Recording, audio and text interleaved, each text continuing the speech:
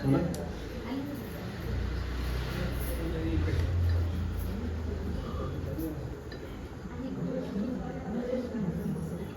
ಗುರುಭ್ಯೋ ನಮಃ. ಶಮಯನ್ ಭವ ಸಂತಾಪಂ ರಮಯನ್ ಸಾಧು ಚಾತಕಾನ್ ಕೃಷ್ಣಮೇಘ ಕೃಪಾ ದೃಷ್ಟಿ ವೃಷ್ಟ್ಯಾ ಪುಷ್ಣಾತು ಮಾಮಪಿ ಶ್ರೀಮದಾನಂದತೀರ್ಥಾರ್ಯ ಪಾದಪಂಕಜರೇಣವಃ ಪವಿತ್ರಯಂತು ಮಾಂ ನಿತ್ಯಂ ಪಾಪಪಾಟನ ಪಂಡಿತಾಃ ಅಸ್ಮದ್ಗುರು ಸಮಾರಂಭಾಂ ಟೀಕಾಕೃತ್ಪಾದಮಧ್ಯಮಾಂ ಶ್ರೀಮದಾಚಾರ್ಯಪರ್ಯಂತಾಂ ವಂದೇ ಗುರುಪರಂಪರಾಂ. ಆಪಾದಮೌಲಿಪರ್ಯಂತಂ ಗುರುಣಾಂ ಆಕೃತಿಂ ಸ್ಮರೇತ್ ತೇನ ವಿಘ್ನಾಃ ಪ್ರಣಶ್ಯಂತಿ ಸಿದ್ಧ್ಯಂತಿ ಚ ಮನೋರಥಾಃ. ಶ್ರೀ ಗುರುಭ್ಯೋ ನಮಃ. ಹರಿ ಓಂ. ಓಂ ಓಂ. ನಾರಾಯಣಂ ನಮಸ್ಕೃತ್ಯ ನರಂ ಚೈವ ನರೋತ್ತಮಂ ದೇವೀಂ ಸರಸ್ವತೀಂ ವ್ಯಾಸಂ ತತೋ ಜಯಮುದೀರಯೇತ್. ಜಯತಿ ಪರಾಶರಸೂನುಃ ಸತ್ಯವತೀ ಹೃದಯನಂದನೋ ವ್ಯಾಸಃ ಯಸ್ಯಾಸ್ಯ ಕಮಲಗಲಿತಂ ವಾङ्ಮಯಮೃತಂ ಜಗತ್ಪಿಬತಿ. ಶ್ರೀ ಗುರುಭ್ಯೋ ನಮಃ. ಹರಿ ಓಂ. ಹರಿ ಓಂ.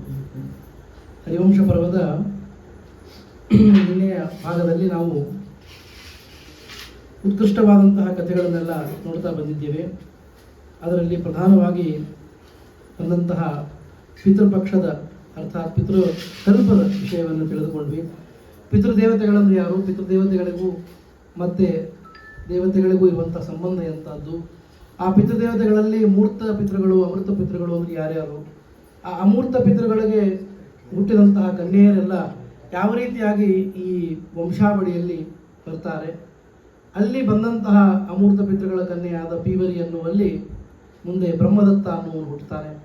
ಆ ಬ್ರಹ್ಮದತ್ತನ ಕಥೆ, ಅಲ್ಲಿ 7 ಜನ ವಿಶ್ವಾಮಿತ್ರರ ಕುಮಾರರು ಹುಟ್ಟಿ ಅವರು ಉದ್ಧಾರವಾದಂತಹ ಕಥೆ, ಈ ಎಲ್ಲ ವಿಷಯವನ್ನು ನಿನ್ನೆ ದಿವಸ ನಾವು ನೋಡಿದ್ವಿ.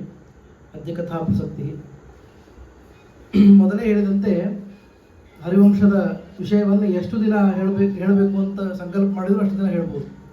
ಉದಾಹರಣೆಗೆ 9 ದಿನ ಅಂದ್ಕೊಂಡ್ರೆ 9, 20 ದಿನ ಅಂದ್ಕೊಂಡ್ರೆ 20, ತಿಂಗಳಾದರೆ ತಿಂಗಳು, ಆ ರೀತಿಯಾಗಿ ಅಷ್ಟು ವಿಸ್ತಾರವಾದ ಗ್ರಂಥರಾಶಿ ಇರುವಂತಹದ್ದು ಈ ಹರಿವಂಶ ಪರ್ವದಲ್ಲಿ. ಆದರೆ ಯಥಾಶಕ್ತಿ ನಾವು ಸಮಯಕ್ಕೆ ಉಚಿತವಾಗಿ ತಿಳ್ಕೊಳ್ಳುವ ಪ್ರಯತ್ನ ಮಾಡ್ತಾ ಬಂದಿದ್ದೇವೆ. ಇವತ್ತು ಮುಖ್ಯವಾದ ಘಟ್ಟಗಳನ್ನು ನೋಡಿ ಮಂಗಲ ಮಹೋತ್ಸವವನ್ನು ಮಾಡಬೇಕು. ಆ ಕಾರಣಕ್ಕಾಗಿ ಪ್ರಧಾನವಾದ ಯಾವ ಕಥೆಗಳಿದೆ, ಪ್ರಧಾನವಾದ ಸ್ಮರಣೀಯವಾದದ್ದೇ ಎಲ್ಲ ಆದರೂ ಕೂಡ ಮುಖ್ಯವಾಗಿ ಯಾವುದು ನಾವು ಕೇಳಲೇಬೇಕು, ಅದನ್ನು ಸಾಭಿಪ್ರಾಯವಾಗಿ ತಿಳಿದುಕೊಳ್ಳುವ ಪ್ರಯತ್ನ ಮಾಡೋಣ. ನಿನ್ನೆ ಹೇಳುವಾಗ ಪುರೂರವನ ಕಥೆಯನ್ನು ಹೇಳಿದರು. ಚಂದ್ರವಂಶವನ್ನು ಬೆಳಗಿದ ಮೂಲ ಪುರುಷ ಪುರೂರವ, ಅಂದರೆ ಬುಧನಿಗೆ ಇಳೆಯಲ್ಲಿ ಹುಟ್ಟಿದಂತಹ ಮಗ ಪುರೂರವ. ಆ ಪುರೂರವನಿಗೆ ಆಯುಸ್ಸು ಅಂತ ಮಗ ಹುಡ್ತಾನೆ. ಆಯು ಅಂತ ಕರೀತಾರೆ, ಆಯುಸ್ ಅಂತ ಅವನ ಹೆಸರು. ಆ ಆಯು ಮಹಾರಾಜನಿಗೆ ರಾಹುವಿನ ಮಗಳಾದ ಪ್ರಭಾವತಿಯನ್ನು ಮದುವೆ ಮಾಡಿಕೊಟ್ಟಿರ್ತಾನೆ. ಅಂದರೆ ದಾನವರ ಮಗಳು ಆಯು ಮಹಾರಾಜನಿಗೆ ಹೆಂಡತಿಯಾಗಿರ್ತಾಳೆ. ಪ್ರಭಾ ಅಂತ ಅವಳ ಹೆಸರು. ಆ ಆಯು ಮಹಾರಾಜನಲ್ಲಿ ಹುಟ್ಟಿದಂಥವನೇ ನಹುಷ, ವೃದ್ಧಶರ್ಮ, ರಂಭ, ರಜಿ, ಅನೇನ ಅಂತ 5 ಜನ ಮಕ್ಕಳು. ಪಂಚಪುತ್ರರು ಅಂತ ಬಹಳ ಪ್ರಸಿದ್ಧರಾದವರು. ಅದರಲ್ಲೂ ವಿಶೇಷವಾಗಿ ರಜಿ ಮತ್ತು ನಹುಷ ಇವರ ಕಥೆ ಬಹಳ ವಿಸ್ತಾರವಾಗಿ ಬಂದಿತ್ತು. ಮತ್ತು ಅನೇಕ ಕಡೆಗೆ ಅದು ಕನೆಕ್ಟ್ ಆಗುವಂಥ ಕಥೆ. ಒಂದು ನಹುಷನ ಕಥೆ, ಇನ್ನೊಂದು ರಜಿಯ ಕಥೆ. ಆ ರಜಿ ಅನ್ನುವಂತಹ ಮಹಾರಾಜ ಆಗಿನ ಕಾಲಕ್ಕೆ ನಿಮಗೆಲ್ಲ ಗೊತ್ತಿರುವಂತೆ ಒಳ್ಳೆಯ ರಾಜರ್ಷಿಗಳಾಗಿ ಇರುವಂತಹ ಕಾಲ ಅದು. ರಾಜರು ಅಂದರೆ ಸಾಮಾನ್ಯ ರಾಜರು ಇರ್ತಾನೆ ಇರಲಿಲ್ಲ. ಅವಾಗೆಲ್ಲ ಅದ್ಭುತರಾದ ರಾಜರ್ಷಿ ತುಲ್ಯರಾದ ರಾಜರು ಇರ್ತಾ ಇದ್ರು. ಅದರಲ್ಲಿ ರಜಿಗೆ ಅವರು ಅದ್ಭುತನಾದಂತಹ ವ್ಯಕ್ತಿ. ದೇವದಾನವರ ಯುದ್ಧ ಆದಾಗ ಯಾವಾಗ ಯುದ್ಧ ಎಷ್ಟೋ ಕಾಲ ನಡೀತು, ಯುದ್ಧ ಮುಗಿತಾ ಇಲ್ಲ ಅಂತ ಗೊತ್ತಾದ ಮೇಲೆ ದೇವದಾನವರು ಕೇಳಿದರು, ಈ ಯುದ್ಧವನ್ನು ನಾವು ಏನಾದರೂ ಮಾಡಿ ನಾವು ಮುಗಿಸ್ಬೇಕಾಗಿದೆ. ಎರಡೂ ಕಡೆ ಯುದ್ಧ ಭಾಳ ದಿವಸ ನಡೆದಾಗ ದೇಶದ ಸುಭಿಕ್ಷೆ ಹೋಗ್ಬಿಡ್ತು. ಯುದ್ಧ ಅಂದ್ರೇ ದುರ್ಭಿಕ್ಷೆ ತಂದೊಡ್ಡೋದು. ಯಾಕೆ ಅಂದರೆ ಇರೋ ಬರೋ ಎಲ್ಲ ವಸ್ತುಗಳು ಅಲ್ಲಿಂದ ಖಾಲಿ ಆಗ್ತಾ ಬರ್ತಾವೆ. ಹೀಗಾಗಿ ದೇವತೆಗಳಿಗಾಯಿತು ದಾನವರಿಗಾಯಿತು ಇದು ಬೇಡ ಅಂತ ಅನಿಸ್ತು. ಆದರೆ ಯಾರೊಬ್ಬರು ಪಲಾಯನ ಮಾಡುವಂತೆ ಇಲ್ಲ. ಯಾರು ಹಿಂದಕ್ಕೆ ಹೋದರೂ ಕೂಡ ಅವರು ಸೋತಂಗೆ ಲೆಕ್ಕ ಅಂತೇಳಿ ಹೀಗಿರೋದ್ರಿಂದ ಯಾರು ಗೆಲ್ತಾರೆ ಅಥವಾ ಯಾರು ಗೆದ್ದಿರಬಹುದು ಅಂತ ಹೇಳಿ ಬ್ರಹ್ಮದೇವರ ಹತ್ರ ಹೋದ್ರಂತ ದೇವದಾನವರು. ನಮ್ಮ ಯುದ್ಧ ಮುಗಿತಾ ಇಲ್ಲ, ನೀವು ಹೇಳಿಬಿಡ್ರಿ ಯಾರು ಗೆಲ್ಲಬೇಕು ಅವರೇ ಗೆದ್ದಂತೆ ಲೆಕ್ಕ ಅಂತ. ಅದಕ್ಕೆ ಬ್ರಹ್ಮದೇವರಂದರು, ಭೂಲೋಕದಲ್ಲಿ ಒಬ್ಬ ರಾಜ ಇದ್ದಾನೆ ರಜಿ ಅಂತ. ಆ ರಜಿ ಯಾರ ಪಕ್ಷವನ್ನು ವಹಿಸ್ತಾನೋ ಅವ್ರು ಗೆದ್ದಂಗೆ ಲೆಕ್ಕ ಅಂತಂದು. ಆವಾಗ ಇಬ್ಬರಿಗೂ ಬಹಳ ಸಂತೋಷ ಆಯಿತು. ಯಾಕೆ ಇಬ್ಬರಿಗೂ ಸಂತೋಷ ಆಯಿತು ಅಂದರೆ, ಈ ರಜಿ ಯಾರ ಮಗ? ಆಯು ರಾಜನ ಮಗ. ಆಯು ಅಂದರೆ ಪುರೂರವನ ಮಗ. ಅಂದರೆ ಇವರು ದೇವತೆಗಳ ಮಕ್ಕಳು ಇವರೆಲ್ಲ. ಹಾಗಾಗಿ ದೇವ ಪಕ್ಷಪಾತಿಯಾಗಿ ರಜಿ ನಮ್ಮ ಹತ್ರ ಬರ್ಬೋದು ಅಂತ ದೇವತೆಗಳಿಗೆ ಅನಿಸ್ತು. ಆದರೆ ಆಯುರಾಜನ ಹೆಂಡತಿ ಇದ್ದವಳು ಯಾರು? ರಾಹುವಿನ ಮಗಳು ಪ್ರಭಾ. ಅವಳು ದಾನವ ಪಕ್ಷಪಾತಿಯಾದವಳು.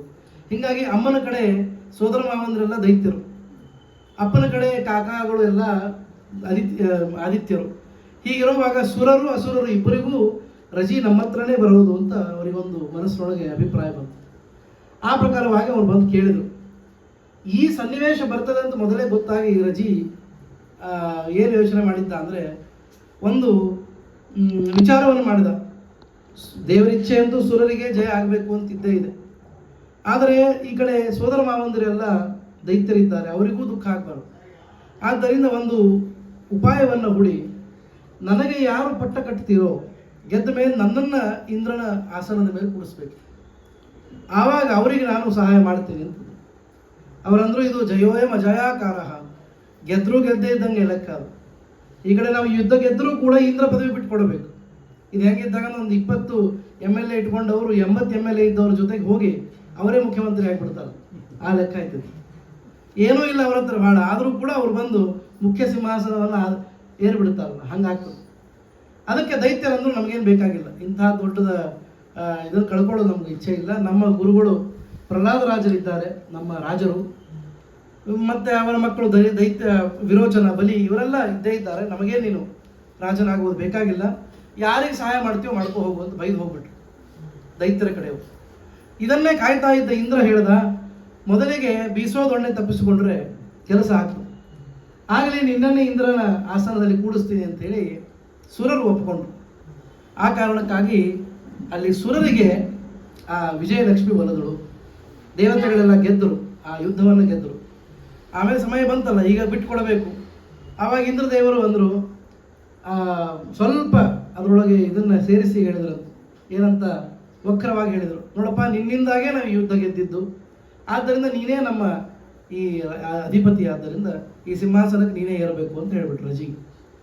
ಆದರೆ ರಜಿಯ ಸ್ವಭಾವ ಅವ್ರಿಗೆ ಗೊತ್ತಿತ್ತು. ಸಾತ್ವಿಕರಾದವರು ಎಂದೂ ಅಯೋಗ್ಯವಾದದ್ದನ್ನು ಅಪೇಕ್ಷೆ ಪಡೋದಿಲ್ಲ. ಶಾಸ್ತ್ರ ಹೇಳ್ತದೆ, ಅಯೋಗ್ಯವಿಚ್ಛನ್ ಪುರುಷ ಪತತ್ಯೇವ ನ ಸಂಶಯ. ಅಯೋಗ್ಯವಾದದ್ದನ್ನು ಯಾರು ಬಯಸ್ತಾರೋ, ಅಯೋಗ್ಯ ಅನ್ನೋ ಅರ್ಥ ಕೆಟ್ಟದ್ದು ಅಂತಲ್ಲ, ನಮ್ಮ ಯೋಗ್ಯತೆ ಮೀರಿದ್ದು ಅಂತ. ಅದನ್ನು ನಾವು ಬಯಸಿದರೆ ಅಲ್ಲಿ ಅಧಪಾತ ಆಗೋದು ಗ್ಯಾರಂಟಿ. ಅದನ್ನು ರಜಿ ಮಾಡಲಾರ ಅಂತ ಒಂದು ಅಭಿಪ್ರಾಯ ಮನಸ್ಸೊಳಗೆ ಇದ್ದೇ ಇತ್ತು ಇಂದ್ರದೇವರಿಗೆ. ಆ ಪ್ರಕಾರವಾಗಿ ರಜಿ ಹೇಳ್ದ, ಬೇಡ, ನನಗೆ ಯಾವ ಸಿಂಹಾಸನವೂ ಬೇಡ, ದೈತ್ಯರನ್ನು ದೂರ ಮಾಡಬೇಕಾಗಿತ್ತು, ಅದಕ್ಕಾಗಿ ಒಂದು ಯೋಜನೆ ಮಾಡಿದೆ ಅಂತ ಹೇಳಿ ಆ ಸಿಂಹಾಸನವನ್ನು ಇಂದ್ರನಿಗೆ ಕೊಟ್ಟು ಆ ಜಯಲಕ್ಷ್ಮಿಯನ್ನು ಅವನಿಗೆ ಒಪ್ಪಿಸಿ ತಾನು ಮತ್ತೆ ಭೂಲೋಕದಲ್ಲಿ ಚಕ್ರಾಧಿಪತ್ಯವನ್ನು ನಡೆಸಿದ ಅಂತ ಅವನ ಕಥೆ ಬರ್ತದೆ. ಇಲ್ಲಿಗೆ ಇದು ಮುಗಿಯೋದಿಲ್ಲ. ಅವನಿಗೆ 500 ಜನ ಗಂಡು ಮಕ್ಕಳಿದ್ರು, ರಾಜೇಯರು ಅಂತ ಅವರ ಹೆಸರು. ರಜಿಯ ಮಕ್ಕಳು ಆದ್ದರಿಂದ ರಾಜೇಯರು. 500 ಮಂದಿ ಹೆಸರು ಹೇಳೋದು ಇನ್ನೂ ಬಹಳ, ಈಗಾಗಲೇ ಬಹಳ ಹೆಸರು ಹೇಳಿಬಿಟ್ಟಿದ್ದಾರೆ. ಹೀಗಾಗಿ ಒಂದೇ ಹೆಸರಿನೊಳಗೆ ಹೇಳ್ಬಿಟ್ರು, ರಜಿಯ ಮಕ್ಕಳಾದ್ದರಿಂದ ರಾಜೇಯರು. ಆ ರಾಜೇಯರ 500 ಜನ ಏನಿದ್ರು ಅವರು ಬಹಳ ಪ್ರಚಂಡರಿದ್ರು. ತಂದೆಯ ಜೀನ್ಸ್ ಬಂದಿತ್ತು ಅವರಿಗೆಲ್ಲ. ಒಳ್ಳೆಯ ಶಕ್ತಿವಂತರು, ಚಕ್ರವರ್ತಿಗಳಾಗಿ ಅವರು ಇದ್ದವರು. ಆ 500 ಜನ ರಾಜಕುಮಾರರು ರಜಿಯ ಆ ಹಿಂದಿನ ಕಥೆಯನ್ನು ತಿಳಿದುಕೊಂಡು ಅಲ್ಲಿ ಇಂದ್ರನ ಪಟ್ಟಣಕ್ಕೆ ಬಂದು ಅಲ್ಲಿ ಅವರು ಮಾತ್ರ ಭಾಗ ಕೇಳುತ್ತಾರೆ. ನಮ್ಮ ತಂದೆ ಏನೋ ಒಳ್ಳೆಯವನು, ಸಜ್ಜನ, ಸರಳ, ಬಿಟ್ಟುಕೊಟ್ಟ. ಆದರೆ ಇವತ್ತಿನ ಈ ಕಾಲದೊಳಗೆ ಅಷ್ಟು ದೊಡ್ಡ ಅಮರಾವತಿ ಪಟ್ಟಣವನ್ನು ಯಾರು ಬಿಟ್ಟುಕೊಡ್ತಾರೆ? ಭೂಲೋಕದಲ್ಲಿ 30-40 ಸೈಟನ್ನೇ ಯಾರು ಬಿಟ್ಕೊಡೋದಿಲ್ಲ. ಇನ್ನು ಸ್ವರ್ಗದ ಅಷ್ಟು ದೊಡ್ಡದಾದ ಪಟ್ಟಣವನ್ನು, ವೈಭವವನ್ನು ಯಾರು ತಾನೇ ಬಿಟ್ಟುಕೊಟ್ಟಾರೋ? ಅದಕ್ಕೆ ಹೇಳಿದ್ರು, ಅದು ಎಷ್ಟು ಅಪರಿಮಿತವಾದದ್ದು, ಎಷ್ಟು ದೊಡ್ಡದಾದದ್ದು ಸ್ವರ್ಗಾಧಿಪತ್ಯ. ಅದನ್ನು 500 ಭಾಗ ಮಾಡಿದ್ರಲ್ಲ, 5,000 ಭಾಗ ಮಾಡಿದ್ರು ಅದು ಸಣ್ಣದಾಗೋದಿಲ್ಲ. ಒಂದೊಂದು ಭಾಗನೂ ದೊಡ್ಡದಾಗೇ ಇರ್ತದೆ. ಆದ್ದರಿಂದ ಇಂದ್ರ ಮತ್ತು ಈ 500 ಜನ, 500 ಒಂದು ಮಂದಿ ಆಗ್ತೀವಿ ನಾವು.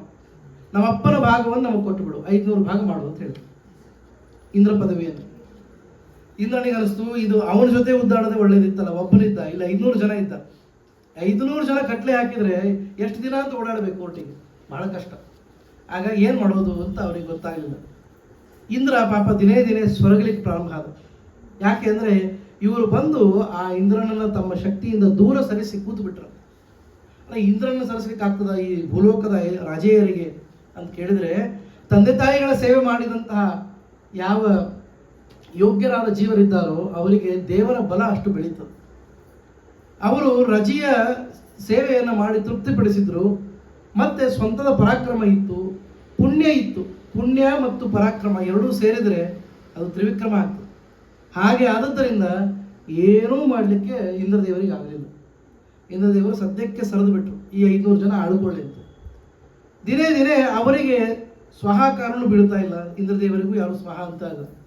ಯಜ್ಞದೊಳಗೆಲ್ಲ ಈ ರಾಜೇಯರದೇ ದೊಡ್ಡದ ಪ್ರಭಾವ ಕಾಣಿಸ್ತಾ ಇತ್ತು. ಆವಾಗ ದೇವತೆಗಳ ಗುರುಗಳು, ಇಂದ್ರದೇವರ ಗುರು ಬೃಹಸ್ಪತ್ಯಾಚಾರ್ಯರು ಇವರು ನೋಡ್ತಾರೆ, ಏನು ನೋಡ್ತಾ ಇಷ್ಟು ಇಂದ್ರ ಸ್ವರ್ಗಿದ್ದಾನಲ್ಲ, ಯಾವತ್ತೂ ಸ್ವರ್ಗದ ಹುಡುಗನೇ ಅಲ್ಲ, ಏನು ಮತ್ತು ಶುಗರ್ ಬಂತೋ ಏನಾಯಿತು ಅಂತ ಹೇಳಿ ವಿಚಾರ ಮಾಡಿದ್ರು. ಹೋಗಿ ಕೇಳಿದ್ರಂತೆ, ಏನಾಯ್ತಪ್ಪ ಇಂದ್ರ, ಯಾಕೆ ಹಿಂಗಾಯ್ತು ಅಂದಾಗ ಎಲ್ಲ ವಿಷಯ ಹೇಳಿದ್ರು. ಆವಾಗ ಅವರಂದ್ರು, ಈಗ ಸದ್ಯಕ್ಕೆ ನಾನೂ ಏನೂ ಮಾಡ್ಲಿಕ್ಕೆ ಶಕ್ಯ ಇಲ್ಲ. ಯಾಕೆ ಅಂದರೆ ಅವರಿಗೆ ಪುಣ್ಯದ ಬಲ ಇದೆ ಅಂತ. ನಾವು ನೋಡ್ತೀವಲ್ಲ, ಎಷ್ಟೋ ಉತ್ತಮವಾದ ಸ್ಥಾನಗಳಲ್ಲಿ ಅಷ್ಟೇನು ಯೋಗ್ಯರಲ್ಲದವ್ರು ಕೂತಿರ್ತಾರೆ. ಆವಾಗ ನಮ್ಗೆ ಅನಿಸ್ತದೆ, ಇದು ಹೆಂಗಪ್ಪ, ಇದು ಹೆಂಗೆ ನಡೆದದ, ಅಯೋಗ್ಯವಾದ ಸ್ಥಾನದಲ್ಲಿ ಅರ್ಥಾತ್ ಯೋಗ್ಯತೆ ಮೀರಿದ ಸ್ಥಾನದಲ್ಲಿ ಇಂಥವ್ರು ಕೂತು ಬಿಟ್ಟಾರಲ್ಲ ಅಂತ ಅನಿಸ್ತದೆ. ಆದರೆ ಅವರ ಪುಣ್ಯ ದೊಡ್ಡದಿರ್ತದೆ, ಆ ಪುಣ್ಯದ ಕಾರಣಕ್ಕಾಗಿ ಅದು ನಡೀತಾ ಇರ್ತದೆ. ಹಾಗೆ ಬೃಹಸ್ಪತ್ಯಾಚಾರ ಅಂತಾರೆ, ಸದ್ಯಕ್ಕೆ ಅವರ ಪುಣ್ಯ ಖರ್ಚು ಮಾಡೋ ಕೆಲಸ ನಾವು ಮಾಡಿಸ್ಬೇಕು.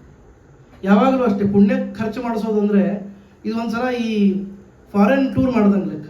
ಅಲ್ಲಿ ನಿಮ್ಮ ದುಡ್ಡು ಮುಗೀತು ಅಂದರೆ ನೀವು ಹೊಳ್ಳಿ ಬರಲೇಬೇಕಾಗ್ತದೆ. ಇನ್ನು ನೀವು ತಿರುಗಿ ಬರುವಷ್ಟು ಮಾತ್ರ ದುಡ್ಡು ಉಳಿದಿದೆ ಅಂದರೆ ನೀವು ಹೊಳ್ಳಿ ಬರಲೇಬೇಕು. ಇವತ್ತೇನೋ ಸ್ವಲ್ಪ ಇನ್ನೂ ಹೆಚ್ಚಿನ ಅನುಕೂಲ ಇರ್ಬೋದು, ಆದರೆ ಕೈಯೊಳಗಿದ್ದದನ್ನು ಖರ್ಚು ಮಾಡ್ಲಿಕ್ಕೆ ಮಾತ್ರ ಹೋಗುವಂಥದ್ದು, ಅದಕ್ಕೆ ಭೋಗ ಭೂಮಿ ಅಂತ ಕರೀತಾರೆ. ಸ್ವರ್ಗನೂ ಭೋಗ ಭೂಮಿನೇ, ಅಲ್ಲಿ ನೀವು ಹೊಸ ವಿಶೇಷವಾದ ಕರ್ಮಗಳನ್ನು ಮಾಡ್ಲಿಕ್ಕೆ ಆಗೋದಿಲ್ಲ. ಹೀಗಾಗಿ ಪುಣ್ಯ ಖರ್ಚಂತೂ ಆಗ್ತಾ ಇರ್ತದೆ. ಅದನ್ನು ವೇಗವಾಗಿ ಅವರು ಪುಣ್ಯ ಕಳ್ಕೊಳ್ಳುವಂತೆ ಮಾಡಿದರೆ ಅವರನ್ನು ಸೋಲಿಸಬಹುದು. ಇದರೊಳಗೆ ಒಂದು ಒಳ್ಳೆಯ ಸಂದೇಶ ಏನು ಅಂದರೆ, ಯಾರತ್ರ ಪುಣ್ಯ ನಮ್ಮ ಹತ್ರ ಹೆಚ್ಚದನೋ ನಮ್ಮನ್ನು ಸೋಲಿಸ್ಲಿಕ್ಕೆ ಆಗೋದಿಲ್ಲ ಜಗತ್ತಿಗೆ. ಯಾರಿಗೆ ಪುಣ್ಯದ ಬಲ ಅದನೋ ಅವರನ್ನು ಯಾರೂ ಸೋಲಿಸ್ಲಿಕ್ಕೆ ಶಕ್ಯ ಇಲ್ಲ. ಇಂದ್ರದೇವರು ದೂರ ಸರಿದ್ರು ಸ್ವಲ್ಪ ಕಾಲದವರೆಗೆ, ಅದು ಇದರೊಳಗಿರೋ ಸಂದೇಶ.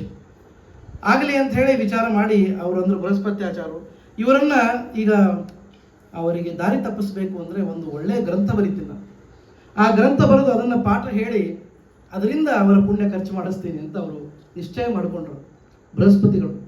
ಹೀಗಾಗಿ ಅವರು ಬರೆದಂತಹ ಆ ಗ್ರಂಥ ಯಾವುದು ಅಂದರೆ ಅದೇ ಇವತ್ತಿನ ಮಟೀರಿಯಲಿಸಮ್ ಅಂತಾರೆ ನೋಡ್ರಿ. ಯಾವುದದು? ಚಾರ್ವಾಕ ತತ್ವ. ಚಾರ್ವಾಕ ತತ್ವ ಅಂತಂದರೆ ಯಾವುದೂ ಕೂಡ ಜಗತ್ತೆಲ್ಲ ನಶ್ವರ, ದೇಹನೇ ಮತ್ತು ಜೀವ. ದೇಹ ಹೋದ ಮೇಲೆ ಇನ್ನೇನು ಇರೋದಿಲ್ಲ, ಪುಣ್ಯ ಇಲ್ಲ, ಪಾಪ ಇಲ್ಲ, ಸ್ವರ್ಗ ಇಲ್ಲ, ನರಕ ಇಲ್ಲ, ದೇವರಂತೂ ಮೊದಲೇ ಇಲ್ಲ. ಹೀಗೆ ಹೇಳುವ ಯಾವ ನಾಸ್ತಿಕ ತತ್ವ ಅದಲ್ಲೋ ಆ ನಾಸ್ತಿಕ ತತ್ವವನ್ನು ನೀಟಾಗಿ ಅವರು ಬರೆದ್ರು, ಗ್ರಂಥದ ರೂಪದಲ್ಲಿ ಬರೆದರು. ಅದಕ್ಕೆ ಇವತ್ತಿಗೂ ನಾವು ಚಾರ್ವಾಕ ತತ್ವ ತೆಗೆದು ನೋಡ್ರೆ ಅದರ ಋಷಿಗಳು ಯಾರು ಅಂದರೆ ಬೃಹಸ್ಪತಿ ಅಂತ ಬರ್ತದೆ. ಅಲ್ಲ, ಬೃಹಸ್ಪತ್ಯಾಚಾರ ನಾಸ್ತಿಕ ತತ್ವ ಬರೀಲಿಕ್ಕೆ ಶಕ್ಯನಾ ಅಂದರೆ ಈ ಪರ್ಪಸ್ಸಿಗಾಗಿ ಬರೆದಿತ್ತು. ಅದನ್ನು ಬಂದ ಮೇಲೆ ಅವ್ರು ಹೇಳಿದ್ರು, ಬೃಹಸ್ಪತ್ಯಾಚಾರ ಬಂದ ಮೇಲೆ ಸ್ವಾಭಾವಿಕವಾಗಿ ಅವರು ರಾಜೆಯರು ಅವರನ್ನು ಸ್ವೀಕಾರ ಮಾಡಿದ್ರು. ಯಾಕಂದ್ರೆ ಗುರುಗಳಿದ್ದಾರೆ, ಏನು ಹೊಸ ವಿಷಯವನ್ನು ಹೇಳ್ಕೊಡ್ತೀನಿ ನಿಮಗೆ ಅಂತ ಹೇಳಿ ಪ್ರಾರಂಭ ಮಾಡಿದ್ರು. ಋಣಂ ಕೃತ್ವ ಘೃತಂ ಪಿಬೇತ್ ಭಸ್ಮೀಭೂತಸ್ಯ ದೇಹಸ್ಯ ಪುನರಾಗಮನಂ ಕುತಃ. ಭಸ್ಮಭೂತವಾದ ಈ ದೇಹ ಮತ್ತೆಲ್ಲ ಹೊಳ್ಳಿ ಬರಲಿಕ್ಕೆ ಶಕ್ಯ?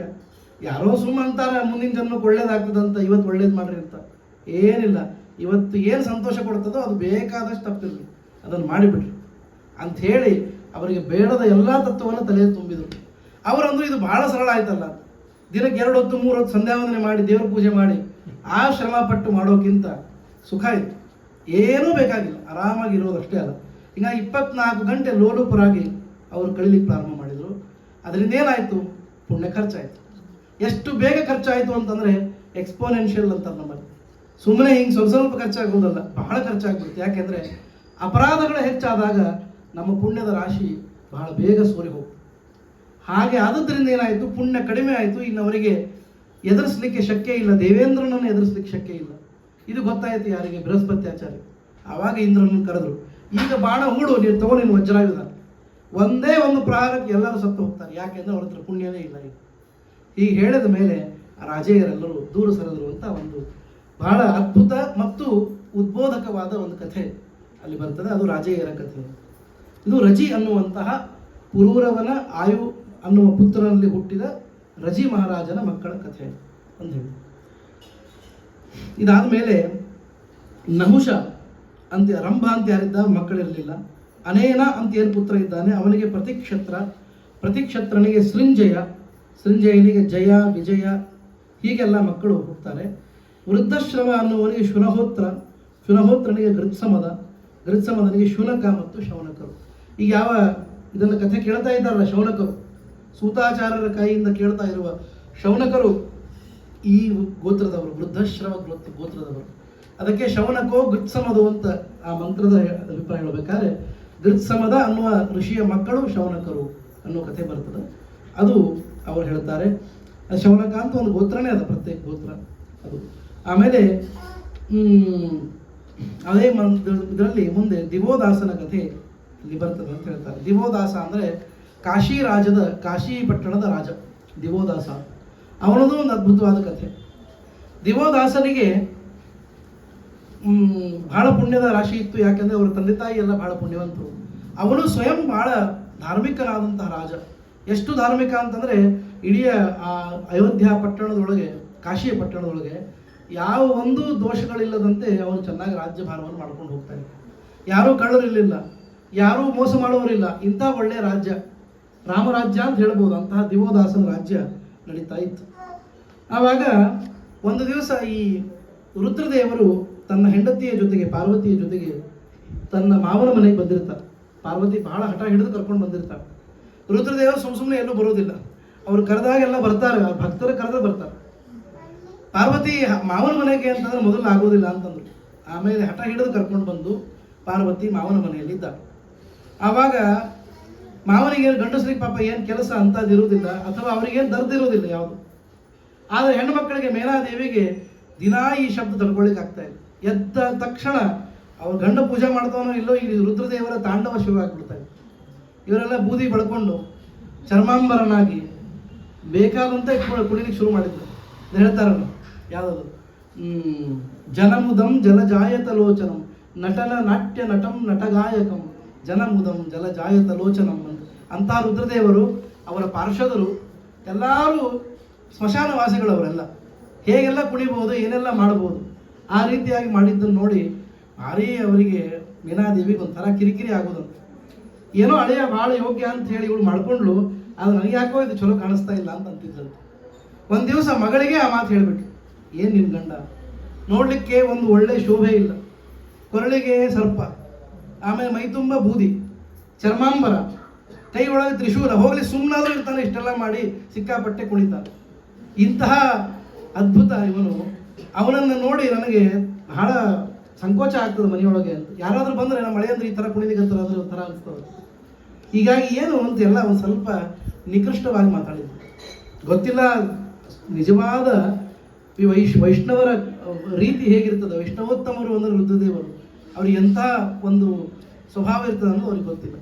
ಆವಾಗ ಪಾರ್ವತಿಗೆ ಅನಿಸ್ತು ಈ ವಿಷಯವನ್ನು ಹೇಳದೆ ಇರಲಿಕ್ಕೂ ಆಗೋದಿಲ್ಲ ಗಂಡನಿಗೆ, ಆದರೆ ಹೇಳಲಿಕ್ಕೂ ಆಗೋದಿಲ್ಲ. ಯಾಕೆಂದರೆ ಸತಿಯಾಗಿದ್ದಾಗ ಇಂಥದ್ದೇ ಅವಮಾನ ಆಯಿತು ಅಂತ ಹೇಳಿ ಸತಿ ಪ್ರಾಣತ್ಯಾಗವನ್ನೇ ಮಾಡಬೇಕಾಯ್ತು. ದಕ್ಷನಿಂದ ಆದ ಅವಮಾನಕ್ಕೆ ಅಲ್ಲಿ ಗಂಡಸನಿಂದ ಆಯಿತು, ಇಲ್ಲಿ ತಾಯಿಯಿಂದ ಅವಮಾನ ಆಗಿದೆ ಅಂತ ಗೊತ್ತಾದರೆ ಇನ್ನು ರುದ್ರದೇವರು ಏನು ಮಾಡ್ತಾರೋ ಏನೋ ಅಂತ ಹೇಳಿ ಆಯಿತು, ಬಂದ್ವಿ, ಭಾಳ ದಿವಸ ಆಯ್ತು, ಅಪ್ಪನ ಮನೇಲಿ ಇದ್ದೀವಿ, ನಾವು ಹೊರಟು ಬಿಡೋಣ ಅಂತಂದು. ಇವರು ರುದ್ರದೇವರಂದ್ರು ನಾನು ಇನ್ನು ಹೊರಡೋದಿಲ್ಲ, ನಾ ಇಲ್ಲೇ ಇರೋದೀಗ ಅಂತಂದು. ಎಷ್ಟು ಬೇಕೋ ಅಷ್ಟು ದಿನ ಇರ್ತೀನಿ, ನಾನು ಬೇಡ ಅಂದ್ರೂ ಕರ್ಕೊಂಡು ಬಂದಿಯಲ್ಲ, ಇಲ್ಲೇ ಇರೋದು, ಮಾವನ ಮನೆಯೊಳಗೆ ಇರೋದು ಅಂತ ಅನ್ಕೊ. ಇದು ಒಳ್ಳೆ ಪೇಚಾಯ್ತಲ್ಲ, ಏನು ಮಾಡೋದು ಅಂತ ಅಂದಾಗ ಆ ನಿಕುಂಭ ಅಂತ ಒಬ್ಬ ಪಾರ್ಷದ ಇದ್ದಾನೆ. ಆ ನಿಕುಂಭನನ್ನು ಕರೆದು ಹೇಳಿದರು, ರುದ್ರದೇವರಿಗೆ ಈ ಭೂಲೋಕವನ್ನು ಬಿಟ್ಟು ಹೋಗ್ಲಿಕ್ಕೆ ಅಷ್ಟು ಇಷ್ಟ ಇಲ್ಲ, ಅದಕ್ಕಾಗಿ ಹತ್ತಿರದಲ್ಲಿ ಯಾವ ಕ್ಷೇತ್ರದಲ್ಲಿ ಅವ್ರು ಇರಬಹುದು ಅಂತ ಅನ್ನೋದನ್ನು ನೀನು ನೋಡ್ಕೊಂಡು ಬಾ ಅಂತ ಹೇಳಿದ್ರು. ಆವಾಗ ನಿಕುಂಭ ಎಲ್ಲ ಹೋಗಿ ಸರ್ವೆ ಮಾಡಿ ಎಲ್ಲ ಸರಿಯಾಗಿ ಯಾವುದು ಅಚ್ಚುಕಟ್ಟಾದ ಆಯಕಟ್ಟಿನ ಜಾಗ ಯಾವುದಿದೆ ಅಂತ ನೋಡ್ಕೊಂಡ್ಬಂದ. ಕಾಶಿ ಪಟ್ಟಣ ಅಂತ ಬಂತು ರಿಪ್ಲೈ. ಈ ಕಾಶಿ ಪಟ್ಟಣದಲ್ಲಿ ಚೆನ್ನಾಗಿ ವಾಸ ಮಾಡಬಹುದು, ಆದರೆ ಈಗ ಒಬ್ಬ ಒಳ್ಳೆಯ ಯೋಗ್ಯನಾದ ಪುಣ್ಯವಂತನಾದ ರಾಜ ದಿವೋದಾಸ ಅಂಥೇಳಿ ಅವನು ಆಳ್ತಾ ಇದ್ದಾನೆ ಈ ಕಾಶಿ ಪಟ್ಟಣವನ್ನು. ಅದಕ್ಕೆ ಏನು ಮಾಡಬೇಕು ಅಂತಂದರೆ ಸುಮ್ಮನೆ ಯಾರಿಗೂ ಹೋಗಿ ರಾಜ್ಯ ಬಿಟ್ಟು ಹೋಗುವಂತ ಅಲ್ಲಿಗೆ ಇಷ್ಟ ಇಲ್ಲ. ಆದರೆ ಅವರ ರಾಜ್ಯದಲ್ಲಿ ರುದ್ರದೇವರು ಹೋಗಿ ಇರ್ಲಿಕ್ಕೆ ಆಗ್ತದ? ಸಣ್ಣವರು ರುದ್ರದೇವರಿಗೆ ಅವರದೇ ಒಂದು ದೊಡ್ಡ ಪರಿವಾರ ಇದೆ. ಆದ್ದರಿಂದ ಹಾಗೂ ಆಗುವುದಿಲ್ಲ. ಏನು ಮಾಡಬೇಕು? ನಿಕುಂಭನಿಗೆ ಒಪ್ಪಿಸಿದರು ಕೆಲಸ. ಕಾಶಿ ಪಟ್ಟಣವನ್ನು ಖಾಲಿ ಮಾಡಿಸ್ಬೇಕು, ಆದರೆ ಅವ್ರಿಗೆ ಯಾರಿಗೂ ತೊಂದರೆ ಆಗಬಾರ್ದು ಅಂತಹದ್ದೊಂದು ನಿಯೋಜನೆ ಮಾಡುವುದು. ನಿಕುಂಭ ಅಂತನ್ನುವ ಯಾವ ಶಿವಪಾರ್ಶ್ವದ ಇದ್ದಾನೆ, ಅವನು ವಿಚಾರ ಮಾಡಿ ಒಬ್ಬ ಕ್ಷೌರಿಕನ ಕಣ್ಣಿನಲ್ಲಿ ಅವನು ಕಾಣಿಸ್ಕೊಂಡ. ರಾತ್ರಿ ಕನಸು ನೋಡೋದು. ಆ ಕ್ಷೌರಿಕನ ಹೆಸರು ಕಂಡುಕ ಅಂತ ಕ್ಷೌರಿಕ. ಆ ಕಂಡುಕ ಅನ್ನುವ ಕ್ಷೌರಿಕನ ಕಣ್ಣಲ್ಲಿ ಬಂದು ಹೇಳ್ತಾರೆ, ನಾನು ಗಣೇಶ್ವರ, ಶಿವಗಣಗಳ ಅಧಿಪತಿ ನಿಕುಂಭ ಅಂತ. ನನಗೆ ಒಂದು ಒಳ್ಳೆಯ ಗುಡಿಯನ್ನು ಕಟ್ಟಿಸಿದರೆ ನಿನ್ನ ಕಷ್ಟ ಎಲ್ಲ ಪರಿಹಾರ ಮಾಡ್ತೀನಿ ಅಂತಂದು. ಪಾಪ ಏನೋ ಕ್ಷೌರಿಕ ತನ್ನ ಶಕ್ತಿ ಎಷ್ಟಿರ್ತದೋ ಅಷ್ಟು ಕಟ್ಟಿಸ್ತಾನೆ. ಸಣ್ಣದೊಂದು ಗುಡಿ ಕಟ್ಟಿಸಿ ಇಟ್ಟ. ಆಮೇಲೆ ಅವನಿಗೆ ಬರಬಾರದ ಸಂಪತ್ತೆಲ್ಲ ಬಂದ್ಬಿಡ್ತದೆ. ಕ್ಷೌರಿಕನಾಗಿದ್ದವನು ಅವನೇ 1,000 ಸಲವನ್ನು ಇಟ್ಟುಬಿಟ್ಟ. ಅಂಥ ದೊಡ್ಡ ಕ್ಷೌರಿಕ ಆಗ್ಬಿಟ್ಟು ಮುಂದೆ ಉದ್ಧಾರ ಆದ. ಇದನ್ನು ನೋಡ್ತಾ ನೋಡ್ತಾ ಜನ ಎಲ್ಲ ಮಾತಾಡ್ಲಿಕ್ಕೆ ಶುರು ಮಾಡಿದ್ರು, ಏನು ಇವನು ಇಷ್ಟು ಬೇಗ ಶ್ರೀಮಂತನಾದ್ನಲ್ಲ ಅಂತ. ಆವಾಗ ಅವನು ಹೇಳ್ದ, ಈ ಗಣಪತಿ ಇದ್ದಾನಲ್ಲ, ಗಣೇಶ ಅಥವಾ ಗಣಾಧಿಪತಿ, ಅವನಿಂದಾಗಿ ನಾನು ಇಷ್ಟು ಪಡ್ಕೊಂಡಿದ್ದೇನೆ ಅಂತ. ಓ ಹೌದು, ಆಗ ನಾವು ಹರಕೆ ಕಟ್ಕೋತೀವಿ ಅಂತ ಎಲ್ಲರೂ ಹರಕೆ ಕಟ್ಟಲಿಕ್ಕೆ ಶುರು ಮಾಡಿದ್ರು. ಯಾರ್ಯಾರು ಹರಕೆ ಅಂತ ಕಟ್ಟಿದ್ದಾರೋ ಎಲ್ಲರಿಗೂ ಅದು ಅಪ್ರೂವ್ ಆಯಿತು.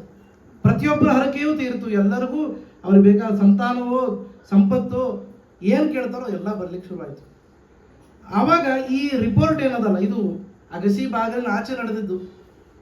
ಅಗಸಿ ಬಾಗಿಲಿನ ಆಚೆ ಇದ್ದದ್ದು ಎಲ್ಲ ರಿಪೋರ್ಟ್ ಏನು ದಿನ ಹೋಗೋದಿಲ್ಲ ಆಸ್ಥಾನಕ್ಕೆ. ಈಗ ಹೋಯ್ತಂತ ರಾಜನಿಗೆ, ಏನಿದು ದಿವೋದಾಸ ಕೇಳಿದ, ಯಾರು ಯಾವ ಗುಡಿಯೋದು, ಎಲ್ಲರೂ ಅಲ್ಲೇ ಹೋಗ್ತಾ ಇದ್ದಾರೆ, ಊರಿನಿಂದ ಜನ ಬಂದು ಅಲ್ಲಿ ಹರಕೆ ಕಟ್ತಾ ಇದ್ದಾರೆ, ಏನಿದು ಅಂತ ಕೇಳ್ಕೊಂಡ್ರು. ಆವಾಗ ಇಂತಹದ್ದು ಅಂತ ಅವಾಗ ಕ್ಷೌರಿಕ ಬಂದು, ನಾನೇ ಕಟ್ಟಿಸಿದ್ದು ಸ್ವಾಮಿ, ಸಣ್ಣ ಗುಡಿ, ಅದಕ್ಕೆ ಇಷ್ಟೆಲ್ಲ ಆಗಿದೆ ಅಂತಂದಾಗ ಅದನ್ನು ಜೀರ್ಣೋದ್ಧಾರ ಮಾಡಿ ದೊಡ್ಡ ಗುಡಿ ಕಟ್ಟಿಸ್ತೀನಿ ಅಂತ ಈ ರಾಜ ದಿವೋದಾಸ ಕಟ್ಟಿಸಿದ ಮೇಲೆ ಇನ್ನೂ ಚೆನ್ನಾಗಿ ನಡೀತು. ಲೋಕ ವಿಶ್ರುತ ಆಗೋಯ್ತು. ಮೊದಲೇ ಕಾಶಿ ಪಟ್ಟಣ, ಕಾಶಿ ಒಳಗೆ ಇಂಥ ಒಂದು ಒಳ್ಳೆ ದೇವಸ್ಥಾನ ಇದೆ ಅಂತ ಗೊತ್ತಾದ್ಮೇಲೆ ಜನ ಹರಿದು ಬರಲಿಕ್ಕೆ ಶುರು ಮಾಡಿದ್ರು.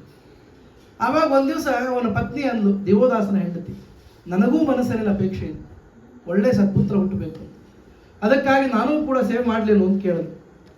ದೇವ ಕಾರ್ಯಕ್ಕೆ ಯಾರು ಬೇಡ ಅಂತಾರೆ, ಅವಶ್ಯವಾಗಿ ಮಾಡು ಅಂತ ಅವ ಹೇಳ್ದ. ಅವಳು ಹೋಗಿ ಅನೇಕ ದಿನಗಳ ಕಾಲ ಸೇವೆ ಮಾಡಿದ್ಳು. ಎಲ್ಲರಿಗೂ ಒಂದು ಫಲ ಸಿಕ್ಕಿತ್ತು, ಆದರೆ ರಾಜನ ಹೆಂಡತಿಗೆ ಮಾತ್ರ ಫಲ ಇಲ್ಲ. ಒಂದ್ಸಲಿ ಆಯ್ತು, ಏನೋ ಅಂತ ನನ್ನಿಂದ ತಪ್ಪಾಗಿರ್ಬೇಕು ಅಂತ ಮತ್ತೆ ಮಾಡಿದ್ರು, ಮತ್ತೂ ಫಲ ಇಲ್ಲ.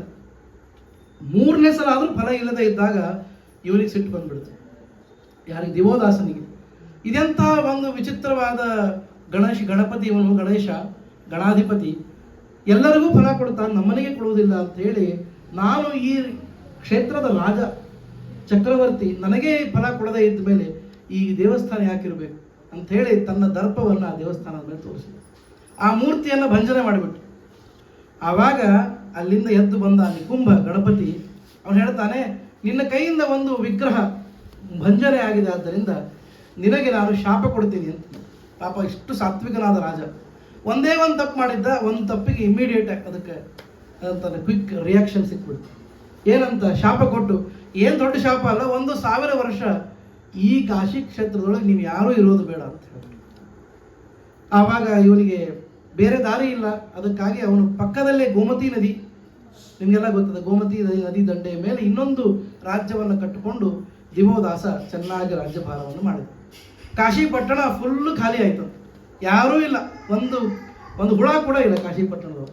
ಇಷ್ಟು ಚೆನ್ನಾಗಿ ಕಾಶಿ ಪಟ್ಟಣವನ್ನು ಸ್ವಚ್ಛ ಮಾಡಿ ಗುಡಿಸಿ, ಅಲ್ಲಿಂದ ಅವನು ರುದ್ರದೇವರ ಹತ್ರ ಹಿಮವತ್ ಪರ್ವತ, ಆ ಪರ್ವತೇಶ್ವರನ ಮನೆಗೆ ಬಂದು ಹೇಳ್ತಾರೆ, ನೀವು ನಿಮ್ಮ ಮಾವನ ಮನೆಯಲ್ಲಿ ಇದ್ದದ್ದು ಸಾಕು, ಇನ್ನು ನಮ್ಮ ಮನೆಗೆ ಬರ್ರಿ ಅಂತ ಹೇಳಿ ನಿಕುಂಭ ಮಾವನ ಮನೆಯಿಂದ ಉಮಾ ಪಾರ್ವತಿಯರನ್ನು ಉಮಾ ಮತ್ತು ರುದ್ರದೇವರನ್ನ ಕರ್ಕೊಂಡು ಬಂದು ಅಲ್ಲಿ ಪ್ರತಿಷ್ಠಾಪನೆ ಮಾಡಿದ. ಅದೇ ಇವತ್ತಿನ ಕಾಶಿ ಕ್ಷೇತ್ರ, ವಿಶ್ವನಾಥ ಕ್ಷೇತ್ರ ಅಂತ ಆಗಿದೆ. ಅವಿಮುಕ್ತ ಕ್ಷೇತ್ರ ಅಂತ ಕರೀತಾರೆ. ಅದಕ್ಕೆ ರುದ್ರದೇವರು ಇಲ್ಲಿಂದ ಬಿಟ್ಟು ಹೋಗಲಾರೆ ಅಂತ ಬಾಯಿಂದ ಅಂದಿದ್ರಲ್ಲ, ಆ ಸಂಕಲ್ಪಕ್ಕೆ ಅನುಗುಣವಾಗಿ ಇವತ್ತಿಗೂ ಕಾಶಿಯಲ್ಲಿ ರುದ್ರದೇವರ ಮಹಾ ಸನ್ನಿಧಾನ ನಮಗೆ ವಿಶ್ವನಾಥನ ರೂಪದಲ್ಲಿ ಕಾಣಿಸ್ತಾ ಇದೆ. ಕಾಶಿಯ ಬಿಂದು ಮಾಧವ ಕ್ಷೇತ್ರ ಆದ ಮೇಲೆ ವಿಶ್ವನಾಥ ಕ್ಷೇತ್ರ. ಈ ಎರಡು ಕಾರಣಕ್ಕೆ ಕಾಶಿ ಅನ್ನೋದು ಇವತ್ತಿಗೆ ಅಷ್ಟು ಲೋಕವಿಶ್ರುತವಾದದ್ದು ಅಂತ ಕಥೆ ಬರ್ತದೆ. ಅದರ ಮೂಲ ಹರಿವಂಶದೊಳಗೆ ದಿವೋದಾಸನ ಕಥೆಯ ಮೂಲಕ ತೋರಿಸ್ಕೊಡ್ತಾರೆ. ಇದಾದ ಮೇಲೆ ಆ ದಿವೋದಾಸನಿಗೆ ಪ್ರತರ್ಧನ ಅಂತ ಮಗ ಹುಟ್ಟುತ್ತಾನೆ. ಪ್ರತರ್ಧನಿಗೆ ವತ್ಸನಿಗೆ ಅಲರ್ಕ ಅನ್ನುವ ರಾಜ ಹುಟ್ಟು ಹೊತ್ತಿಗೆ ಕಾಶಿ ಪಟ್ಟಣ ಮತ್ತೆ ಇನ್ನೊಬ್ಬರ ಕೈಗೆ ಹೋಗಿ ವ್ಯತ್ಯಾಸ ಆಗಿತ್ತು. ಅಲರ್ಕ ಬಂದ ಮೇಲೆ ಮತ್ತೆ ಅದನ್ನು ನಿಯೋಜನೆ ಮಾಡಿ ಮೊದಲಿನಂತೆ ಅದನ್ನು ಯೋಗ್ಯವಾದ ರಾಜಧಾನಿಯನ್ನಾಗಿ ಮಾಡಿದ, ರಾಜ್ಯವನ್ನಾಗಿ. ಅಂದರೆ ಇವತ್ತೆಲ್ಲ ಇದು ಕಾಶಿ ಮೇಲೆ ನಡೆದ ಆಕ್ರಮಣ ಏನೋ ನಾವು 500, 600, 800 ವರ್ಷದ ಆಕ್ರಮಣ ಅಲ್ಲೇ ಅಲ್ಲ. ಮೊದಲಿಂದಲೂ ಕಾಶಿ ಒಳಗೆ ಈ ಸಮಸ್ಯೆ ಇದ್ದಿದ್ದೆ. ಅದು ಯಾಕೆ ಅಂದರೆ ಅದು ಅತಿ ಪುಣ್ಯ ಭೂಮಿ ಆದುದರಿಂದ ಅದರ ಮೇಲೆ ಎಲ್ಲರದೂ ಕಣ್ಣಿದೆ. ಹೀಗಾಗಿ ಹಿಂದೂ ಕೂಡ ಆ ಕಾಶಿ ಮೇಲೆ ಕಣ್ಣಿಟ್ಟವರಿದ್ದರು, ಇಂದೂ ಕೂಡ ಕಾಶಿ ಮೇಲೆ ಕಣ್ಣಿದೆ ಜಗತ್ತೊಳಗೆ. ಹೀಗಾಗಿ ಅದು ಹಾಗೇ ನಡ್ಕೊಂಡು ಬಂದಿದೆ. ಅದು ಆಶ್ಚರ್ಯ ಅಂತ ಅನಿಸ್ತದೆ. ಇದು ಆ ಪುರೂರವನ ಆಯುರಾಜನ 2ನೇ ಮಗನ ಕಥೆ. 3ನೇ ಮಗ ನಹುಷ. ಮೊದಲನೇ ಮಗನೇ ಅವನು, ಆ 3ನೇ ಕಥೆ ತಗೋತಾ ಇದ್ರು. ನಹುಷನ ವಿಸ್ತಾರ ಅಂತೂ ನೀವೆಲ್ಲ ಕೇಳಿದ್ರೆ, ನಹುಷ ಮಹಾಭಾರತದ ಅತಿ ಪ್ರಧಾನ ಪಾತ್ರ. ವಿಶೇಷವಾಗಿ ವನಪರ್ವದೊಳಗೆ ನಹುಷನ ಕಥೆ ಬರ್ತದೆ, ನೀವೆಲ್ಲ ಗೊತ್ತಿರ್ಬೋದು. ಅಜಗರ ಉಪಾಖ್ಯಾನ ಅಂತ ಕರೀತಾರೆ. ನಹುಷನೇ ಹೆಬ್ಬಾವಾಗಿ ಅವನು ಆಗ ರೂಪವನ್ನು ಪಡ್ಕೊಂಡಿರ್ತಾನೆ ಶಾಪದಿಂದ. ಅವನು ಅಜಗರನಾಗಿರುವಾಗ ಒಂದು ಉಪಾಖ್ಯಾನ ನಡೀತದೆ, ಅಜಗರ ಉಪಾಖ್ಯಾನ ಅಂತ. ಇದು ಮಹಾಭಾರತದೊಳಗೆ ಬರುವಂಥ ಕಥೆನೇ. ಈ ನಹುಷನ ಹೆಂಡತಿ ಯಾರು ಅಂತಂದರೆ ವಿರಜಾ ಅಂತ ಹೇಳಿ. ಆ ವಿರಜಾ ಯಾರು ಅಂದರೆ ಸುಸ್ವಧ ಅನ್ನುವ ಪಿತೃಗಳ ಕನ್ಯೆ. ನಿನ್ನೆ ನೋಡ್ರಿ, ನಾವು ಮೂರ್ತ ಪಿತೃಗಳ ಚರಿತ್ರೆಯನ್ನು ವಿಶೇಷವಾಗಿ ನೋಡಲಿಲ್ಲ. ಅಮೂರ್ತ ಪಿತೃಗಳ ಚರಿತ್ರೆ ಬಹಳ ದೊಡ್ಡದು. ಮೂರ್ತ ಪಿತೃಗಳಲ್ಲಿ ಸುಸ್ವಧರು, ಸೋಮಪರು ಅಂತ ಬರ್ತಾರಲ್ಲ, ಆ ಸುಸ್ವಧ ಅನ್ನುವ ಪಿತೃಗಳ ಮಗಳು ವಿರಜಾ ಅಂತ. ಆ ವಿರಜೆಯನ್ನ ಈ ನಹುಷ ಮಹಾರಾಜ ಮದುವೆ ಮಾಡಿಕೊಂಡಿದ್ದ. ಅಲ್ಲಿ ಯತಿ, ಯಯಾತಿ, ಸಂಯಾತಿ, ಆಯತಿ, ಸುಯತಿ ಅಂತ ಮಕ್ಕಳು 5 ಜನ ಹುಟ್ಟುತ್ತಾರೆ.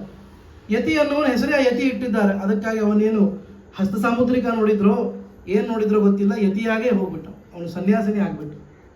ಮುಂದೆ 2ನೇದವನಾದ ಯಯಾತಿಯ ಕಥೆಯನ್ನು ನಾವೆಲ್ಲ ಬಹಳ ಅದ್ಭುತವಾಗಿ ಕೇಳ್ತೀವಿ. ಯಯಾತಿ ಅನ್ನೋದು ಒಂದು ಕಥೆಯೂ ಆಗಿದೆ, ಒಂದು ದೊಡ್ಡದಾದ ಪ್ರತೀಕ. ನಮ್ಮ ಜೀವನಕ್ಕೆ ಒಂದು ದೊಡ್ಡ ಪ್ರತೀಕ.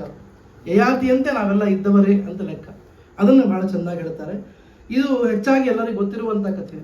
ಶುಕ್ರಾಚಾರ್ಯರ ಮಗಳು ದೇವಯಾನಿ ಏನಿದ್ದಾಳೆ, ಅವಳು ಯಯಾತಿಯ ಹೆಂಡತಿಯಾಗಿ ಬರ್ತಾಳೆ. ಅವಳ ಹಠಮಾರಿತನದಿಂದ, ಅವಳ ಹಠ ಸ್ವಭಾವದಿಂದ ತನಗೇ ತಾನು ಇನ್ನೊಬ್ಬಳು ಸವತಿ ಆಗುವಂತೆ ಅವಳು ಮಾಡ್ಕೊಳ್ತಾಳೆ. ನಿಮಗೆಲ್ಲ ಗೊತ್ತಿರುವಂತೆ ವೃಷಪರ್ವನ ಮಗಳು ಶರ್ಮಿಷ್ಠ ಅಂತ ಯಾರಿದ್ದಾಳೆ, ಆ ಶರ್ಮಿಷ್ಠ ಮತ್ತು ಈ ದೇವಯಾನಿ ಇಬ್ಬರು ಫ್ರೆಂಡ್ಸ್. ಅದು ಏನಾಗಿತ್ತು ಅಂದರೆ ಶುಕ್ರಾಚಾರ್ಯರ ಮಗಳು ಆದ್ದರಿಂದ ಅವಳು ಗುರುಗಳ ಮಗಳು ಅಂತ ಹೇಳಿ ದೇವಯಾನಿ ಮೇಲೆ ಎಲ್ಲರಿಗೂ ಒಂದು ರೆಸ್ಪೆಕ್ಟ್ ಇತ್ತು, ಪ್ರೀತಿನೂ ಇತ್ತು. ಆ ಕಡೆ ವೃಷಪರ್ವನ ಮಗಳಾದ್ದರಿಂದ ಇವರ ಶರ್ಮಿಷ್ಠೆಯು ಕೂಡ ದೊಡ್ಡದಾದ ಪರಿವಾರ, ರಾಜಕುಮಾರಿ, ಸುತ್ತಲೂ ಸಖಿಯರು. ಅದರೊಳಗೆ ಶುಕ್ರಾಚಾರ್ಯರ ಮಗಳು ದೇವಯಾನಿ ಕೂಡ ಒಬ್ಬಳು ಸಖಿ. ಅವರಿಬ್ಬರಿಗೂ ಯಾವುದೋ ಒಂದು ಸೀರೆಯ ಕಾರಣಕ್ಕೆ ಜಗಳ ಬಂತು. ಅಂದರೆ ಸೀರೆ ಕಾರಣಕ್ಕೆ ಜಗಳ ಆಡಿದರೆ ಇದು ಫಸ್ಟ್ ಅಲ್ಲೇ ಶುರುವಾಗಿದ್ದು. ಇವತ್ತಿಗೂ ಸೀರೆ ಕಾರಣಕ್ಕೆ ಜಗಳ ನಮ್ಮಲ್ಲೂ ನಾವು ನೋಡಿದ್ವಿ.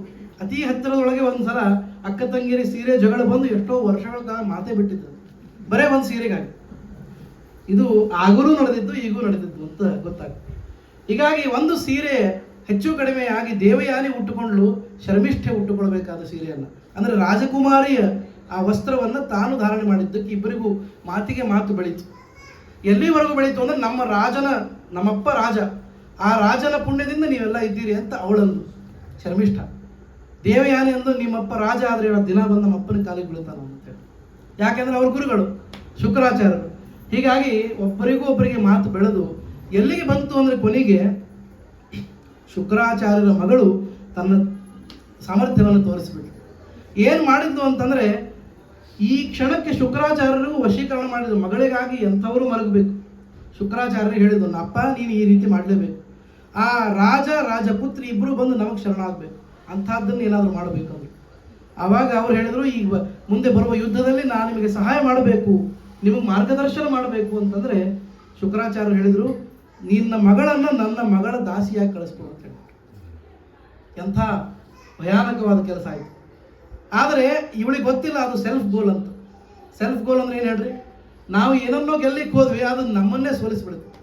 ಇದಕ್ಕೆ ಸೆಲ್ಫ್ ಗೋಲ್ ಅಂತ. ಅಂಥದ್ದಾಯ್ತು ಇವರಿಗೆ. ಯಾಕೆ ಅಂದರೆ ಅವಳು ಏನು ಮಾಡಿದ್ಲು ಅಂದರೆ ಶರ್ಮಿಷ್ಠೆಯನ್ನು ದಾಸಿಯನ್ನಾಗಿ ಮಾಡ್ಕೊಂಡು ಮನೆಗೆ ಕರ್ಕೊಂಡು ಹೋದ್ಲು. ದಾಸಿಯಾಗಿ ಬಂದವಳು ಸವತಿ ಆಗಿಬಿಟ್ಲು. ಇದೇ ಅವಳಿಗೆ ಆದ ದೊಡ್ಡ ಸಮಸ್ಯೆ. ಹೀಗಾಗಿ ಶರ್ಮಿಷ್ಠೆಯನ್ನು ಅವಳು ಬಹಳ ಪ್ರೀತಿಯಿಂದ ಏನು ನೋಡ್ಕೊಳ್ಳಿಲ್ಲ, ದಾಸಿ ಅಂತಲೇ ನೋಡ್ಕೊಳ್ತಿದ್ದು. ಆದರೆ ಶರ್ಮಿಷ್ಠೆಯ ದೇವಯಾನಿ ಗಂಡ ಮಾತ್ರ ಹೇಳ್ದ, ನನ್ನ ಸ್ವತ್ತು ಅಂದರೆ ಯಾವುದು, ನಮ್ಮ ದಾಸಿಯರು ನಮ್ಮ ಸ್ವತ್ತೆ.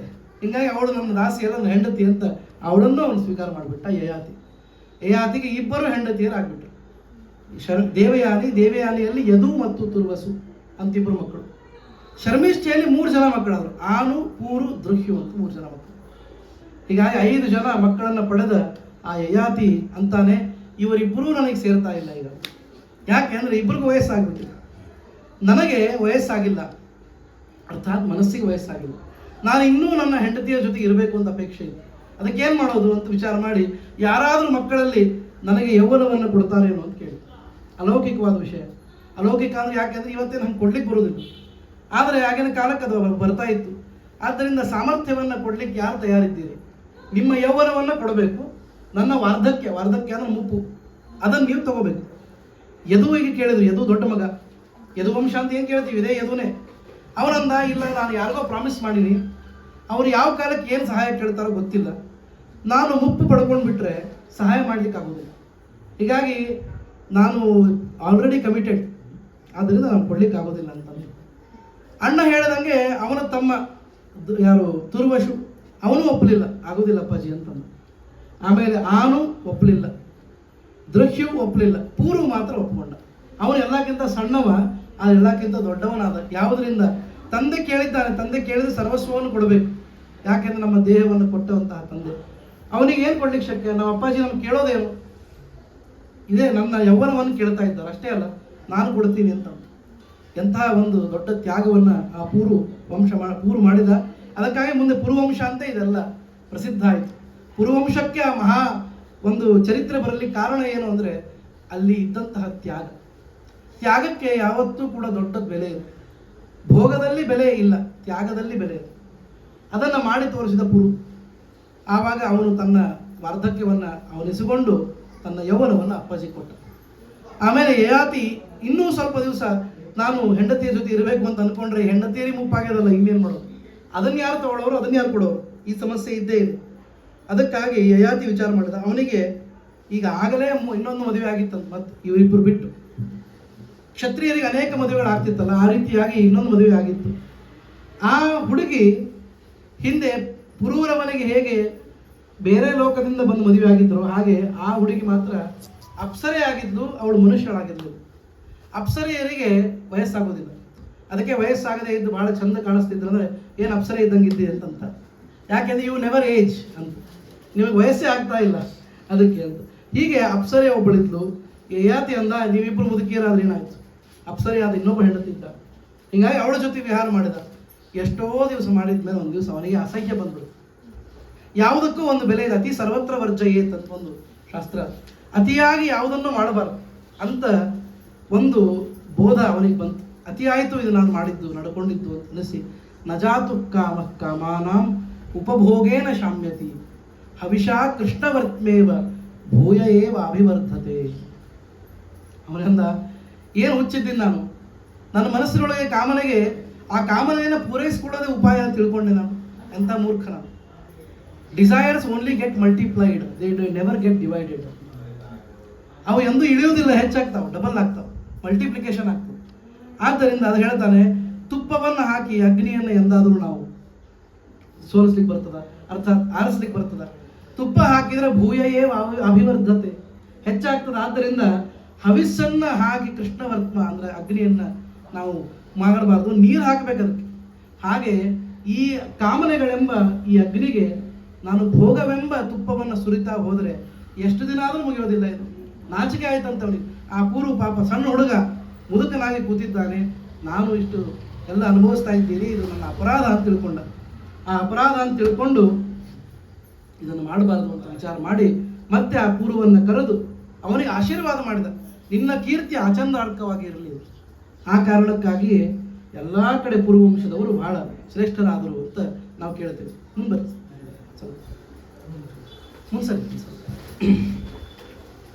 ಅವಾಗೇನಾಯಿತು, ತನ್ನ ವಾರ್ಧಕ್ಯವನ್ನು ಮತ್ತೆ ಮರಳಿ ಯಯಾತಿ ಪಡ್ಕೊಂಡ. ತನ್ನ ಆ ಯೌವನವನ್ನು ಅವನಿಗೆ ಕೊಟ್ಟು ಹೇಳ್ತಾನೆ, ಇನ್ನು ನೀವು ಇದನ್ನು ಮಾಡ್ಕೊಂಡು ಹೋಗಬೇಕು. 5 ಮಂದಿ ಇದ್ರಲ್ಲ, ಅವರು 5 ಮಂದಿಗೆ 5 ಪ್ರದೇಶಗಳನ್ನು ಕೊಟ್ಟು.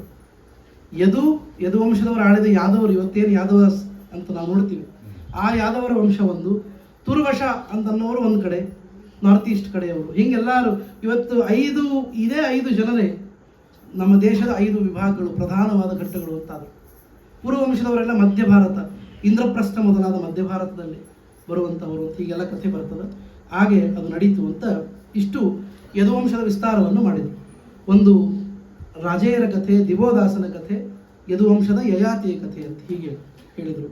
ಇದು ನಮಗೆ ಯಾಕೆ ಬೋಧಪ್ರದ ಅಂತಂದರೆ, ನಾವು ಕೂಡ ಯಯಾತಿಯಂತೆ ವರ್ತಿಸ್ತಾ ಇದ್ದೇವೆ. ಎಷ್ಟು ವಯಸ್ಸಾದರೂ ಕೂಡ ನಮಗೆ ನಾವು ಸಣ್ಣವರಾಗಿರಬೇಕು ಅಂತ ಅಪೇಕ್ಷೆ. ಸಣ್ಣವರಾಗಿರ್ಬೇಕು ಯಾವುದಕ್ಕೆ? ಸಾಧನೆಗೆ ಸಣ್ಣವರಾಗಬೇಕು. ಸಾಧನೆಗೆ ವಯಸ್ಸಿಲ್ಲ, ಆದರೆ ಭೋಗಕ್ಕೆ ವಯಸ್ಸಾಗಿದೆ ಅಂತ ಅನ್ನೋದು ನೆನಪಾಗುತ್ತೆ. ಎಷ್ಟು ಭೋಗ ಮಾಡೋದು?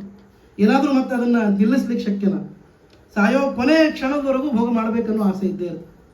ಹೀಗಾಗಿ ಎಲ್ಲೋ ಒಂದು ಕಡೆ ಅದನ್ನು ನಾವು ನಿಲ್ಲಿಸಬೇಕು.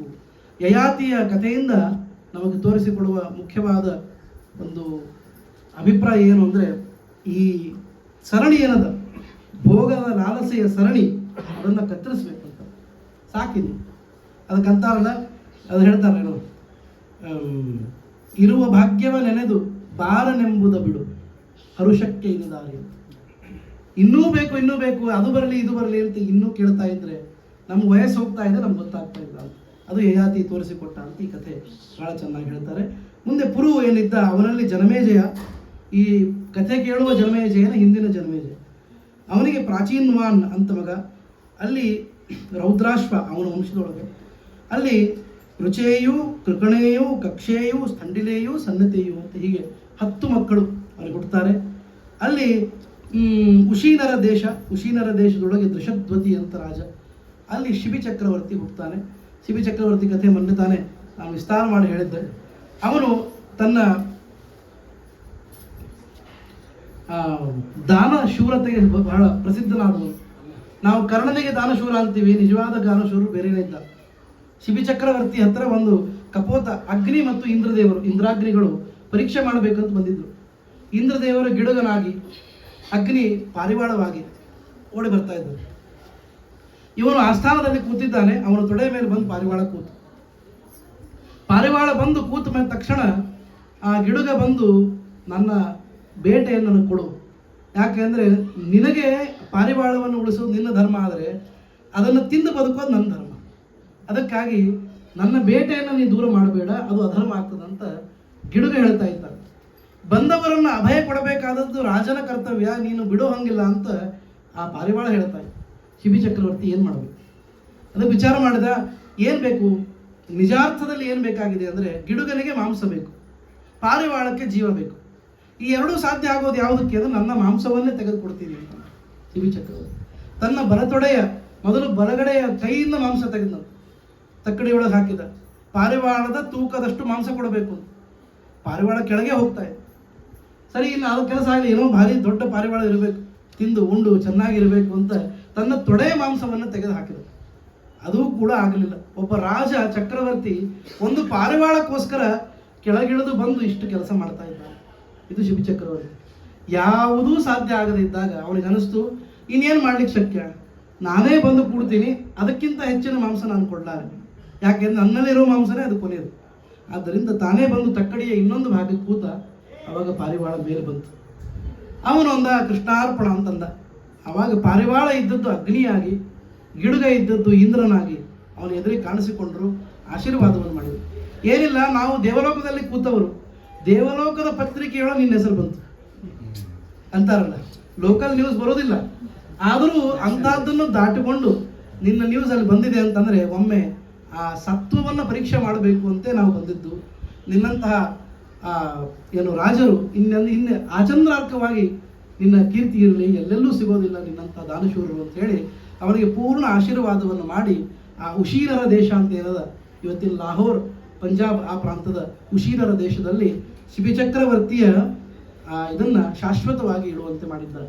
ಹೀಗಾಗಿ ದಾನದ ಬಗ್ಗೆ ನಾವು ಮಾತಾಡಬೇಕು ಅಂದರೆ ನಂಬರ್ 1 ಅಂದರೆ ಶಿಬಿ ಚಕ್ರವರ್ತಿ. ಆಮೇಲೆ ರಂತಿದೇವ ಅಂತ ಬರ್ತಾರೆ, ಇನ್ನೊಂದು ಕಡೆ ಬರ್ತ ಕಥೆ. ಹೀಗೆ ಅನೇಕ ಜನ ದಾನಶೂರರಿದ್ದಾರೆ. ಆ ದಾನಶೂರರ ಸ್ಮರಣೆಯನ್ನು ನಾವು ಪ್ರತಿನಿತ್ಯ ಮಾಡಬೇಕು ಅಂತ ಹೇಳ್ತಾರೆ. ಹಾಗೆ ನೋಡಿದ್ರೆ ಕುಂತಿದೇವಿಯು ಭಾರಿ ದಾನ ಮಾಡಿದವಳೆ. ತನ್ನ ಮಗನನ್ನೇ ಬಕನ ಬಾಯಿಗೆ ಕಳಿಸಿಕೊಟ್ಟವಳು. ಕಳಿಸಿದವನು ಬಕಾಸುರನ ಅನಂತ ಪಟ್ಟದ್ದು ಶಕ್ತಿವಂತ ಇರಬಹುದು, ಆದರೆ ತನ್ನ ಮಗನನ್ನು ಇಷ್ಟು ಹೊತ್ತು ಎಲ್ಲರನ್ನೂ ನುಂಗಿ ನೀರು ಕುಡಿದ ಆ ಬಕನ ಬಾಯಿಗೆ ತನ್ನ ಮಗನನ್ನು ಕಳಿಸ್ತಾಳೆ, ಇನ್ನೊಬ್ಬ ಬ್ರಾಹ್ಮಣ ಪುತ್ರನನ್ನು ಉಳಿಸಲಿಕ್ಕೆ. ಅವಳು ದೊಡ್ಡ ಮಹಾಶೂರೆ ಅಂತ ಹೇಳ್ಬೋದು. ಹೀಗೆ ಅನೇಕ ವಿಷಯಗಳು ಅಲ್ಲಿ ಬರ್ತದೆ. ಇದು ದಶದ್ವತಿಯ ಮಗ ಆಗಿ ಹುಟ್ಟ ಶಿಬಿ ಚಕ್ರವರ್ತಿಯ ಕಥೆ. ಅಲ್ಲಿ ಚಂಪಾ ಹರ್ಯಂಗ ಅಂತ ಬರ್ತಾರೆ. ಅಲ್ಲಿಂದ ಋಷ್ಯಶೃಂಗನಲ್ಲಿ ಪ್ರತಿರಥನಲ್ಲಿ ಕಣ್ವನಲ್ಲಿ ಮೇಧಾತಿಥಿಯಲ್ಲಿ ಮುಂದೆ ಕಾಣ್ವಾಯನ ಅಂತ ಹುಟ್ಟಿ ಅಲ್ಲಿ ದುಷ್ಯಂತ ಮತ್ತು ಶಕುಂತಲೆಯರ ಕಥೆ ಬರ್ತದೆ. ದುಷ್ಯಂತ ಅಥವಾ ಭರತ ಚಕ್ರವರ್ತಿ ಅಂತ ಯಾರನ್ನು ಕರಿತೀವೋ ಅವರ ತಂದೆ ದುಷ್ಯಂತ. ಶಕುಂತಲೆಯನ್ನು ವರೆಸಿ ಅಲ್ಲಿ ಹುಟ್ಟಿದಂತಹ ಭರತ ಚಕ್ರವರ್ತಿ, ಅವನಿಗೆ ದೌಶ್ಯಂತಿ ಅಂತಲೂ ಕರೀತಾರೆ. ಅವನು ಈ ಭೂಮಂಡಲಕ್ಕೆ ವಿಶೇಷವಾದ ಕೀರ್ತಿಯನ್ನು ತಂದುಕೊಟ್ಟ ಮಗ, ಚಂದ್ರವಂಶದಲ್ಲಿ ಬಂದವನು ಅಂತ ನೆನಪು ಮಾಡ್ಕೊಳ್ತಾರೆ. ಅಲ್ಲಿ ಬಂದಂತಹ ದುಷ್ಯಂತನ ಮೊಮ್ಮಗ ವಿತಥನಿಗೆ ಸುಹೋತೃ, ಬೃಹತ್ ಮೊದಲಾದ ಮಕ್ಕಳು. ಆ ಬೃಹತ್ ಅನ್ನುವವನಿಗೆ ಅಜಮೀಢ ಅಂತ ಮಗ. ಆ ಅಜಮೀಢನ ವಂಶ ಕುರುಕ್ಷೇತ್ರದ ಎಲ್ಲ ಪಾತ್ರಧಾರಿಗಳಿಗೆ ಮೂಲ ವಂಶ. ಅಜಮೀಢನಿಗೆ 3 ಜನ ಹೆಂಡತಿಯರು, ನೀಲಿನಿ, ಕೇಶಿನಿ ಮತ್ತು ಧೂಮಿನಿ ಅಂತ. ಆ ಅಜಮೀಢನಿಗೆ ಕೇಶಿನಿ ಅನ್ನುವಲ್ಲಿ ಹುಟ್ಟಿದವರು ಜನ್ನು ಋಷಿಗಳು. ನಿನ್ನೆ ಬಂದಿತ್ತು ಆ ಕಥೆ. ಜನ್ನು ಋಷಿಗಳು ಕಾವೇರಿಯನ್ನು ಮದುವೆ ಆಗ್ತಾರೆ ಅಂತ ಕಥೆ ಬರ್ತದೆ. ಆ ಕಾವೇರಿಯನ್ನ ಅಥವಾ ಜಾಹ್ನವಿ ಅಂತ ಯಾರನ್ನು ಕರೀತಾರೆ ಭಾಗೀರಥಿಯನ್ನ, ಅವಳನ್ನು ಆಪೋಷಣ ತೆಗೆದುಕೊಂಡವರು ಜನ್ನು ಋಷಿಗಳು. ಅವರು ಹುಟ್ಟಿದ್ದು ಈ ಅಜಮೀಢನ ಕೇಶಿನಿ ಎಂಬ ಹೆಂಡತಿಯನ್ನು ಹುಟ್ಟಿದ್ದು. ಮುಂದೆ ನೀಲಿನಿ ಅನ್ನುವ ಹೆಂಡತಿಯಲ್ಲಿ ಸುಶಾಂತ, ಅಲ್ಲಿ ಬಾಹ್ಯಾಶ್ವ. ಆ ಬಾಹ್ಯಾಶ್ವ ಅನ್ನುವರಲ್ಲಿ 5 ಜನ. ಇವತ್ತೇನು ಪಾಂಚಾಲಿ ಅಂತ ಕರೀತಾರಲ್ಲ ಯಾವ ದ್ರೌಪದಿಯನ್ನು, ಆ ಪಾಂಚಾಲಿ ಅನ್ನುವ ಕಾರಣ ಏನು ಅಂದರೆ ಪಂಚಾಲ ದೇಶ, 5 ಜನ ಆಳಿದ ದೇಶ ಅಂತ ಪಾಂಚಾಲ ದೇಶ. ಆ ಪಾಂಚಾಲ ದೇಶದ 5 ಜನ ಏನಿದ್ದಾರೋ ಅವರೆಲ್ಲರೂ ಈ ಅಜಮೀಢನ ನೀಲಿನಿ ವಂಶದಲ್ಲಿ ಬಂದವರು. ಯಾರ್ಯಾರು ಅಂತ ಹೇಳ್ತಾರೆ: ಮುದ್ಗಲ, ಸೃಂಜಯ, ಬೃಹದಿಷು, ಯವೀನರ, ಕಮಿಲಾಶ್ವ. ಹೀಗೆ 5 ಜನ ಪಂಚಪುತ್ರರು ಈ ಅಜಮೀಢನ ನೀಲಿನಿ ವಂಶದವರು. ಅಲ್ಲಿ ಅವರು 5 ಜನ ಹುಟ್ಟಿದ್ದಕ್ಕೆ ಪಾಂಚಾಲ ದೇಶ ಅಂತ ಅದರ ಹೆಸರು ಕರೆದರು. ಅಲ್ಲಿ ಮುಂದೆ ದೃಷ್ಟದ್ಯುಮ್ನ, ಆ ದೃಷ್ಟದ್ಯುಮ್ನಲ್ಲಿ ದೃಪದನಲ್ಲಿ ದ್ರೌಪದಿ ಹುಟ್ಟಿದ್ದು, ದೃಷ್ಟದ್ಯುಮ್ನ ಹುಟ್ಟಿದ ಅಂತ ಕಥೆ ಬರ್ತದೆ. ಮುಂದೆ ಮುದ್ಗಲನಲ್ಲಿ ಮೌದ್ಗಲ್ಯ ಅಂಥೇಳಿ, ಆ ಮೌದ್ಗಲ್ಯನಲ್ಲಿ ಇಂದ್ರಸೇನ ಯಾವುದು ನೆನಪಿರೋದಕ್ಕೆ ಕಷ್ಟನೇ, ಅದರ ಹೆಸರು ಕೇಳಿದ್ರೆ ಪುಣ್ಯ ಬರ್ತದೆ, ಅದಕ್ಕಾಗಿ ಕೇಳಬೇಕು. ಆ ಇಂದ್ರಸೇನಲ್ಲಿ ವಜ್ರಶ್ವನಲ್ಲಿ ದಿವೋದಾಸ, ಆಗಲೇ ಹೇಳಿದಲ್ಲ, ಆ ದಿವೋದಾಸ ಇಲ್ಲಿ ಹುಟ್ಟಿದವನು, ಅಂದರೆ ಅಜಮೀಢನ ವಂಶದವನೇ ಅವನು ಅಂತ. ಆ ದಿವೋದಾಸನಿಗೆ ಒಬ್ಬ ತಂಗಿ ಇದ್ಲು, ಅಹಲ್ಯ. ಅವಳನ್ನೇ ಗೌತಮ ಋಷಿಗಳು ಮದುವೆ ಆದರು ಅಂತ ಕಥೆ ಬರುತ್ತೆ. ಗೌತಮನಿಗೆ ಅಹಲ್ಯಗೆ ಹುಟ್ಟಿದವರೇ ಶರದ್ವಾನ್ ಅಂತ, ಶತಾನಂದರು ಅಂತ. ಶತಾನಂದರಿಗೆ ಹುಟ್ಟಿದವನು ಶರದ್ವಾನ್. ಆ ಶರದ್ವಾನ್ ಅನ್ನುವ ಅಂದರೆ ಗೌತಮ ಋಷಿಗಳ ಮೊಮ್ಮಗ, ಶರದ್ವಂತ ಅಂತಲೂ ಕರೀತಾರೆ. ಆ ಶರದ್ವಂತನಿಗೆ ಜಾಲಪದಿ ಎಂಬ ಅಪ್ಸರೆಯಲ್ಲಿ ಒಂದು ಕೂಸು, ಒಂದು ಗಂಡು ಒಂದು ಹೆಣ್ಣು, ಅವು ಹುಟ್ಟಿದ್ರು. ಆ ಅಪ್ಸರಾ ಸ್ತ್ರೀಯರ ಕಥೆ ನಿಮಗೆಲ್ಲ ಗೊತ್ತಿದೆ. ಹುಟ್ಟಿದ ತಕ್ಷಣ ಅವ್ರು ಬೆಳೆಸೋದಿಲ್ಲ, ಅವ್ರು ಇನ್ನೊಬ್ಬರಿಗೆ ಕೊಟ್ಟು ಹೋಗ್ತಾರೆ. ಹಾಗೆ ಕೊಟ್ಟು ಹೋಗಿ ಆ 2 ಮಕ್ಕಳು ಹುಟ್ಟಿದ್ರು. ಒಂದು ಹೆಣ್ಣು ಮಗು ಕೃಪ, ಇನ್ನೊಂದು ಕೃಪಿ. ಆ ಕೃಪಿಯನ್ನು ದ್ರೋಣಾಚಾರ್ಯರು ಮುಂದೆ ಮದುವೆ ಆಗ್ತಾರೆ ಅಂತ ಕಥೆ ಬರ್ತದೆ. ಮುಂದೆ ಈ ಅಜಮೀಢನ ನೀಲಿನಿ ವಂಶದೊಳಗೇನೆ ಸೃಂಜಯ ಅನ್ನುವರಿದ್ದಾರಲ್ಲ, ಅದು ಇಂಪಾರ್ಟೆಂಟ್. ಸೃಂಜಯನಿಗೆ ಜಂತು ಅಂತ ಒಂದು 100 ಜನ ಮಕ್ಕಳು. ಜಂತು ಅಂತ ಮಗ, ಅವನಿಗೆ 100 ಜನ ಮಕ್ಕಳು. ಆ 100ನೇದ್ರೊಳಗೆ ಕೊನೆಯದವ 100th ಯಾರಿದ್ದಾನೆ ಪೃಷತ್. ಆ ಪೃಷತ್ ಅನ್ನುವವನಿಗೆ ದೃಪದ ಹುಟ್ಟುತ್ತಾನೆ. ಆ ದೃಪದನ ವಂಶದೊಳಗೆ ಮುಂದೆ ಯಾಜ್ಞಸೇನಿ ಅಂತಾಗಿ ದ್ರೌಪದಿ ಹುಟ್ಟಿ ಬಂದಿದೆ. ದ್ರೌಪದಿ ದೃಪದನ ಔರಸ ಪುತ್ರಿ ಅಲ್ಲ, ಯಜ್ಞದಲ್ಲಿ ಹುಟ್ಟಿದ ಮಗಳು. ಹೀಗಾಗಿ ಹುಟ್ಟುತ್ತಾನೆ ರೆಡಿಮೇಡ್ ಒಬ್ಬ ಹುಡುಗ ಒಬ್ಬ ಹುಡುಗಿ ಹುಟ್ಟಿ ಬಂದವರು. ದೃಷ್ಟದ್ಯುಮ್ನ ಮತ್ತು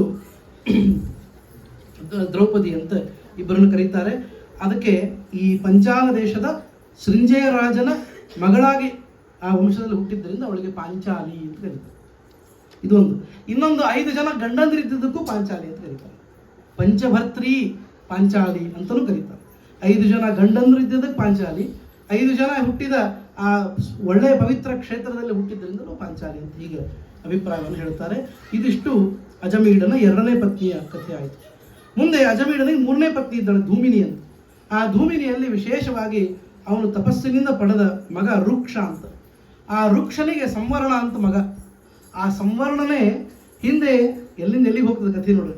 ಸಂವರ್ಣನ ಪತ್ನಿ ಯಾರು ಅಂತಂದರೆ ಆ ಛಾಯಾದೇವಿಗೆ 3ನೇ ಮಗಳಿದ್ದಲ್ಲ ತಪತಿ ಅಂತ.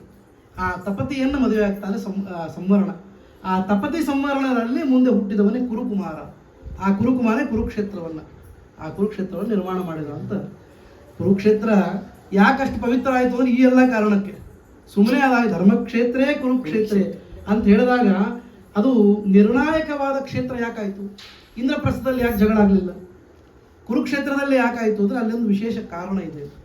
ಈ ಕಾರಣ, ಇಷ್ಟು ಪವಿತ್ರವಾದ ಚಂದ್ರವಂಶ ಮತ್ತು ಸೂರ್ಯವಂಶಗಳ ಸಮ್ಮೇಳನ ಆದದ್ದು ಆ ಕುರುಕ್ಷೇತ್ರದಲ್ಲಿ. ಆದ್ದರಿಂದ ಅದನ್ನು ಹೇಳ್ತಾರೆ. ಆ ಕುರುಕ್ಷೇತ್ರ ನಿರ್ಮಾಣ ಆತಲ್ಲ, ಆ ಕುರುಕುಮಾರನಿಗೆ ವೃಕ್ಷ, ಎರಡನೇ ವೃಕ್ಷ ಅಂದರೆ ಅವರ ಅಜ್ಜನ ಹೆಸರೇ ಇಟ್ಟಿದ್ರು ಅವನ ಮಗನಿಗೆ ವೃಕ್ಷ ಅಂತ. ಅಲ್ಲಿ ಭೀಮಸೇನ ಅಂತ, ಪಾಂಡವರ ಭೀಮಸೇನ ಅಲ್ಲ, ಇನ್ನೊಬ್ಬ ಭೀಮಸೇನ. ಆ ಭೀಮಸೇನನಿಗೆ ಮಗನಾಗಿ ಪ್ರತೀಪ ಮಹಾರಾಜ ಹುಡ್ತಾರೆ. ಆ ಪ್ರತೀಪ ಯಾರು ಅಂತ ನಿಮಗೆಲ್ಲ ಗೊತ್ತಿದೆ. ಅವನಿಗೆ 3 ಜನ ಮಕ್ಕಳು, ಶಂತನು, ದೇವಾಪಿ, ಬಾಲಿಕರಾಜರು, ದೇವಾಪಿ ಮತ್ತು ಶಂತನು. ದೇವಾಪಿ ಮತ್ತು ಬಾಲಿಕರಾಜರಿಗೆ ಅಷ್ಟು ರಾಜ್ಯಭಾರ ಮಾಡಲಿಕ್ಕೆ ಅವ್ರಿಗೆ ಇಷ್ಟ ಇರಲಿಲ್ಲ. ಆ ಕಥೆ ನಿಮಗೆಲ್ಲ ಗೊತ್ತಿದ್ದದ್ದು. ಮಹಾಭಾರತದ ಆದಿಪರ್ವದೊಳಗೆ ವಿಶೇಷ ವಿಸ್ತಾರ ಮಾಡಿದ್ದಾರೆ. ಆದರೆ ಶಂತನು ಮಾತ್ರ ಮಹಾರಾಜನಾಗ್ತಾನೆ. ಆದ್ದರಿಂದ ಶಂತನು ಗಂಗೆಯಲ್ಲಿ ಮಕ್ಕಳನ್ನು ಪಡಿತಾನೆ. ಆ 7 ಜನ ಹುಟ್ಟಬೇಕಾಗಿತ್ತು, ಹುಟ್ಟಿದ ತಕ್ಷಣ ಸಾಯ್ತಾರೆ. ಇವೆಲ್ಲ ಕಥೆ ನಿಮಗೆಲ್ಲ ಗೊತ್ತಿದೆ. ಉಳಿದವನು ಒಬ್ಬನು ದ್ಯೂ ಅನ್ನುವಂತಹ ವಸು ಇದ್ದ, ಅವನೇ ಭೀಷ್ಮನಾಗಿ ದೇವವ್ರತನಾಗಿ ಉಳ್ಕೊಂಡ ಅಂತ ಒಂದು. ಗಂಗಾದೇವಿಯನ್ನು ಪತ್ನಿಯಾಗಿ ಪಡೆದಾಗ ಆದದ್ದು. ಅಷ್ಟಕ್ಕೆ ಮುಗಿಲಿಲ್ಲ, ಮುಂದೆ ಸತ್ಯವತಿಯನ್ನು ಮದುವೆ ಆಗ್ತಾನೆ. ಕಾಳಿ ಅಂತಲೂ ಒಂದು ಹೆಸರು. ಪರಾಶರರ ಅನುಗ್ರಹದಿಂದ ವೇದವ್ಯಾಸರನ್ನು ಹಡೆದ ಆ ಸತ್ಯವತಿ ಶಂತನುವಿನ ಹೆಂಡತಿ ಆಗ್ತಾನೆ. ಅಲ್ಲಿ ಹುಟ್ಟಿದವನು ಯಾರು ಅಂತ ನಿಮಗೆಲ್ಲ ಗೊತ್ತಿದೆ. ಅವನೇ ವಿಚಿತ್ರವೀರ್ಯ. ಆ ವಿಚಿತ್ರವೀರ್ಯನಿಗೆ ದುರ್ದೈವಕ್ಕೆ ಎಂಥ ರಾಜನಾಗಿದ್ದರೂ ಕೂಡ ಅವನ ಸಂತತಿ ಬೆಳೆಯಲಿಲ್ಲ. ವಿಚಿತ್ರವೀರ್ಯನ ಸಂತಾನ ಆಗದೇ ಇದ್ದದ್ದಕ್ಕೆ ಅಲ್ಲಿ ಮತ್ತೆ ಇದನ್ನು ಯಾವುದು ನಿಯೋಗ ಪದ್ಧತಿಯಿಂದ ಧೃತರಾಷ್ಟ್ರ, ಪಾಂಡುರಾಜ ಮತ್ತು ವಿದುರ 3 ಜನ ಹುಟ್ಟುತ್ತಾರೆ. ದಾಸಿಯಲ್ಲಿ ವಿದುರ, ಧೃತರಾಷ್ಟ್ರ, ಪಾಂಡುರಾಜರು ಮಾತ್ರ ರಾಣಿಯರಲ್ಲಿ ಹುಟ್ಟುತ್ತಾರೆ. ಆ ಪಾಂಡುರಾಜನಿಗೆ ಪಾಂಡುರೋಗ, ಧೃತರಾಷ್ಟ್ರನಿಗೆ ಹುಟ್ಟು ಕುರುಡು. ಈ ರೀತಿಯಾಗಿ ಅವರಿಬ್ಬರು ಹುಟ್ಟಿದ್ರು. ಇಬ್ಬರಿಗೂ ಎಲಿಜಿಬಿಲಿಟಿ ಇಲ್ಲ ರಾಜ್ಯ ಆಳೋದಕ್ಕೆ. ಆದರೂ ಇದ್ದಿದ್ದರಲ್ಲಿ ಕುರುಡು ಪಾಂಡುರೋಗಕ್ಕಿಂತ ಉತ್ತಮ. ಯಾಕಂದರೆ ಪಾಂಡುರೋಗ ಅದೊಂದು ರೋಗ ಅಂತ ಆಗ್ತದೆ. ಅವನಿಗೆ ಆಯುಷ್ಯನೂ ಸಣ್ಣದು. ಆದ್ದರಿಂದ ಧೃತರಾಷ್ಟ್ರನೇ ಅಲ್ಲಿ ಅವನು ಆಳುತ್ತಾನೆ. ಧೃತರಾಷ್ಟ್ರನಿಗೆ ದುರ್ಯೋಧನಾದಿ ಕೆಟ್ಟದಾದ ಪುತ್ರರು ಹುಟ್ಟುತ್ತಾರೆ. ಅದಕ್ಕೆ ಕಾರಣವೂ ಬಹಳ ಆಶ್ಚರ್ಯ. ಯಾವ ಉದ್ದೇಶದಿಂದ ಆಗಿರ್ತದೋ ಅದೇ ಅದರ ಫಲವಾಗಿರ್ತದೆ. ಪಾಂಡುರಾಜನಿಗೆ ಮೊದಲೇ ಮಕ್ಕಳಾದರು, ಇನ್ನೂ ದುರ್ಯೋಧನಾದಿಗಳು ಹುಟ್ಟಿರಲಿಲ್ಲ. ಆವಾಗ ಏನಾಯಿತು ಅಂದರೆ, ಇವಳಿಗೆ ಗರ್ಭಧಾರಣೆ ಆಗಿದೆ. ಯಾರಿಗೆ? ಗಾಂಧಾರಿಗೆ. ಆದರೆ ಮಕ್ಕಳಿನ್ನೂ ಹುಟ್ಟಿಲ್ಲ. ಆ ಕಡೆ ನಿಯೋಗದಿಂದ ಅವಳು 5 ಜನ ಮಕ್ಕಳನ್ನು, 3 ಜನ ಮಕ್ಕಳನ್ನು ಕುಂತಿ ಇಬ್ಬರನ್ನ ಮಾದ್ರಿ ಪಡ್ಕೊಂಡ್ರು ಅಂತ ಗೊತ್ತಾಗಿ ಆ ಒಂದು ಸಿಟ್ಟು ಅಥವಾ ಅದೇನು ಹೇಳ್ತಾರೆ ಮಾತ್ಸರ್ಯದ ಮೂಲಕವಾಗಿ ತನ್ನ ಗರ್ಭಕ್ಕೆ ಒಂದು ಜೋರಾಗಿ ಪೆಟ್ಟು ಕೊಟ್ಟಳು ಗಾಂಧಾರಿಯನ್ನು ಎಷ್ಟು ಪೂಜೆ ಮಾಡಬೇಕಾದಂತಹ ಒಂದು ಇದು ಅಂತ ಹೇಳ್ತೀವಿ ನಾವು. ಆದರೂ ಎಂಥವರಿಗೂ ಮಾತ್ಸರ್ಯ ಅನ್ನೋದು ಬಿಡೋದಿಲ್ಲ. ವಿಶೇಷತಃ ಸ್ತ್ರೀಯರಲ್ಲಿ ಮಾತ್ಸರ್ಯಕ್ಕೆ ಒಂದು ಹೆಚ್ಚಿನ ಸ್ಥಾನ ಕೊಟ್ಟಿದ್ದಾರೆ. ಹಾಗಾಗಿ ಆ ಸವತಿ ಮಾತ್ಸರ್ಯ, ಸಾಪಕ್ತ ಮಾತ್ಸರ್ಯ ನೀನು ಹೇಳಿದ್ದಲ್ಲ, ಅದು ಬಂದದ್ರಿಂದ ಅವಳೇ ಮಕ್ಕಳಾದ್ರೆ ನನ್ನ ಗರ್ಭಕ್ಕೆ ಏನಾಗಿದೆ ಅಂತ ಜೋರು ಏಟು ಹಾಕೊಂಡು ಆ ಗರ್ಭಪಾತ ಆಯಿತು. ಗರ್ಭಪಾತ ಆದಮೇಲೆ ಅದನ್ನು ತೆಗೆದು 100 ಅದರಲ್ಲಿ ಜೀವಿಗಳಿದ್ದರು. ಅದನ್ನು ವೇದವ್ಯಾಸರು ಒಂದೊಂದು ಗಡಿಗೆಗಳಲ್ಲಿ ಬೆಳೆಸ್ತಾರೆ. ಅಲ್ಲಿ ಹುಟ್ಟಿ ಬಂದವರು ದುರ್ಯೋಧನ, ದುಶ್ಯಾಸನಾದಿ ಮಹಾ ದುಷ್ಟರು ಅಂತ ಆ ಕಥೆ ಬರ್ತದೆ. ಅವರೇ ಕೌರವರು. ಪಾಂಡವರಲ್ಲಿ ಧರ್ಮರಾಜ, ಭೀಮಸೇನ ಮತ್ತು ಅರ್ಜುನ ಕುಂತಿಯಲ್ಲಿ, ನಕುಲ ಸಹದೇವರು ಮಾದ್ರಿಯಲ್ಲಿ ಹುಟ್ಟುತ್ತಾರೆ. ಆ ಅರ್ಜುನನಿಗೆ ಅಭಿಮನ್ಯು ಮಗ, ಅಭಿಮನ್ಯುವಿಗೆ ಪರೀಕ್ಷಿತನಿಗೆ ನೀನೇ ಜನಮೇಜಯ ಅಂತ ಹೇಳಿ ವೈಶಂಪಾಯನರು ಜನಮೇಜಯ ರಾಜನಿಗೆ ಇಷ್ಟು ವಂಶಾವಳಿಯನ್ನು ಕೇಳಿಕೊಂಡು ಬಂದರು. ಇದು ಯಾವುದಾಯಿತು ಲೆಕ್ಕ ಅಂತ ತಗೊಂಡ್ರೆ, ಅಜಮೀಢನ ಧೂಮಿನಿ ವಂಶದ ವಿಸ್ತಾರವೇ ಈ ಕುರುಕ್ಷೇತ್ರದ ಈ ಪಾಂಡುರಾಜ ಮತ್ತು ಧೃತರಾಷ್ಟ್ರನ ವಿಸ್ತಾರ. ಇದಷ್ಟು ನಮಗೆ ಗೊತ್ತಾಗಬೇಕು. ಈಗ ಅಜಮೀಢ ಯಾರು ಅಂತ ಗೊತ್ತಾಗೋದಿಲ್ಲ, ಮತ್ತು ಅವನಿಗೆ ಹಿಂದೆ ಹೇಳಬೇಕಾಗ್ತದೆ. ಅಂತೂ ಇದು ಚಾರ್ಟ್ ಮನೆಯೊಳಗೆ ಹಾಕೊಂಡಿರ್ಬೇಕು, ನೋಡ್ತಾ ಇರ್ಬೇಕು. ಆವಾಗ ಒಂದು ಸ್ವಲ್ಪ ಏನಾದರೂ ತಲೆ ಒಳಗೆ ಕೂಡ್ಲಿಕ್ಕೆ ಶಕ್ಯ ಅಂತ. ಇಲ್ಲ ನೀವು ಬಂದವರಿಗೆಲ್ಲ ಈ ಕಥೆ ಹೇಳಲಿಕ್ಕೆ ಶುರು ಮಾಡಬೇಕು, ಆವಾಗ ನೆನಪು ಉಳಿತು. The best way to teach to remember is to teach ಅಂತ. ಹೀಗಾಗಿ ನಿಮ್ಮ ನೆನಪು ಉಳಿಬೇಕು ಅಂದರೆ ಮತ್ತೊಬ್ಬರಿಗೆ ಪಾಠ ಹೇಳಬೇಕಷ್ಟೆ, ಅದು ಒಂದು ಮಾಡಬೇಕು. ಆವಾಗ ಇದಿಷ್ಟು ನೆನಪು ಉಳಿತು. ಹೀಗೆ ಜನಮೇಜಯನವರೆಗೂ ಎಲ್ಲ ವಂಶಾವಳಿಯನ್ನು ಹೇಳಿದ ಮೇಲೆ ಆ ಯದುವಿನ ಕಥೆಯನ್ನು ಹೇಳ್ತಾರೆ. ಪುರುವಿನ ಕಥೆ ಇಷ್ಟೆಲ್ಲ ಆಯಿತು. ಯದು ಮೊದಲನೇದವನೇ ಇದ್ದನು. ಯಾರಿಗೆ? ಯಯಾತಿಗೆ ಮೊದಲನೇ ಮಗ ಯದು. ಅವನ ಕಥೆಯನ್ನು ಹೇಳ್ತಾರೆ. ಅವನಿಗೆ ಸಹಸ್ರದ, ಪಯೋಧ, ಕ್ರೋಷ್ಟು, ನೀಲ, ಅಂಜಿಕ ಅಂತ ಮಕ್ಕಳು ಹುಡ್ತಾರೆ. ಅಲ್ಲಿ ಕೃತವೀರ್ಯ ಮೊದಲಾದ ಮಹಾ ಪರಾಕ್ರಮಿಗಳು ಹುಡ್ತಾರೆ. ಕೃತವೀರ್ಯನ ಕಥೆ ನಿನ್ನೆ ಸ್ವಲ್ಪ ಬಂದಿತ್ತು. ಔರವ ಋಷಿಗಳ ಕಥೆ ಹೇಳಬೇಕಾದ್ರೆ ಅದನ್ನು ಹೇಳಿದ್ದೆ. ಕೃತವೀರ್ಯ, ಅವನಿಗೆ ಕಾರ್ತವೀರ್ಯ ಹುಟ್ಟುತ್ತಾನೆ. ಕಾರ್ತವೀರ್ಯ ದತ್ತಾತ್ರೇಯನ ಅನುಗ್ರಹದಿಂದ ಅವನು ವರಗಳ ಪಡ್ಕೊಂಡಿದ್ದ. ಸಹಸ್ರ ಬಾಹುಗಳಿರಬೇಕು ಅಂತ. ಯಾಕೆಂದರೆ 2 ಕೈಯಿಂದ ಎಷ್ಟು ಕೆಲಸ ಮಾಡ್ಲಿಕ್ಕೆ ಶಕ್ತಿ. ನಮ್ಮ ಮನೆಯೊಳಗೆ ಮೈ ತುಂಬ ಕೆಲಸ ಹೇಳ್ತಾರೆ. ಪಾಪ ಅವ್ನು ಹೆಂಡತಿ ಎಷ್ಟು ಕೆಲಸ ಹೇಳ್ತಿರ್ಬೇಕು. ಅವನಂದ 2 ಕೈಯಿಂದ ಆಗೋದಿಲ್ಲ ನನ್ನ ಹೆಂಡತಿ ಮಾಡೋ ಕೆಲಸ. 1000 ಕೈ ಆದರೂ ಇದ್ದರೆ ಒಂದು ಸ್ವಲ್ಪ ಬಯಸಿಕೊಳ್ಳೋದು ಕಡಿಮೆ ಆಗ್ತದೆ ಅಂತ ವಿಚಾರ ಮಾಡಿರಬೇಕು. ಅದಕ್ಕಾಗಿ 1000 ಕೈಗಳು. ಮತ್ತು ನಾನು ಏನಾದರೂ ತಪ್ಪು ಮಾಡಿದರೆ ಶಿಕ್ಷೆ ಆಗಬಾರ್ದು, ಯಾರೋ ದೊಡ್ಡವ್ರು ಬಂದು ನಮ್ಮನ್ನು ತಿದ್ದಬೇಕು. ನಾನು ತಪ್ಪು ದಾರಿಯನ್ನು ತುಳಿದ ತಕ್ಷಣ ಯಾರೋ ತಿದ್ದಬೇಕು. 2ನೇದ್ದು. 3ನೇದ್ದು ಭೂಮಂಡಲವನ್ನೆಲ್ಲ ಗೆಲ್ಲಬೇಕು. ಆಮೇಲೆ ನನಗಿಂತ ಉತ್ತಮರಿಂದ ಸಾಯಬೇಕು. ಇಷ್ಟು 4 ವರಗಳನ್ನು ದತ್ತಾತ್ರೇಯರಿಗೆ ಕಾರ್ತವೀರ್ಯಾರ್ಜುನ ಕೇಳಿಕೊಂಡಿದ್ದ. ಅದಕ್ಕೆ ಅವನಿಗೆ ಕಾರ್ತವೀರ್ಯಾರ್ಜುನೋ ನಾಮ ರಾಜ ಬಾಹು ಸಹಸ್ರವಾನ್ ತಸ್ಯ ಸ್ಮರಣ ಮಾತ್ರೇಣ ಗತಂ ನಷ್ಟಂ ಚ ಲಭ್ಯತೆ. ಹೀಗಾಗಿ ಅವನು 1000 ಕೈಗಳಿಂದ ನಮ್ಗೆ ಹುಡುಕಿ ಕೊಡ್ತಾನೆ ಅಂತ ನಮಗೊಂದು ವಿಶ್ವಾಸ. ಅದನ್ನು ನಾವು ನೋಡೂ ಇದ್ದೀವಿ. ಎಷ್ಟೋ ಸಲ ಸ್ಮರಣೆ ಮಾಡಿದ ತಕ್ಷಣ ನಾವು ಕಳೆದು ಹೋದ ವಸ್ತುಗಳನ್ನು ಪಡ್ಕೊಂಡಿದ್ದು ನಮಗೆಲ್ಲ ನೆನಪಿದೆ. ಅದನ್ನು ನಾವು ಅನುಭವಕ್ಕೆ ತಂದುಕೊಂಡಿವಿ. ಅದಕ್ಕೆ ಇವು ಯಾವುದೂ ಸುಳ್ಳಲ್ಲ ಅನ್ನಲಿಕ್ಕೆ ಅದೊಂದು ವಿಶೇಷ ಅಂತ ನಾವು ತಿಳಿಬೇಕು. ಆದರೆ ಏನಾಯಿತು ಅಂದರೆ ಅವನದು ಒಂದು ಸಮಯ ಅಂತ ಬಂತು. ಯಾವುದೇ ಒಂದು ಶೋಭಾಯಮಾನವಾದ ವಸ್ತು ಇದ್ದರೂ ಅದಕ್ಕೊಂದು ಎಕ್ಸ್ಪೈರಿ ಡೇಟ್ ಅಂತ ಇರುತ್ತೆ. ಎಕ್ಸ್ಪೈರಿ ಡೇಟ್ ಇಲ್ಲದೇ ಇರುವಂಥ ಒಂದೇ ಸ್ಥಿತಿ ಅಂದರೆ ಮೋಕ್ಷ. ಹೀಗಾಗಿ ಅದರ ಮೋಕ್ಷವನ್ನು ಎಲ್ಲರೂ ಬಯಸಬೇಕು ಅಂತ ಹೇಳೋದು. ಆ ಎಕ್ಸ್ಪೈರಿ ಡೇಟ್ ಬಂತಲ್ಲ, ಅವನು ಒಂದು ಅಗ್ನಿ ಬಂದು ಕೇಳಿದ, ನನಗೆ ಭಾಳ ಹಸಿವಾಗಿದೆ, ಏನಾದರೂ ತಿನ್ಲಿಕ್ಕೆ ಕೊಡು ಅಂತ ಕೇಳಿಬಿಟ್ಟ. ಕಾರ್ತವೀರ್ಯನ ಒಂದು ಸ್ವಭಾವ ಏನು ಅಂದರೆ ಯಾರು ಏನು ಕೇಳಿದ್ರು ಇಲ್ಲ ಅಂತ ಅನ್ನೋದಿಲ್ಲ. ಇವಾಗ ಅಗ್ನಿಗೆ ಏನು, ಅಗ್ನಿ ಕೊಡೋದನ್ನ ಅರ್ಥ ಏನು? ಯಾವುದಾದ್ರೂ ಒಂದಿಷ್ಟು ಸುಟ್ಟು ಹಾಕೋದು ಅಂತ ಅರ್ಥ. ಅಗ್ನಿಗೆ ಆಹಾರ ಅಂದ್ರೆ ಏನು? ಸುಟ್ಟು ಹಾಕೋದು. ಅವನು ಭೂಮಂಡಲವನ್ನೇ ಕೊಟ್ಟುಬಿಟ್ಟ ದಾನ. ಹೀಗಾಗಿ ಅದರೊಳಗೆ ವಸಿಷ್ಠ ಆಶ್ರಮನೇ ಮೊದಲಿಗೆ ಬಂತು. ಅವರು ಶಾಪ ಕೊಟ್ಟರು. ಯಾವ ಕಾರಣದಿಂದ ನಿನಗೆ ಈ ಸಾಮರ್ಥ್ಯ ಬಂದದೋ ಆ ಸಾಮರ್ಥ್ಯ ಉಡುಗಿ ಹೋಗಲಿ ಅಂತ ಅವ್ರು ಶಾಪ ಕೊಟ್ಟರು. ಆವಾಗ ಅವನನ್ನು ಕೊಲ್ಲಬೇಕಾಯಿತು. ಕೊಲ್ಲಲಿಕ್ಕೆ ಯಾರು ಬರಬೇಕು? ಆ ಕ್ಷತ್ರಿಯರೆಲ್ಲ ಈಗಾಗಲೇ ನತಮಸ್ತಕರಾಗಿಬಿಟ್ಟಿದ್ರು, ಕಾಲಿಗೆ ಬಿದ್ದು ಬಿಟ್ಟಿದ್ರಲ್ಲ. ಯಾವ ಕ್ಷತ್ರಿಯರು ಈ ಕಾರ್ತವೀರ್ಯನ ಮುಂದೆ ನಿಲ್ಲುವಷ್ಟು ಶಕ್ತಿ ಇರಲಿಲ್ಲ ಅವರು. ಅಂಥ ಪರಿಸ್ಥಿತಿ ಇತ್ತು. ಆವಾಗ ಪರಶುರಾಮ ದೇವರು ಬಂದು ಅವರನ್ನು ಸಂಹಾರ ಮಾಡ್ತಾರೆ ಅಂತ ಕಾರ್ತವೀರ್ಯನ ಕಥೆಯನ್ನು ಹೇಳ್ತಾರೆ. ಇಷ್ಟಾಯಿತು. ಮುಂದೆ ಯದುವಿನ ವಂಶದಲ್ಲಿ ಯುಧಾಜಿತ್ ಅಂತನ್ನುವಂತಹ ಮಗ. ಯುಧಾಜಿತ್ಗೆ ವೃಷ್ಣಿ ಮತ್ತು ಅಂಧಕರು ಹುಟ್ಟುತ್ತಾರೆ.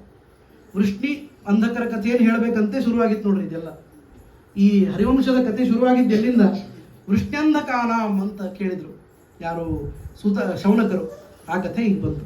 ವೃಷ್ಣಿ ಮತ್ತು ಅಂಧಕರು ಯುಧಾಜಿತ್ ಅಂದರೆ ಯದುವಿನ ವಂಶದ ಯುಧಾಜಿತ್ ಅನ್ನುವ ರಾಜ್ಯದಲ್ಲಿ ಹುಟ್ಟಿದವರು ವೃಷ್ಣಿ ಅಂಧಕರು. ಆ ವೃಷ್ಣಿಗೆ ಶ್ವಫಲ್ಕ ಅಂತ ಒಬ್ಬ ಮಗ ಇದ್ದಾನೆ. ಆ ಶ್ವಫಲ್ಕ ಅಂದರೆ ಹೇಗಿದ್ದ ಅಂತಂದರೆ ಅವನೊಂಥರ ಗೋಲ್ಡನ್ ಲೆಗ್ ಇದ್ದಂಗೆ. ಅವನು ಎಲ್ಲೆಲ್ಲಿ ಕಾಲಿಡ್ತಾನೋ ಅಲ್ಲಿ ದುರ್ಭಿಕ್ಷೆ ಹೋಗ್ಬಿಡುತ್ತೆ. ಮಳೆ ಆಗದೇ ಇರುವಂತಹ ಎಲ್ಲರೂ ಕೂಡ ಇವನ ಹತ್ರ ಅಪಾಯಿಂಟ್ಮೆಂಟ್ ತಗೋತಿದ್ರು. ನಮ್ಮಲ್ಲಿ ಮಳೆ ಆಗಿಲ್ಲ, ನೆಕ್ಸ್ಟ್ ಎಲ್ಲಿ ಹೋಗ್ಬೇಕು? ಏನಿಲ್ಲ, ಅವ್ನು ಕಾಲಿಟ್ಟರೆ ಸಾಕು ಆ ಜಾಗದೊಳಗೆ.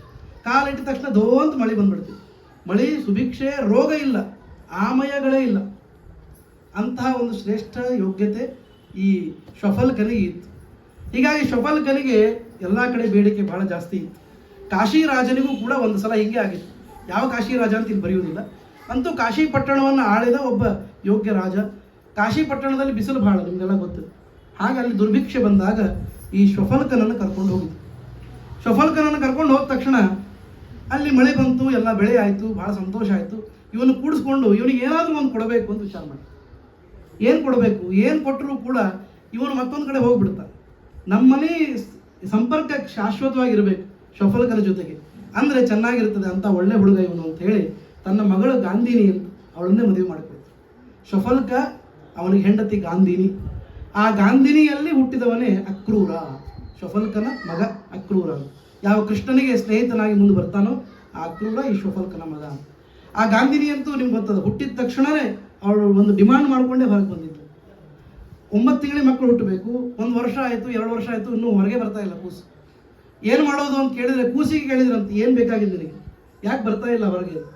ಆ ಕೂಸು ಹೇಳ್ತು, ನಾನು ಹುಟ್ಟಿದ ಕ್ಷಣ ಇರೋವರೆಗೂ ಒಂದು ಗೋದಾನು ಕೊಡಬೇಕು ದಿನ, ಅಂದ್ರೆ ಬರ್ತೀನಿ ಅಂತ ಹೇಳಿ. ತಂದೆ ಕಡೆಯಿಂದ ಸೇವೆಯನ್ನು ಆಮೇಲೆ ಮಾಡಿಸೋದಲ್ಲ, ಹುಟ್ಟೋಕ್ಕಿಂತ ಮೊದಲೇ ಒಳ್ಳೆಯ ಸೇವೆಯನ್ನು ಮಾಡಿಸಿದ ಮಗಳು ಗಾಂಧಿನಿ. ಗಾಮ್ ದದಾತಿ ಅಥವಾ ದಾಸ್ಯತಿ, ಇನ್ನೊಬ್ಬರ ಕೈಯಿಂದ ಕೊಡಿಸ್ತಾಳಾದ್ರಿಂದ ಅವಳು ಗಾಂಧಿನಿ ಅಂತ ಹೆಸರಿಟ್ಟರು.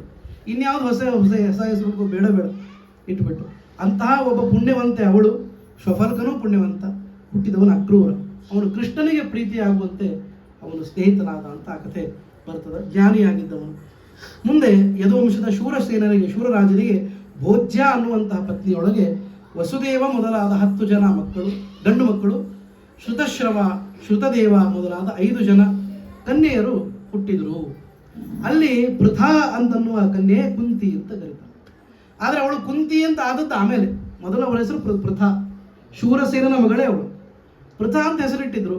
ಕುಂತಿ ಭೋಜ ಅಂತ ಇನ್ನೊಬ್ಬ ರಾಜ ಇದ್ದ, ಅವನು ಕೇಳಿದ ನನಗೊಂದು ದತ್ತಕ್ಕೆ ಕೊಡು ಅಂತ, ಕರ್ಕೊಂಡು ಹೋಗಿದ್ದ ಹುಡುಗಿಯನ್ನು. ಆದ್ದರಿಂದ ಅವಳು ಪೃಥಾ ಆದವಳು ಕುಂತಿ ಅಂತ. ಪೃಥಾ ಆಗಿದ್ದಕ್ಕೆ ಕೃಷ್ಣ ಅವನಿಗೆ ಪಾರ್ಥ ಅಂತ ಕರೆದ, ಕುಂತಿ ಆಗಿದ್ದಕ್ಕೆ ಕೃಷ್ಣ ಅವನಿಗೆ ಕೌಂತೇಯ ಅಂತ ಕರೆದ. ಈಗ ಎರಡೂ ಸತ್ಯನೇ, ಪೃಥಾ ಮತ್ತು ಕುಂತಿ ಅಂತ.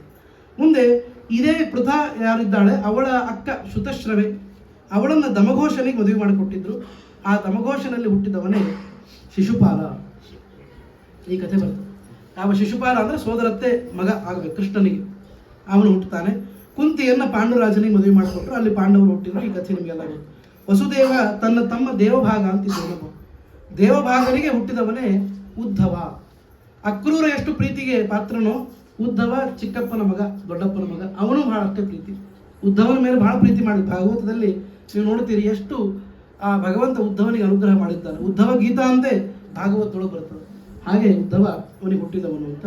ವಸುದೇವನಿಗೆ 13 ಜನ ಪತ್ನಿಯರು: ರೋಹಿಣಿ, ಇಂದಿರಾ, ವೈಶಾಖಿ, ಭದ್ರಾ, ಸುನಾಮ್ನಿ, ಸಹದೇವ, ಶಾಂತಿದೇವ, ಶ್ರೀದೇವಿ, ದೇವರಕ್ಷಿತ, ವೃಕದೇವಿ, ಉಪದೇವಿ, ದೇವಕಿ. ಕೊನೆಗೆ ದೇವಕಿ. ಆ ದೇವಕಿಯೊಳಗೆ ರೋಹಿಣಿಯಲ್ಲಿ ಬಲಭದ್ರ ಹುಟ್ಟುತ್ತಾನೆ. ಶೇಷ, ಆದಿಶೇಷನ ಅವತಾರನಾಗಿ ಬಲಭದ್ರ ರೋಹಿಣಿ ಉದರದಲ್ಲಿ ಹುಟ್ಟಿದರೆ, ಶ್ರೀಕೃಷ್ಣ ಪರಮಾತ್ಮ ದೇವಕಿ ಉದರದಲ್ಲಿ ತಾನು ಹುಟ್ಟುತ್ತಾನೆ ಅಂತ ಆ ಕಥೆಯನ್ನು ಹೇಳ್ತಾರೆ. ಅಂದರೆ ಏನಾಯಿತು ಲೆಕ್ಕ ಅಂತಂದರೆ, ಹೆಚ್ಚು ಕಡಿಮೆ ಪಾಂಡುರಾಜನ ಮೊದಲಿಬ್ಬರು ಮಕ್ಕಳು ಹುಟ್ಟಿದ ಮೇಲೆ ಕೃಷ್ಣ ಮತ್ತು ಅರ್ಜುನ ಒಂದೇ ಕಾಲಕ್ಕೆ ಹುಟ್ಟಿದವರು. ಹೀಗಾಗಿ ಕೃಷ್ಣಾರ್ಜುನರ ವಯಸ್ಸು ಒಂದೇ. ಭೀಮನ ವಯಸ್ಸು ಸ್ವಲ್ಪ ದೊಡ್ಡದು, ಧರ್ಮರಾಜ ಅಂತೂ ಇನ್ನೂ ದೊಡ್ಡವನು ಅಂತ ಇಷ್ಟು ಗೊತ್ತಾಗ್ತದೆ. ಆ ಕಾಲದ ಲೆಕ್ಕದೊಳಗೆ ಇದಿಷ್ಟು ನಡೆದಿದ್ದು ಅಂತ. ಆ ಕೃಷ್ಣ ಹುಟ್ಟಿದ. ಅದಾದ ಮೇಲೆ ಮುಂದೆ ಕೃಷ್ಣ ಹುಟ್ಟಲಿಕ್ಕೆ ಏನು ಕಾರಣ ಆಯಿತು ಅಂತೆಲ್ಲ ಅವ್ರು ಕೇಳ್ತಾರೆ. ಜನಮೇಜಯ ಮೊದಲಿನಿಂದ ಚೆನ್ನಾಗಿ ವಿವರಣೆ ಮಾಡಿದ್ರು, ಮತ್ತು ಸಮಯ ಭಾಳದ ಅಂತ ಜನಮೇಜಯ ಅಂದಿದ್ದ. ಸಮಯ ಭಾಳ ಇಲ್ಲ ಅಂತ ನಾವು ಅಂತ ಇದ್ವಿ. ಹೀಗಾಗಿ ಎಷ್ಟು ಸಾಧ್ಯನೋ ಅಷ್ಟು ನೋಡೋಣ. ಅಲ್ಲಿ ಹೇಳ್ತಾರೆ ಕೃಷ್ಣ ಹುಟ್ಟಲಿಕ್ಕೆ ಏನು ಕಾರಣ ಆಯಿತು. ಆವಾಗ ಹೇಳ್ತಾರೆ, ಕೃಷ್ಣ ಭೂಭಾರ ಹರಣವನ್ನು ಮಾಡಬೇಕಾಗಿತ್ತು, ಅದಕ್ಕಾಗಿ ಅವನು ಹುಟ್ಟಿ ಬಂದ. ಜಾತಕ ಕಂಸ ಪದಾರ್ಥಾಯ ಭೂಭಾರೋತ್ತಾರಣಾಯ. ಒಂದು ಕಂಸನನ್ನು ಕೊಲ್ಲಬೇಕು, ಭೂಭಾರವನ್ನು ಹರಣ ಮಾಡಬೇಕು. ಯಾಕಂದರೆ ಕಂಸನ ಪರಿವಾರನೇ ದೊಡ್ಡ ಭೂಭಾರವಾಗಿ ಕಾಣಿಸಿಕೊಂಡಿದೆ. ಜಗತ್ತೊಳಗೆ ಭೂದೇವಿ ಎಲ್ಲವನ್ನೂ ಹೊರತಾಳಂತ.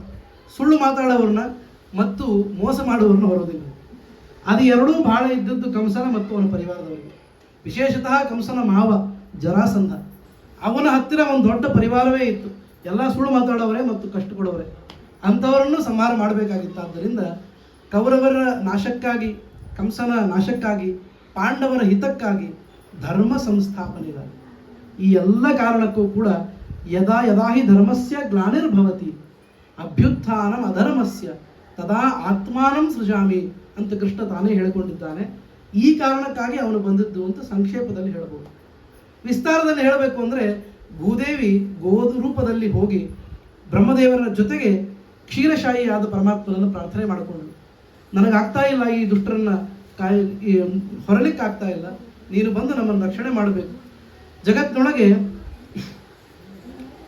ಸುಭಿಕ್ಷೆ ಹೋಗಬೇಕು ಅಂತಂದರೆ ಇಂಥ ದುಷ್ಟರೇ ಕಾರಣ. ಅದಕ್ಕಾಗಿ ಏನು ಮಾಡ್ತೀವೋ ಸ್ವಾಮಿ ಅಂತ ಕೇಳಿದಾಗ, ಉತ್ತಿಷ್ಟ ಉತ್ತಿಷ್ಟ ಗೋವಿಂದ ಕಾರ್ಯಂ ಕಿಂಚಿದ್ ಉತ್ಪನ್ನಂ ಅಂತ ಹೇಳಿ ಬ್ರಹ್ಮದೇವರು ಅವನಿಗೆ ಸುಪ್ರಭಾತ ಹೇಳ್ತಾರೆ. ನಾರಾಯಣನಿಗೆ ಅವನು ಯೋಗ ನಿದ್ರೆಯೊಳಗಿದ್ದ. ಅದಕ್ಕಾಗಿ ಸುಪ್ರಭಾತ ಹೇಳಿ ಅವನನ್ನು ಎಬ್ಬಿಸಿ, ಸ್ವಾಮಿ ಇಷ್ಟೆಲ್ಲ ಇದೆ, ನೀನು ಅವತಾರ ಮಾಡಬೇಕು ಅಂತ ಹೇಳಿ ಕೃಷ್ಣ ಶೇಷಶಾಹಿಯಾದ ನಾರಾಯಣ ಸನ್ನೆ ಮಾಡ್ತಾನೆ ಬ್ರಹ್ಮದೇವರಿಗೆ. ಬ್ರಹ್ಮದೇವರು ಪೂರ್ತಿ ಅದರದ್ದು ಒಂದು ಅದೇನಂತಲ್ಲ ಅಪ್ರೋಚ್ ನೋಟ್ ಬರೆದಿಟ್ಟು, ಹೆಂಗೆ ಇದನ್ನು ಮಾಡಬೇಕು ನಾವು. ಈ ಭೂಭಾರ ಹರಣ ಮಾಡಲಿಕ್ಕೆ ಕೃಷ್ಣ ಒಬ್ಬನೇ ಬಂದ್ರೆ ಆಗುವುದಿಲ್ಲ. ನೀವೆಲ್ಲ ದೇವತೆಗಳು, ವಸು, ರುದ್ರ, ಆದಿತ್ಯರು ಎಲ್ಲರೂ ಬರಬೇಕಲ್ಲಿ. ಎಲ್ಲರೂ ಬಂದು ಅವತಾರ ಮಾಡಿ, ಬೇರೆ ಬೇರೆ ರೂಪದಲ್ಲಿ ಅವತಾರ ಮಾಡಿ ಇಡೀ ಭೂಲೋಕದಲ್ಲಿ ದೇವಲೋಕ ಇಳಿದು ಬರಬೇಕು. ಆವಾಗ ರೋಹಿಣಿ ಉದರದಲ್ಲಿ ಬಲರಾಮ, ಕೃಷ್ಣ ದೇವಕಿ ಉದರದಲ್ಲಿ ಬರ್ತಾನೆ ಅಂತೆಲ್ಲ ಉಪನ್ಯಾಸವನ್ನು ಬ್ರಹ್ಮದೇವರು ದೀರ್ಘವಾಗಿ ಮಾಡ್ತಾರೆ. ಆ ದೀರ್ಘವಾದ ಉಪನ್ಯಾಸ ಮಾಡೋ ಕಾಲಕ್ಕೆ ಅನೇಕ ಕಥೆಗಳು ಬ್ರಹ್ಮದೇವರು ಹೇಳ್ತಾರೆ. ಈಗ ಉದಾಹರಣೆಗೆ ಯಾರು ವಸುಗಳಲ್ಲಿ 8 ಜನ ಯಾಕೆ ಬಂದಲ್ಲಿ ಅವತಾರ ಮಾಡಬೇಕಾಯಿತು, 7 ಜನರನ್ನು ಹುಟ್ಟಿದ ತಕ್ಷಣ ಯಾಕೆ ಗಂಗೆ ಕೊಂದಳು, ಆಮೇಲೆ 8ನೇದವನು ಕೊಲ್ಲಿಲ್ಲ ಯಾಕೆ, ಅವನು ಉಳ್ಕೊಂಡ ಯಾಕೆ, ಇದಕ್ಕೆ ಬೇಕಾಗಿರೋ ಕಥೆಯನ್ನು ಹೇಳಿದರು. ಕಶ್ಯಪರು ಅದಿತಿ ದೇವಿಯರು ಯಾಕೆ ಇಲ್ಲಿ ಇಳಿದು ಬಂದು ಮತ್ತೆ ಅವತಾರ ಮಾಡಬೇಕಾಯಿತು? ವರುಣನ ಆಕಳನ್ನು ಅವರು ಇಸ್ಕೊಂಡು ಬಂದಿರ್ತಾರೆ ಯಾವುದೋ ಒಂದು ಕೆಲಸಕ್ಕೆ. ಯಾಕೆ ವರುಣ ದೇವರ ಹತ್ರ ಒಳ್ಳೆ ಆಕಳಿತ್ತು, ಅದನ್ನು ಇಟ್ಕೊಂಡು ಬಿಡೋಣ ಅಂತ ಅಂದ್ಬಿಟ್ರು ಸುರಭಿ ಮತ್ತು ಅದಿತಿ ದೇವಿಯರು. ಸುರಭಿನೂ ಒಬ್ಬಳು ಹೆಂಡತಿ, ಅದಿತಿ ಅಂತೂ ಪ್ರಧಾನ, ನಿಮಗೆಲ್ಲ ಗೊತ್ತಿದೆ. ಇನ್ನೊಬ್ಬರ ಆಕಳು, ಇನ್ನೊಬ್ಬರ ವಸ್ತು ಕಸ ಇದ್ದಂತೆ ಎಂದೂ ತಗೋಬಾರದು ಅಂತ ಶಾಸ್ತ್ರ ಇದೆ ಅಲ್ಲ. ಅಂತ ದೊಡ್ಡವರು ಮಾಡ್ತಾರೆ ಅಂದರೆ ಕೃಷ್ಣ ಬರಬೇಕಾಗಿದೆ, ಅದಕ್ಕೆ ಇದೆಲ್ಲ ಮಾಡಿದರು. ಇಷ್ಟೇ ಅಭಿಪ್ರಾಯ. ಅವ್ರು ಮಾಡೋದೇನಿದೆ ಅಲ್ಲ ಅದೆಲ್ಲ ಭಗವತ್ ಕಾರ್ಯ ಸಾಧನೆ ಅಂತ ತಿಳಿಬೇಕು. ಅದಕ್ಕಾಗಿ ಆಕಳನ್ನು ಮರಳಿ ಕೊಡಲಿಲ್ಲ, ವರುಣ ದೇವರಿಂದ ಶಾಪ ಆಯಿತು, ನೀವು ಭೂಲೋಕದಲ್ಲಿ ಹುಟ್ಟ್ರಿ ಅಂತ. ಅದಕ್ಕಾಗಿ ಅದಿತಿ ಮತ್ತು ಕಶ್ಯಪರು ಮತ್ತು ಸುರಭಿ ಇವರೇ ಮುಂದೆ ವಸುದೇವ, ದೇವಕಿಯರು ಮತ್ತು ರೋಹಿಣಿಯಾಗಿ ಅಲ್ಲಿ ಹುಟ್ಟುತ್ತಾರೆ ಅಂತ ಕಥೆ ಬರ್ತದೆ. ಅದನ್ನು ಬ್ರಹ್ಮದೇವರು ತಮ್ಮ ಉಪನ್ಯಾಸದಲ್ಲಿ ಹೇಳ್ತಾರೆ. ಇನ್ನೊಂದು ದ್ಯು ಅನ್ನುವಂತಹ ವಸು ಇದ್ದಾನೆ, ಅವನ ಹೆಂಡತಿ ವರಾಂಗಿ ಅಂತ. ಆ ವರಾಂಗಿ ಹೇಳ್ತಾಳೆ, ಬೇರೆ ಬೇರೆ ಸ್ನೇಹಿತರೆಲ್ಲ ಹೇಳಿ ನೀವು ಆಕಳನ್ನು, ವಸಿಷ್ಠರ ಆಕಳನ್ನು ಕದ್ಕೊಂಡು ಬರಬೇಕು ಅಂತ. ಯಾಕೆಂದ್ರೆ ಆಗಿನ ಕಾಲಕ್ಕೆ ಆಕಳು ಅನ್ನೋದು ಅಷ್ಟು ಸಂಪತ್ತಿತ್ತು. ಇವತ್ತು ನಮ್ಗೆ ಆಕಳಿನ ಬಗ್ಗೆ ಅಷ್ಟು ಮಹತ್ವ ಇಲ್ಲ. ಪಾಪ ಗೋದಾನ ಕೊಡ್ರಿ ಅಂತ ಕೇಳಿದ್ರು ಗೋದಾನ ಅಂತೂ ಭಾಳ ದೂರ ಆಯಿತು. ಗ್ರಾಸ ಕೊಡ್ಲಿಕ್ಕೆ ಆಗೋದಿಲ್ಲ ನಮ್ಮ ಕೈ, ಎಲ್ಲಿ ಕೊಡೋದಕ್ಕೆ ಆಗ್ತದೆ? ಅಂಥ ಪರಿಸ್ಥಿತಿ ನಮ್ಮದು. ಆಗಿನ ಕಾಲಕ್ಕೆ ದೊಡ್ಡ ಸಂಪತ್ತು ಅಂದರೆ ಆಕಳೆ, ಬೇರೆ ಏನೂ ಅಲ್ಲ, ಗೋ ಸಂಪತ್ತು. ಅದನ್ನು ಅವರು ಕದ್ದು ಬಂದಿದ್ದಕ್ಕೆ ಮುಂದೆ ಅವರಿಗೆ ಶಾಪ ಆಯಿತು ಅಂತ ಹೇಳ್ತಾರೆ. ಆವಾಗ ಕದ್ದದ್ದು ನಾವು 8 ಜನ ಅಲ್ಲ, ಒಬ್ಬನೇ ಕದ್ದದ್ದು, ನಾವು ಜೊತೆಗೆ ಬಂದವರು ಅಂತ ಅವ್ರು ಕೇಳ್ತಾರೆ. ಅದಕ್ಕಾಗಿ 7 ಜನರಿಗೆ ಏನು ಹೇಳ್ತಾರೆ ಅಂದರೆ, ನೀವು ಹುಟ್ಟಬೇಕು, ತಕ್ಷಣ ಸಾಯಬೇಕು. ಶಾಪ ಉಶಾಪ ಎರಡೂ ಕೊಡ್ತಾರೆ. ಯಾಕಂದರೆ ಅವರಿಗೆ ಭೂಲೋಕದಲ್ಲಿ ಇರಲಿಕ್ಕೆ ಇಷ್ಟ ಇಲ್ಲ, ಅದಕ್ಕಾಗಿ ಅವರನ್ನು ಸಾಯಬೇಕು. ಅದಕ್ಕೆ ಹುಟ್ಟಿ ಸತ್ತವರು ಅವರೆಲ್ಲ ಯಾರ ಕೈಯಲ್ಲಿ? ಗಂಗೆಯ ಕೈಯಲ್ಲಿ. ಗಂಗೆ ಹೆಂಗಂದ್ರೆ ಒಂದು ಕೂಸಿನ ಹಿಡಿಬೇಕು, ತಂದು ನೀರೊಳಗೆ ಎಸಿಬೇಕು. 7 ಸಲ ಮಾಡಿದ್ರು. ಅದು ಅವಳು ಅಲ್ಲಿ ಕಾರಣ ಇಟ್ಟಿದ್ದು ಶಂತನುವಿಗೆ, ಏನೂ ಕೇಳೋ ಹಂಗಿಲ್ಲ, ಕೇಳಿದ ದಿವಸ ನಾ ಹೊರಟೆ ಅಂತ. 8ನೇ ಕೂಸನಿಗೆ ಕೇಳಿದ ಅವನು, ಇದನ್ನಾದರೂ ಉಳಿಸು ಅಂತ. ಆಯ್ತು ಹಾಗಾದ್ರೆ ಇದನ್ನು ಇಟ್ಟುಕೋ ಅಂತ ಹೇಳಿ ತಾನು ಹೊರಟು. ಅಲ್ಲಿ ಉಳಿದವನೇ ಭೀಷ್ಮ. ಪಾಪ ಭೀಷ್ಮನಿಗೆ ತಾಯಿ ಸುಖ ಇಲ್ಲ, ತಂದೆಯ ಸುಖನೂ ಇಲ್ಲ ಒಂದು ಅರ್ಥದೊಳಗೆ. ಯಾಕೆ ಅಂದರೆ ಅವನು ಮತ್ತೊಂದು ಮದುವೆ ಆದ, ಅಲ್ಲಿ ಮತ್ತೆ ವಿಚಿತ್ರ ವೀರ್ಯ ಹುಟ್ಟಿದ, ಹಿಂಗೆಲ್ಲ ಕಥೆ ಬರ್ತದೆ.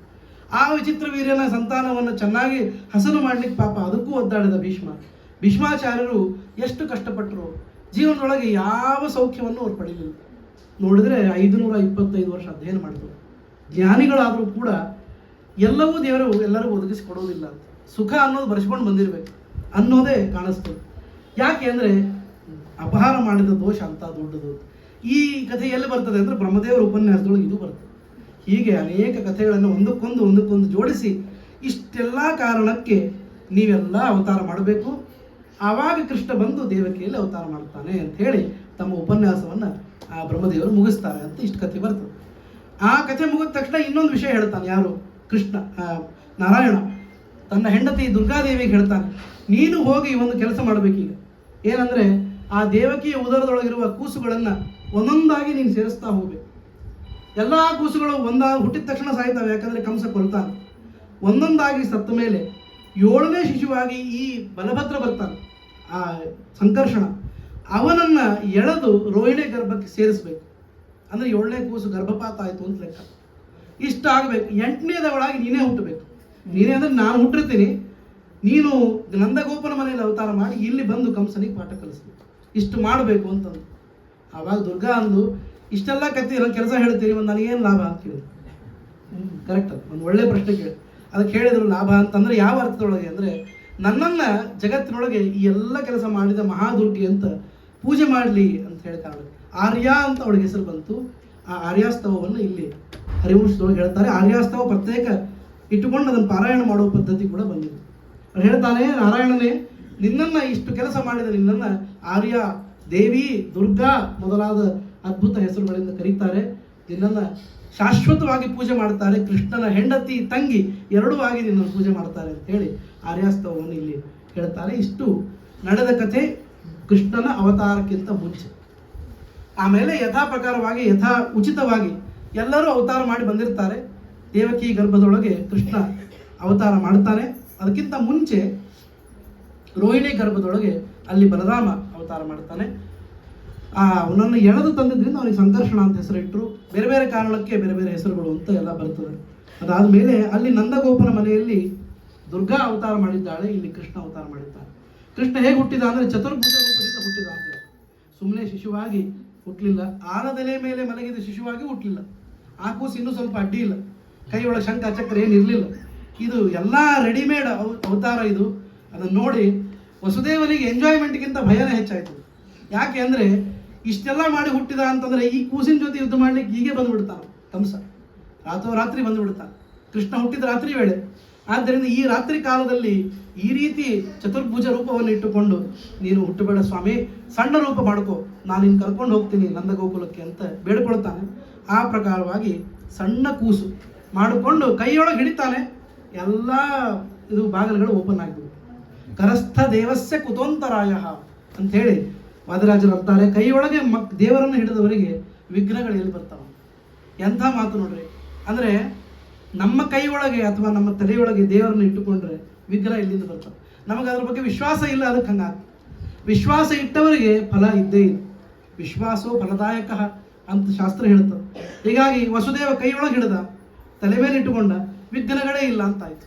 ಭೋರ್ಗರೆಯುವ ಆ ಕಾಲ ಎಂಥ ಕಾಲ, ವರ್ಷಾಕಾಲ.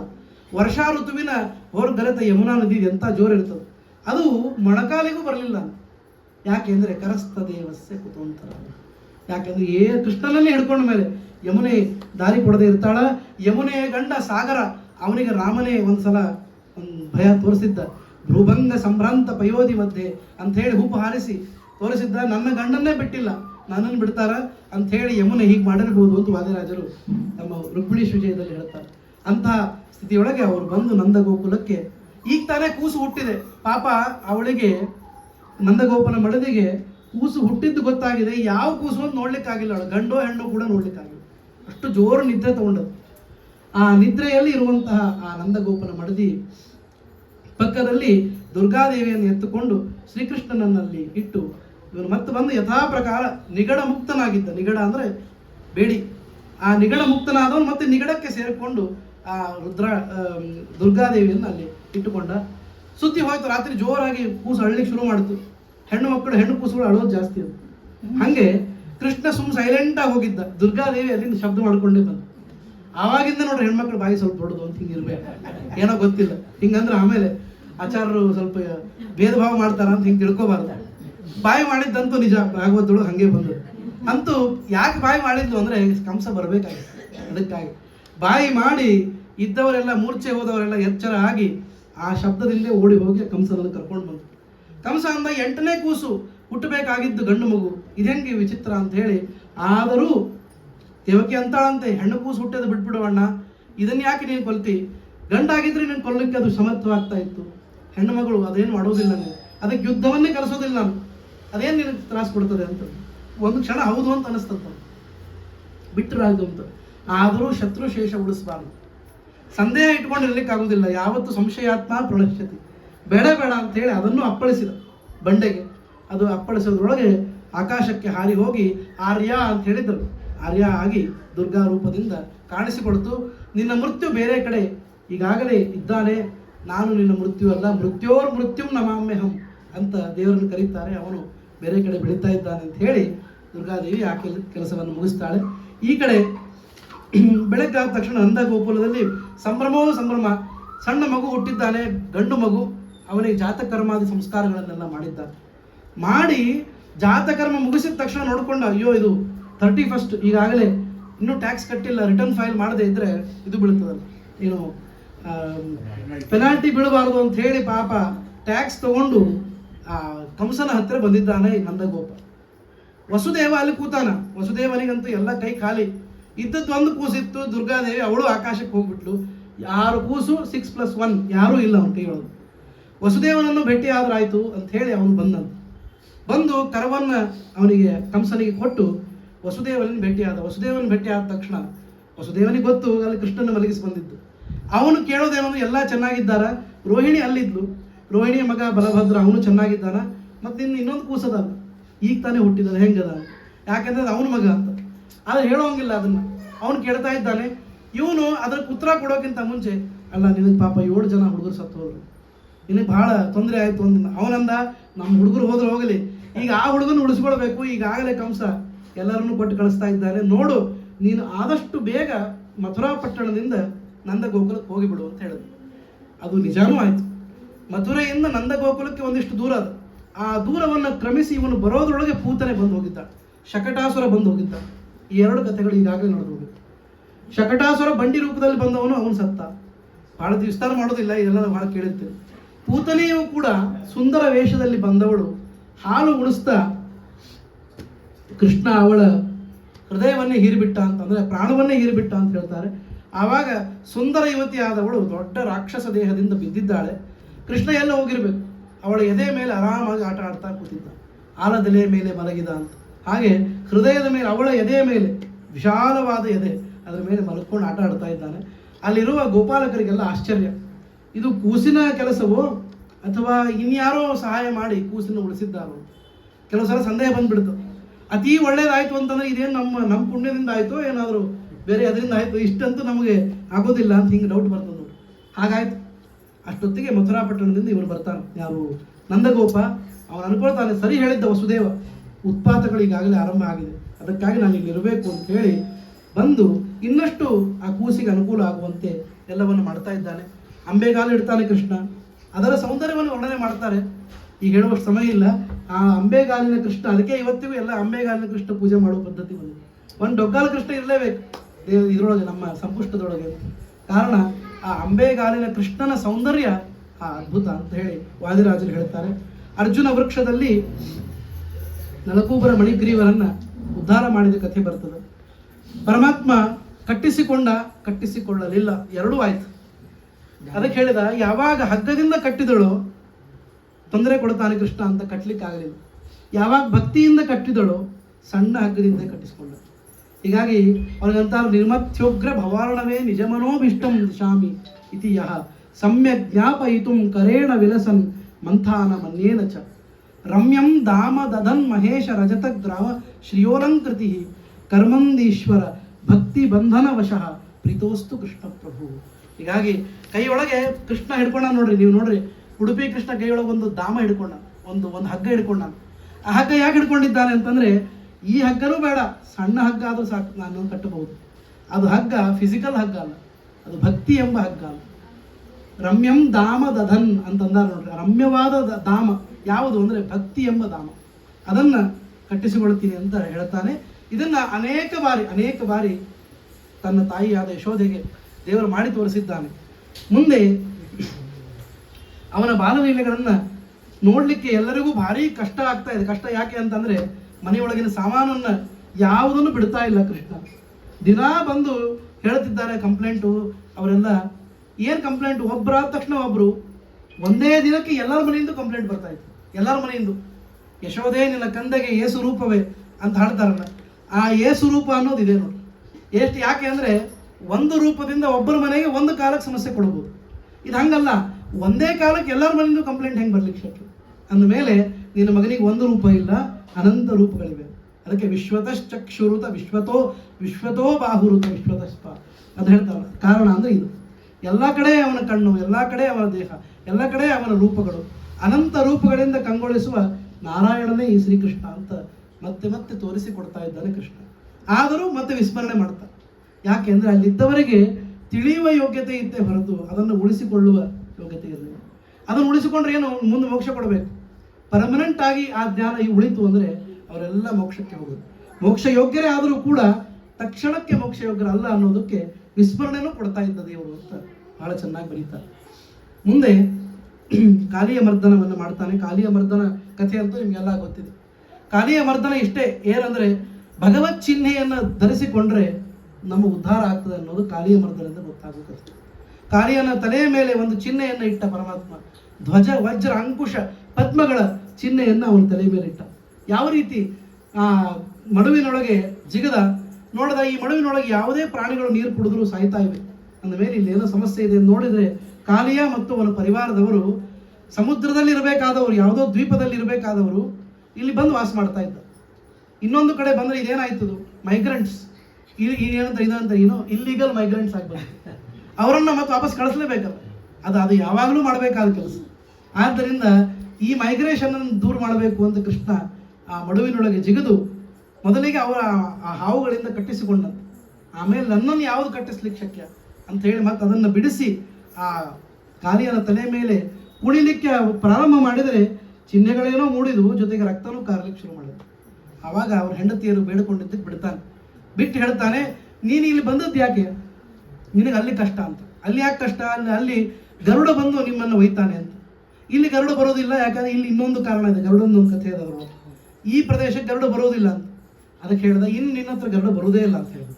ಯಾಕೆ ಅಂದರೆ ಗರುಡ ನಿನ್ನನ್ನು ನೋಡಿದ ತಕ್ಷಣ ನಿನ್ನ ತಲೆ ಮೇಲಿರುವ ಆ ಚಿಹ್ನೆಗಳು ಕಾಣಿಸ್ತಾವನು.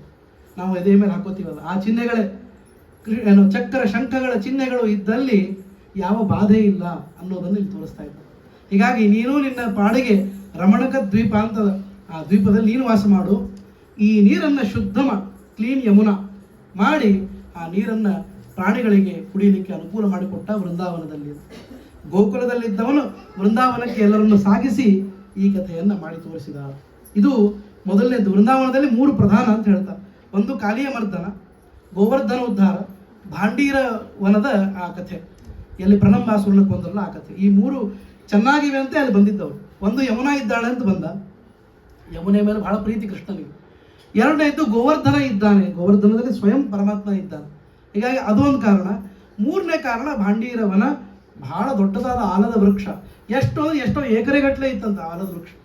ಅಂತಹ ದೊಡ್ಡ ಭಾಂಡೀರ ವನದಲ್ಲಿ ಈ 3 ಚೆನ್ನಾಗಿದೆ ಅಣ್ಣ, ಹೇಗೆ ಮಾಡೋಣ ಅಂತಂದಾಗ ತನ್ನ ರೋಮಗಳಿಂದ ತೋಳಗಳನ್ನು ಸೃಷ್ಟಿ ಮಾಡಿ ಇಲ್ಲಿರಬಾರ್ದು ಅಂತ ಅವ್ರ ಬಾಯಿಯಲ್ಲೇ ಬರೆಸಿ ಗೋಕುಲದಿಂದ ಎಲ್ಲರನ್ನು ವೃಂದಾವನಕ್ಕೆ ಶಿಫ್ಟ್ ಮಾಡಿದ್ದ. ಆ ಶಿಫ್ಟ್ ಮಾಡಿದ ಮೇಲೆ ನಡೆದ 1ನೇ ಕಥೆ ಈ ಕಾಲಿಯ ಮರ್ದನ ಕಥೆ ಹೇಳ್ತಾರೆ. ಆಮೇಲೆ ಧೇನುಕಾಸುರ ಸಂಹಾರ ಆಯಿತು, ಕತ್ತೆಯ ರೂಪದಲ್ಲಿ ಬಂದವರು. ನಾವು ಕತ್ತೆಗಳಂತೆ ಇದ್ದವರು ಧೇನುಕಾಸುರರೇ. ನಮ್ಮನ್ನು ದೇವರು ಕತ್ತೆಯ ರೂಪದಲ್ಲೇ ಇರುವಂತೆ ಮಾಡಿದರೆ, ಅರ್ಥಾತ್ ನಾವು ಕತ್ತೆಗಳಂತೆ ನಡ್ಕೊಂಡ್ರೆ ಪರಮಾತ್ಮ ಸರಿಯಾದ ಶಾಸ್ತಿ ಮಾಡ್ತಾನೆ. ಪ್ರಲಂಬಾಸುರ ಅಂದರೆ ಇದು ಭಾಂಡೀರ ವನದಲ್ಲಿ ನಡೆದ ಕಥೆ. ಆಟ ಆಡ್ತಾ ಇರಬೇಕು ಅಂತ ಬಂದು ಆ ಅಸುರ ಯಾರು ಸೋಲ್ತಾರೋ ಅವರು ಇನ್ನೊಬ್ಬರನ್ನ ಹೊತ್ಕೊಂಡು ಓಡಬೇಕು, ಆಟದ ನಿಯಮ. ಹಾಗೆ ಅವನು ಬಲರಾಮ ಮತ್ತು ಅವನಿಗೆ ಆಟ ಬಿದ್ದಿತ್ತು, ಬೇಕು ಅಂತ ಸೋತು ಆಯ್ತು ನಾನು ಹೊತ್ಕೋತೀನಿ ಅಂತ ಬಲರಾಮನ ಹೊತ್ತುಕೊಂಡು ಓಡಲಿಕ್ಕೆ ಪ್ರಾರಂಭ ಮಾಡಿದ. ಅದು ಈ ಕಡೆಯಿಂದ ಈ ಕಡೆ ಓಡಬೇಕಾಗಿತ್ತು, ಆ ಗಿಡದ ಕಡೆಗೆ, ಗಿಡದ ಅಪೋಸಿಟ್ ಡೈರೆಕ್ಷನ್ಗೆ ಓಡ್ಲಿಕ್ಕೆ ಶುರು ಮಾಡಿ. ಓಡ್ಲಿಕ್ಕೆ ಓಡ್ದ, ಆಕಾಶಕ್ಕೆ ನೆಗೆದ. ಏನು ಬರ್ತಾನೆ ಇಲ್ಲ ಆ ಬಲರಾಮನಿಗೆ ಆಶ್ಚರ್ಯ, ಏನು ನಡೀತಾ ಇದೆ ಅಂತ ಗೊತ್ತಾಗ್ತಿಲ್ಲ. ಕೃಷ್ಣ ನನ್ನ ರಕ್ಷಣೆ ಮಾಡುವಂತ ಒದರಿದ.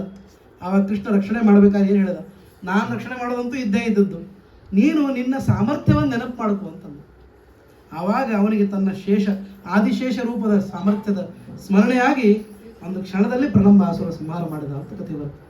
ದೇವರು ನಮ್ಮ ಕೈಯಿಂದ ನಮ್ಮ ಸಾಮರ್ಥ್ಯವನ್ನು ಮೊದಲು ಪ್ರಯೋಗ ಮಾಡಿಸ್ತಾನೆ. ಪುರುಷ ಪ್ರಯತ್ನ ಇಲ್ಲದೆ ಭಗವಂತನ ಪ್ರಯತ್ನ, ಅರ್ಥಾತ್ ಭಗವಂತನ ಅನುಗ್ರಹ ಆಗುವುದಿಲ್ಲ. ವಿಹಾಯ ಪೌರುಷಂ ಯೋಗಿ ದೈವಮೇವಾವಲಂಬತೆ ಪ್ರಾಸಾದ ಸಿಂಹವತ್ತಸ್ಯ ಮೂರ್ಧ್ನಿ ತಿಷ್ಠಂತಿ ವಾಯಸ. ಈಗ ಯಾರು ದೈವವನ್ನು ಮಾತ್ರ ಅವಲಂಬಿಸಿ ಪೌರುಷವನ್ನು ಬಿಡ್ತಾರೋ ದೇವರು ಮಾಡ್ತಾನೆ. ದೇವರು ಕೊಡ್ತಾನೆ. ಇವತ್ತು ಮನೆಯೊಳಗೆಲ್ಲ ಅಕ್ಕಿ ಬೇಳೆ ಇವೆಲ್ಲ ಎಲ್ಲ ಇದೆ. ದೇವರ ಇಚ್ಛೆ ಇದ್ರೆ ಅಡುಗೆ ಆಗ್ತದೆ, ನನಗೆ ಗೊತ್ತಿಲ್ಲ ಅಂತ ಕೂತ್ರೆ ಅಡುಗೆ ಆಗೋದೇ ನಿಶ್ಚಿತವಾಗಿ. ದೇವರಂತಾನೆ, ಮಗನೇ ಕೊಟ್ಟಿದ್ದೆ ಅದಕ್ಕೆ, ನಾನು ಇನ್ನು ಇಷ್ಟೂ ಮಾಡಂಗಿಲ್ಲ ಅಂದ್ರೆ ಹೆಂಗೆ, ಅದನ್ನು ಮಾಡಿ ದೇವರಿಗೆ ಗೋವಿಂದ ಅಂದು ನಾವು ತಿನ್ನಬೇಕು. ಅದಕ್ಕಾಗಿ ಪೌರುಷವಿಲ್ಲದ ದೈವ ಪ್ರಯೋಜನ ಇದೆ, ದೈವ ಇಲ್ಲದ ಪೌರುಷ ಅದು ಪ್ರಯೋಜನ ಇದೆ. ಇದು ಎರಡೂ ಕೂಡಬೇಕು. ಇದಕ್ಕೆ ಒಂದು ಒಳ್ಳೆಯ ಉದಾಹರಣೆ ಅಂದರೆ ಪ್ರಲಂಬಾಸುರನ ಕಥೆ ಅಂತ ನಾವು ತಿಳಿಬೋದು. ಹೀಗಾಗಿ ಆ ಆದಿಶೇಷ ಅದನ್ನು ಮಾಡಿದ್ದಾನೆ. ಮುಂದೆ ಎಲ್ಲರೂ ಕೂಡ ಇಂದ್ರ ದೇವತಾಕವಾದ ಪೂಜೆಯನ್ನು ಮಾಡ್ತಾ ಇದ್ದಾರೆ. ಇಂದ್ರನಿಗೆ ಪೂಜೆ ಮಾಡೋದು ಒಂದು ಪದ್ಧತಿ. ಯಾಕೆಂದರೆ ಅವನು ಮಳೆ ಕೊಡ್ತಾನೆ, ಇಂದ್ರ ಮಳೆ ಕೊಡುವ ದೇವತೆ ಅಂತ ಹೇಳಿ ಇಂದ್ರನಿಗೆ ಪೂಜೆ ಮಾಡ್ತಿದ್ದರು. ಆವಾಗ ಕೃಷ್ಣ ಅಂದ, ನಾವು ಪೂಜೆ ಮಾಡಬೇಕಾಗಿದ್ದು ಮುಖ್ಯವಾಗಿ ಒಂದು ಗೋವು, ಒಂದು ಪರ್ವತ. ನಾವು ಯಾಕಂದ್ರೆ ಪರ್ವತವಾಸಿಗಳು, ನಾವೆಲ್ಲ ಟ್ರೈಬಲ್ ಮಂದಿ ಇರೋರು ಏನು ಮಾಡಬೇಕು, ತಾವು ಯಾವುದರ ಜೊತೆಗೆ ಒಡನಾಟ ಇಟ್ಕೊಂಡಿರ್ತಾರೋ ಅಲ್ಲೇ ದೇವರನ್ನು ಕಾಣಬೇಕು. ಗೊತ್ತಾಯ್ತ್ರಿ? ನಾವು ಬೇರೆ ಏನೋ ಮಾಡುವಂತಿಲ್ಲ. ಈಗ ಬೇಡರವನಿದ್ದ ಅಂದರೆ ತನ್ನ ಕೈ ಒಳಗಿದ್ದ ಬೇಡರ ಯಾವ ಬಿಲ್ಲು ಬಾಣಗಳಿವೆ ಮತ್ತು ಬೇರೆ ಕೊಡಲಿಗಳಿದೆ, ಅದರೊಳಗೆ ಭಗವಂತನ ಪೂಜೆ ಮಾಡಬೇಕು. ಆಯುಧ ಪೂಜೆ ಅಂತ ಅದಕ್ಕೆ ಮಾಡೋದು. ಆಯುಧದೊಳಗೆ ಪೂಜೆ ಮಾಡೋದು ಏನು ಕಾರಣ ಅಂದರೆ, ನಾವು ನಿತ್ಯದಲ್ಲಿ ಬಳಸುವ ಆಯುಧವನ್ನೇ ನಮ್ಮ ಭಗವಂತನ ಸನ್ನಿಧಾನ ಅಂತ ಪೂಜೆ ಮಾಡಬೇಕು. ಒಬ್ಬ ಶಿಕ್ಷಕನಿದ್ದಾನೆ, ಪೆನ್ನಿನೊಳಗೆ ದೇವ್ರ ಪೂಜೆ ಮಾಡಬೇಕು. ಇದೇ ಪದ್ಧತಿ. ಹಾಗೆ ಕೃಷ್ಣ ಹೇಳ್ದ, ನೀವು ಯಾರೋ ಬ್ರಾಹ್ಮಣರು ಮಾಡ್ದಂಗೆ, ಲೋಕದಲ್ಲಿ ಮಾಡ್ದಂಗೆ, ಮಥುರಾ ಪಟ್ಟಣ ದೊಡ್ಡ ಪಟ್ಟಣ, ಅಲ್ಲಿ ಮಾಡ್ತಾರೆ ಯಜ್ಞ ಅಂತೇಳಿ ಇಲ್ಲಿ ಯಜ್ಞ ಮಾಡ್ಲಿಕ್ಕೆ ಆಗ್ತದ? ನಾವು ಟ್ರೈಬಲ್, ನಾವೇನು ಮಾಡಬೇಕು, ಈ ಪರ್ವತಕ್ಕೆ ಪೂಜೆ ಮಾಡಬೇಕು ಅಂತಂದ. ಇಂದ್ರನ ಪೂಜೆ ಬಂದಂತಂದ. ಇಷ್ಟೊತ್ತಿಗಾಗಲೇ ಕೃಷ್ಣ ಮಾಡಿದ ಈ ಎಲ್ಲ ಅಪರಂಪಾರ ಲೀಲೆಗಳನ್ನು ನೋಡಿ ಕೃಷ್ಣ ಹೇಳಿದ್ದನ್ನು ಎಲ್ಲ ಒಪ್ಪಿಬಿಟ್ಟಿದ್ರು. ಆಗಲಿ ಇನ್ನು ಮೇಲಿಂದ ಪೂಜೆ ಪರ್ವತಕ್ಕೆ ಮಾಡೋಣ ಅಂತಂದಾಗ ಭಗವಂತ ಗೋವರ್ಧನನಾಗಿ ಅದರೊಳಗೆ ಸನ್ನಿಹಿತನಾಗಿದ್ದ. ಗೋವರ್ಧನ ಪೂಜೆಯನ್ನು ಎಲ್ಲರೂ ಮಾಡಿದ್ದಾರೆ. ಮಾಡಿದ ಮೇಲೆ ಇಂದ್ರನಿಗೆ ಗೊತ್ತಾಯಿತು, ಈ ವಾರ ಬರಬೇಕಾಗಿರುವ ಸಂದಾಯ ಬಂದಿಲ್ಲಲ್ಲ, ಯಾಕೆ ಇಲ್ಲ ನಿಮ್ಮ ಪೂಜೆ ನಿಂತು ಹೋಗೋದಲ್ಲಿ, ಗೋವರ್ಧನ ತಗೊಂಡ್ಬಿಟ್ಟಿದ್ದಾನೆ ಅದೆಲ್ಲ ಅಂತ. ಅವಾಗ ಕೃಷ್ಣ ಅಂದ, ಇಂದ್ರ ಅಂದ, ಸಂವರ್ತಕ ಮೇಘಗಳನ್ನು ಕರೆದು, ಮೇಘಗಳ ಸುರಿಸ್ತಾವಲ್ಲ ಆ ಮೇಘಗಳಿಗೂ ದೇವತೆಗಳಿದ್ದಾರೆ, ಮೇಘ ದೇವತೆಗಳು, ಅವರನ್ನು ಕರೆದು ಹೇಳ್ದ ಎಷ್ಟು ಮಳೆ ಸುರಿಸ್ಬೇಕು ಅಂದರೆ ಎಲ್ಲರೂ ಕೊಚ್ಕೊಂಡು ಹೋಗ್ಬೇಕು, ಒಂದೇ ಒಂದು ಪ್ರಾಣಿ ಪಕ್ಷಿಗಳು ಉಳಿಬಾರ್ದು, ಅಷ್ಟು ಮಳೆ ಸುರಿಸ್ಬೇಕು, ಪ್ರಳಯ ಕಾಲದ ಮಳೆ ಇದ್ದಂಗೆ ಇರಬೇಕು. ಆ ರೀತಿಯಾಗಿ 7 ದಿನ ಮಳೆ ಸುರಿಸಿದ ಕೃಷ್ಣ ಅಂದ. ಯಾವ ಮಳೆ ಆದ್ರೆ ಏನು ಕತೆ? ಗೋವರ್ಧನ ಪರ್ವತವನ್ನೇ ಎತ್ತಿಬಿಟ್ಟ ಕೃಷ್ಣ. ಕೇಳ್ದ ಅಲ್ಲಿದ್ದವ್ರಿಗೆ, ಇಷ್ಟು ಸಾಕಿಲ್ಲೋ ನಿಮ್ಮ ಜಾಗ ಅಂತ ಕೇಳಿದ್ರು. ಅವ್ರು 7 ದಿನ ನಡೆಯುವಂಗೆ ಜೀವನ ನಡೀತಾ ಇತ್ತು ಆ ಪರ್ವತದ ಬುಡಕ್ಕೆ. ನಿಂತವನು ಇವನೊಬ್ಬ, ಅವನು ಹಿಡ್ಕೊಂಡಿದ್ದಾನೆ, ಎಲ್ಲ ಜನಜೀವನ ಚೆನ್ನಾಗಿ ನಡೀತಾ ಇತ್ತು. ಇಂದ್ರನಿಗೆ ಅವಮರ್ಯಾದೆ ಆಯಿತು. ಆಮೇಲೆ ನೆನಪಾಯಿತು, ನಾ ಯಾರಿಗೆ ಸುರಿಸ್ತಾ ಇದ್ದೀನಿ ನೀರನ್ನ ಅಂತ. ಆಮೇಲೆ ಅಂದ ಹಿಡ್ಕೊಂಡವನು ಕೃಷ್ಣ. ಹಾಗೆ ನಮ್ಮನ್ನು ರಕ್ಷಣೆ ಮಾಡ್ಲಿಕ್ಕೆ ಕೃಷ್ಣನೇ ಇದ್ದಾನೆ ಅಂತಾದರೆ ಆವ ಕೃಷ್ಣ ಕಿಮಲಭ್ಯಂ ಭಗವತಿ ಪ್ರಸನ್ನೇ ಶ್ರೀನಿಕೇತನೆ, ಆ ಶ್ರೀನಿಕೇತನನೇ ಬಂದು ನಿಂತು ರಕ್ಷಣೆ ಮಾಡ್ಲಿಕ್ಕತ್ತಾಗ ಇನ್ನು ಯಾರು ಏನು ಮಾಡ್ಲಿಕ್ಕೆ ಶಕ್ಯ? ಆದ್ದರಿಂದ ನಾ ಮಾಡಿದ್ದು ಅಪರಾಧ ಆಯಿತು ಅಂತ ಇಂದ್ರನಿಗೆ ಗೊತ್ತಾಗಿ 4 ಜನ ಇಲ್ಲದೆ ಇರುವಾಗ ಬಂದು ಕ್ಷಮಾ ಕೇಳ್ತಾನೆ. ಕ್ಷಮಾ ಕೇಳಿ ನನ್ನ ತಪ್ಪನ್ನು ನೀವು ಮನ್ನಿಸಬೇಕು ಅಂತ ಕೇಳಿದಾಗ ಇನ್ನು ಮೇಲೆ ಎಲ್ಲರೂ ಕೂಡ ಗೋವರ್ಧನ ಪೂಜೆಯನ್ನೇ ಮಾಡಬೇಕು ಅಂತ ನಿರ್ಣಯ ಆಯಿತು. ಅವತ್ತಿನಿಂದ ಗೋವರ್ಧನ ಪೂಜೆ ಅಂತ ಅನ್ನೋದು ಇವತ್ತಿಗೂ ನಡ್ಕೊಂಡು ಬಂದಿದೆ ಅಂತ ಹೇಳ್ತಾರೆ. ಮುಂದೆ ಅಲ್ಲಿ ಜನ ಎಲ್ಲ ಕೇಳಲಿಕ್ಕೆ ಶುರು ಮಾಡಿದ್ವಿ. ಗೋವರ್ಧನ ಪರ್ವತ ಆದಮೇಲೆ ಗೊತ್ತಾಯ್ತು ಜನಕ್ಕೆ, ಇಷ್ಟು ದಿನ ನಾವೇನೋ ನಮ್ಮವ ಅಂದ್ಕೊಂಡ್ವಿ, ಕೃಷ್ಣ ನಮ್ಮವ ಅಲ್ಲ, ಇವು ಯಾರೋ ಬೇರೆ ಇದ್ದಾನೆ. ಯಾಕೆಂದರೆ ಪರ್ವತವನ್ನು ಎತ್ತಿ ಹಿಡಿದು ಯಾರು ಮಾಡ್ಲಿಕ್ಕೆ ಶಕ್ಯ? ಕೃಷ್ಣ ನೀ ಯಾರು ಅಂತೆಲ್ಲ ಕೇಳಿದ್ರು. ಕೃಷ್ಣ ಹೇಳ್ದ, ನಾನು ನಿನ್ನ ಸ್ನೇಹಿತ ಅಂತ ತಿಳ್ಕೊಂಡ್ರೆ ಸಾಕು, ಇದಕ್ಕಿಂತ ಏನು ಉತ್ತಮವಾದ ಹೇಳಕ್ಕೆ ಶಕ್ಯ? ಭಗವಂತ ನಾನು ಪರಮಾತ್ಮ, ನಾನು ಷಡ್ಗುಣೈಶ್ವರ್ಯ ಸಂಪನ್ನ ಅಂತ ಹೇಳ್ಕೊಂಡ್ರೆ ನಮಗೆ ಅವನಿಗೆ ಯಾವ ಸಖ್ಯ ಬರಲಿಕ್ಕೆ ಶಕ್ಯ? ಒಬ್ಬವನು ಅಣುವಿಗಿಂತ ಅಣುವಾಗಿದ್ದಾನೆ, ಮಹತ್ತಿಗಿಂತ ಮಹತ್ತಾಗಿದ್ದಾನೆ. ಷಡ್ಗುಣಗಳು ಅವನಲ್ಲಿದ್ದ ಐಶ್ವರ್ಯಸ್ಯ ಸಮಗ್ರಸ್ಯ ವೀರ್ಯಸ್ಯ ಯಶಸಃ ಶ್ರಿಯಃ ಜ್ಞಾನ ವಿಜ್ಞಾನ ಇವಶ್ಚೈವ ಷಣ್ಣಾಂ ಭಗ ಇತೀರಣ. ಈ 6 ಇರುವಂತಹ ಒಬ್ಬ ಮಹಾಜ್ಞಾನಿಗಳಿಗೆ ಭಗವಂತ ಅಂತ ಕರೀತಾರೆ. ಅಂತಹ ಭಗವಂತ ನಾನು ಅಂತ ಅವನು ಹೇಳ್ಕೊಂಡ್ರೆ ಪಾಪ ಈ ದನಕಾಯಿ ಹುಡುಗರು ನಮ್ಮವರು ಅಂತ ಹೆಂಗೆ ಕಟ್ಕೊಂಡು ಕರೀತಾರೆ. ಅದಕ್ಕೆ ಅವನು ಹೇಳ್ದ, ನಿಮ್ಮಲ್ಲೇ ಒಬ್ಬ ದನಕಾಯಿ ಹುಡುಗ ನಾನು ಅಂತ ಹೇಳಿ. ಇದರ ಸಂದೇಶ ಏನು ಅಂತಂದರೆ, ಭಗವಂತ ಎಷ್ಟೇ ದೊಡ್ಡವನಾಗಿರ್ಬೋದು ನನ್ನ ಸ್ನೇಹಿತನಾಗಿದ್ದಾನೆ ಅಂತ ನಾವು ತಿಳಿಬೇಕು. ಯಾವಾಗ ಭಗವಂತ ನಮ್ಮ ಸ್ನೇಹಿತ ಅಂತ ನಮ್ಗೆ ಅನಿಸ್ತದೋ, ನನು ಸಖ ಮಮ ಕಾನನಗೋ ವಿಭು ಅಂತೇನು ಆಚಾರ್ಯರು ಮಧ್ವವಿಜಯದೊಳಗೆ ಹೇಳ್ತಾರೆ, ಆ ಮಾತು ಸತ್ಯ ಅಂತ. ಆಚಾರ್ಯ ಆ ಹಿನ್ನೆಲೆಯೊಳಗೆ ಆ ಮಾತು ಹೇಳಿತ್ತು. ಕೃಷ್ಣ ನೀ ಯಾರು ಅಂತ ಕೇಳಿದ್ರು, ನಿಮ್ಮ ಸ್ನೇಹಿತ ಅಂತಂದ. ಅದನ್ನೇ ಜ್ಞಾಪಿಸ್ಲಿಕ್ಕೆ ಆಚಾರ್ಯರು ವಾಸುದೇವಾಚಾರ್ಯರಿದ್ದಾಗ ಕೇಳಿದ್ರು, 3 ವರ್ಷದ ಹುಡುಗ ಎಲ್ಲಿ ಹೋಗಿ ಎಲ್ಲಿಂದ ಬಂದೆವೋ, ಯಾರಿದ್ರು ನಿನ್ನ ಜೊತೆಗೆ ಅಂತ ಕೇಳಿದರೆ, ಆ ಅರಣ್ಯದೊಳಗಿರುವ ದೇವರಿದ್ದಾನಲ್ಲ, ಅನಂತೇಶ್ವರ ಸ್ವರೂಪಿಯಾದ ದೇವರು, ಅವನೇ ನನ್ನ ಸ್ನೇಹಿತ. ಕುಡುವೂರು ಅಂತ ಅದು ಊರು, ಆ ಊರಿನ ದೇವತೆ ಪರಮಾತ್ಮನೇ ನನ್ನ ಸ್ನೇಹಿತ ಅಂತಂದು ಇದೇ ಕಾರಣಕ್ಕೆ ಅದು ಅಂದಿದ್ದು ಅಂತ ನಾವು ತಿಳಿಬೇಕು. ಹೀಗೆ ಇದೆಲ್ಲ ನಡೀತು. ಕಂಸನಿಗೆ ಗೊತ್ತಾಯಿತು ಯಾವುದು ವರ್ಕ್ ಆಗ್ತಿಲ್ಲ. ಇನ್ನೇನಂದರೆ ಎಲ್ಲರಿಗೂ ಅವರವರ ಊರಿನೊಳಗೆ ಶಕ್ತಿ ಭಾಳ ಇರ್ತದೆ. ಯಾರನ್ನಾದ್ರೂ ಸೋಲಿಸ್ಬೇಕು ಅಂದರೆ ಅವ್ರ ಊರಿನಿಂದ ಅವ್ರು ದೂರಕ್ಕೆ ಕರ್ಕೊಂಬರ್ಬೇಕು. ಮೊಸಳಿಗೆ ನೀರಿನೊಳಗೆ ಶಕ್ತಿ, ಆನೆಗೆ ಹೊರಗಿಂದೇ ಶಕ್ತಿ. ಅದಕ್ಕೆ ಆನೆ ನೀರಿಗೆ ಬಂದಾಗ ಮೊಸಳೆ ಹಿಡಿಲಿಕ್ಕಾಯ್ತು ನೋಡಿ. ಹಾಗೆ ಕೃಷ್ಣನಿಗೆ ಆ ಗೋಕುಲ ವೃಂದಾವನ ಇದು ಅವನಿಗೆ ಒಳ್ಳೆ ಚಮತ್ಕಾರ ಗೊತ್ತಿದೆ. ಅದಕ್ಕಾಗಿ ಏನು ಮಾಡಬೇಕು, ಅವನನ್ನು ಬಯಲಿಗೆ ಕರ್ಕೊಂಡು ಬರಬೇಕು. ಹಿಂದೆ ಈ ನಮ್ಮ ಇತಿಹಾಸ ತೆಗೆದು ನೋಡಿದ್ರೆ ಇಂಥ ಕಥೆಗಳು ಬೇಕಾದಷ್ಟು ಸಿಗ್ತಾವೆ. ಯುದ್ಧದೊಳಗೆ ರಾಣಾ ಪ್ರತಾಪರ ಕಥೆ ನೋಡಿದಾಗ ಗೊತ್ತಾಗ್ತದೆ. ರಾಣಾ ಪ್ರತಾಪರು ಯಾವತ್ತೂ ಆ ಕಾಡು ಬಿಟ್ಟು ಬರ್ತಾ ಇರಲಿಲ್ಲ. ಯಾಕಂದರೆ ಕಾಡಿನೊಳಗೆ ಅವ್ರಿಗೆ ಶಕ್ತಿ ಬಲ ಜಾಸ್ತಿ. ಅವರು ಯುದ್ಧ ಮಾಡುವ ತಂತ್ರ ಕಾಡಿಗೆ ಸೂಟ್ ಆಗ್ತಿತ್ತು. ಆದರೆ ಯಾವಾಗ ಬಯಲು ಈ ನಮ್ಮ ಇದರಂತ ಯಾವುದದು ಪಾಣಿಪತ್ ಆ ಥರದ ಬಯಲು ಪ್ರದೇಶ ಬಂದ್ಬಿಡ್ತು, ಅಲ್ಲಿ ಎಲ್ಲ ಸ್ವತದ್ದೇ ಉಂಟು. ಹೀಗಾಗಿ ಅವರವರಿಗೆ ಅವರವರ ಊರಿನೊಳಗೆ ಶಕ್ತಿ ಜಾಸ್ತಿ. ಕಂಸ ವಿಚಾರ ಮಾಡಿದ, ಇವನು ಮಥುರಾ ಪಟ್ಟಣ ಕರ್ಕೊಂಬರೋಣ. ಮಥುರಾ ಅಂದರೆ ವೆಲ್ ವರ್ಸ್ಡ್, ಅದು ಚೆನ್ನಾಗಿ ವೆಲ್ ಕೆಪ್ಟ್ ಊರದು, ಅಗಲವಾದ ಆಯಕಟ್ಟಿನ ಜಾಗ. ಅಲ್ಲಿ ದೊಡ್ಡದಾದ ಒಂದು ಸನ್ನಾಹವನ್ನು ಮಾಡಿ ಇವನು ಕೃಷ್ಣನ ಬಲಿ ಹಾಕಬೇಕು ಅಂತ ವಿಚಾರ ಮಾಡಿದ್ದು. ಯಾರನ್ನು ಕಳಿಸ್ಕೊಡ್ಬೇಕು? ಅಕ್ರೂರನ್ನು ಕಳಿಸ್ಕೊಟ್ಟು. ಅಕ್ರೂರ ಹೋದ ಕೃಷ್ಣ ಬರ್ತಾನೆ ಅಂತ. ಅದರರ್ಥ ಒಳ್ಳೆಯವರು ಮುಂದೆ ಮಾಡಿದರೆ ನಮ್ಮ ಕೆಲಸ ಆಗ್ತಾವಂತ. ಹೀಗಾಗಿ ಅಕ್ರೂರನ್ನು ಕಳಿಸ್ಕೊಟ್ಟ. ಏನಾದ್ರು ಕರ್ಕೊಂಡು ಬರಬೇಕು ಕೃಷ್ಣನನ್ನು. ಏನಿಲ್ಲ, ಅಲ್ಲಿ ಒಂದು ಧನಸ್ಸೋದ, ಶಿವಧನಸ್ಸು. ಆ ಶಿವಧನಸ್ಸನ್ನು ನಾವು ಅಲ್ಲಿ ಪೂಜೆ ಮಾಡ್ತೀವಿ. ಪ್ರತಿ ವರ್ಷ ಧನಸ್ಸು ಪೂಜೆ ಮಾಡುವ ಒಂದು ಕೆಲಸ, ಬಿಲ್ಲು ಹಬ್ಬ ಅಂತ ಕರೀತಾರೆ. ಒಂಥರ ಇದು ಇದ್ದಂಗೆ, ಆಯುಧ ಪೂಜಾ ಇದ್ದಂಗೆ. ಅದಕ್ಕಾಗಿ ನೀವು ಬರಬೇಕು ಅಂತ ಅವನಿಗೆ ಹೇಳಿ ಕಳಿಸಿದ್ರು. ಎಂದೂ ಇರಲಾರ್ದು ಅದು 8 ವರ್ಷದ ಹುಡುಗರನ್ನ ಯಾರು ಕರೀತಾರೆ? ಕೃಷ್ಣನಿಗೆ ಗೊತ್ತಾಯ್ತು ಇವರು ಸಂಜೆ ಏನು ಅಂತ. ಅಕ್ರೂರನಿಗೂ ಗೊತ್ತಾಯ್ತು. ಅಕ್ರೂರ ಅಂದ, ಯಾವ ಕಾರಣನೇ ಇರಲಿ ಕೃಷ್ಣನ ಹತ್ರ ಹೋಗ್ಲಿಕ್ಕೆ ಬಿಟ್ಟನಲ್ಲ ಇವನು ಮಹಾನುಭಾವ, ಅದೇ ದೊಡ್ಡದು. ಈ ದುಷ್ಟನ ಕಾರಣಕ್ಕಾಗಿ ಕೃಷ್ಣನ ಮೇಲೆ ಪ್ರೀತಿ ಇದ್ದವರು ಅವರು ಊರೇ ಬಿಟ್ಟು ಬಿಟ್ಟಿದ್ರು, ಮಥುರಾ ಪಟ್ಟಣವನ್ನೇ ಬಿಟ್ಟು ಹೋಗ್ಬಿಟ್ಟಿದ್ರು. ಸ್ವಲ್ಪ ಜನ ಉಳ್ಕೊಂಡಿದ್ರು, ಅದರಲ್ಲೂ ಅಕ್ರೂರನು ಒಬ್ಬ. ಹೆಂಗೆ ಹೋಗೋದು ಕೃಷ್ಣನ ನೋಡಬೇಕು, ಈ ದುಷ್ಟನನ್ನು ದೂರ ಮಾಡಿ ನೋಡ್ಲಿಕ್ಕೆ ಶಕ್ಯ ಇಲ್ಲ, ಅವನೇ ಕಳಿಸ್ಕೊಡ್ತಾ ಇದ್ದ. ಭಾಳ ಚಲೋ ಆಯಿತು ಅಂತಂದ್ರೆ ಅಲ್ಲಿ ಬಂದು ಕೃಷ್ಣ ದೂರದಿಂದ ನೋಡಿದ, ಹಾಲು ಕರೀತಾ ಇದ್ದಾನೆ. ಏನು ಪ್ರೀತಿ ಆಯಿತು, ಎಲ್ಲ ಗೊತ್ತಾಯ್ತು. ಇಲ್ಲೆಲ್ಲ ಓಡಾಡಿದ ಪಾದಗಳು, ಒಂದಿಷ್ಟು ಸಾದಾ ಪಾದಗಳು ನಮ್ಮಂಥವು, ಒಂದಿಷ್ಟು ಪಾದಗಳ ಮೇಲೆ ಚಿಹ್ನೆಗಳು. ಇದು ಕೃಷ್ಣನ ಚಿಹ್ನೆ ಅಂತ ಗೊತ್ತಾಯ್ತು. ಹೀಗಾಗಿ ಕೃಷ್ಣ ಇಲ್ಲೇ ಇದ್ದಾನೆ ಅಂತ ಹೋಗಿ ಅವನನ್ನು ಅಪ್ಪಿಕೊಂಡು ಪ್ರೀತಿಯಿಂದ ಆಲಿಂಗನ ಮಾಡಿಕೊಂಡು ಬಿಲ್ಲು ಹಬ್ಬಕ್ಕೆ ಬರಬೇಕು, ನಮ್ಮ ರಾಜರು ಹೇಳಿ ಕಳಿಸಿದ್ದಾರೆ ಅಂತ. ಆ ರಾಜರಿಗೋಸ್ಕರನೇ ಬರೋರಿದ್ದೀವಿ ನಾವು ಅಂತಂದ ಕೃಷ್ಣ. ಇನ್ನು ಸ್ವಲ್ಪ ಅದೇ ಕೆಲಸನೇ ಅದ, ಮೊದಲನೇದ್ದೇ ಅದದು ಜಾತಕ ಕಂಸ ಪದಾರ್ಥಾಯ ಅಂತ ನಂಬರ್ 1. ಅದಕ್ಕಾಗಿ ಬರಬೇಕು ನಾವು ಅಂತ ಹೇಳಿ ಅವನ ಜೊತೆಗೆ ರಥ ಹತ್ತಿ ಬಂದರು. ದಾರಿಯೊಳಗೆ ಅವರು ನಾವು ಇಲ್ಲೇ ತಂಗುತ್ತೀವಿ, ನೀನು ಮುಂದೆ ಹೋಗು ಅಂತ ಹೇಳಿದ್ರು. ಅಕ್ರೂರ ಅಂದ, ನಾನು ಸಂಧ್ಯಾವಂದನೆ ಮಾಡಿ ಮುಂದೆ ಹೋಗ್ತೇನೆ, ತಡ ಆಗೋಂಗಿಲ್ಲ, ಕೃಷ್ಣನೇ ಜೊತೆಗಿದ್ದಾನೆ, ಇನ್ನು ಯಾರಿಗೆ ವಂದನೆ ಮಾಡೋದು.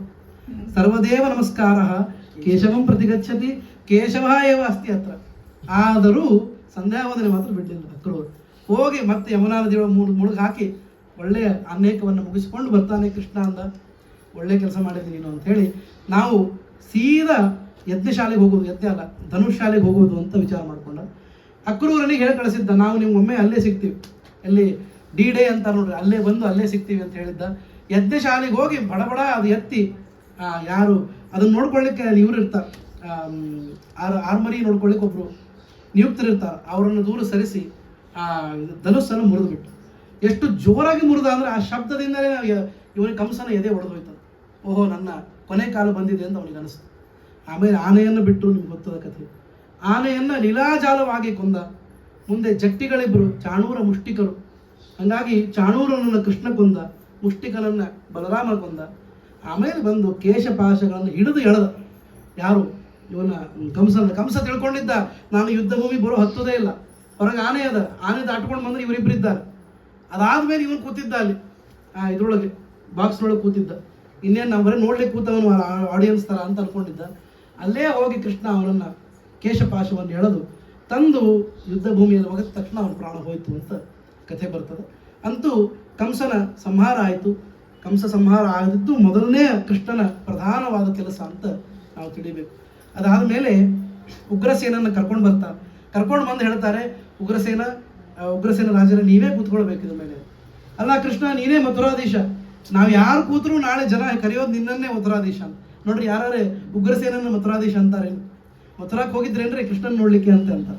ಯಾಕೆ ಅಂದರೆ ನಾವು ಯಾರು ಕೂತರು ಅಷ್ಟೇ, ನಿನ್ನ ಆಸ್ತಿನೇ ಅದು, ಈಶಾವಾಸ್ಯನೇ ಅದು, ಆದ್ದರಿಂದ ನೀನೇ ಕೂಡು ಅಂದ. ಕೃಷ್ಣ ಅಂದ, ನನಗೆ ಈ ರಾಜ್ಯದ ಆಸೆ ಇಲ್ಲ, ಮತ್ತು ನೀನು ಅತ್ಯಂತ ಯೋಗ್ಯನಾದವನು, ಮಗನ ದೌಷ್ಟ್ಯದಿಂದ ಇಷ್ಟು ದಿವಸ ಜೈಲಿನೊಳಗಿದ್ದಿ, ಅದಕ್ಕೆ ನೀನೇ ಕೂಡಬೇಕು ಅಂತ ವೃದ್ಧನಾದ ಉಗ್ರಸೇನನ್ನೇ ಅಲ್ಲಿ ಪಟ್ಟ ಕಟ್ಟಿ ನಾವು ನೋಡ್ತಾನೆ ಇನ್ನೇನು ಮಾಡಬೇಕು, ನಾವು ನೆಕ್ಸ್ಟ್ ಕೆಲಸ ಯಾವುದು, ಸ್ವಲ್ಪ ದಿವಸ ನಾವು ಆಶ್ರಮಕ್ಕೆ ಹೋಗಿ ಪಾಠ ಓದಬೇಕು.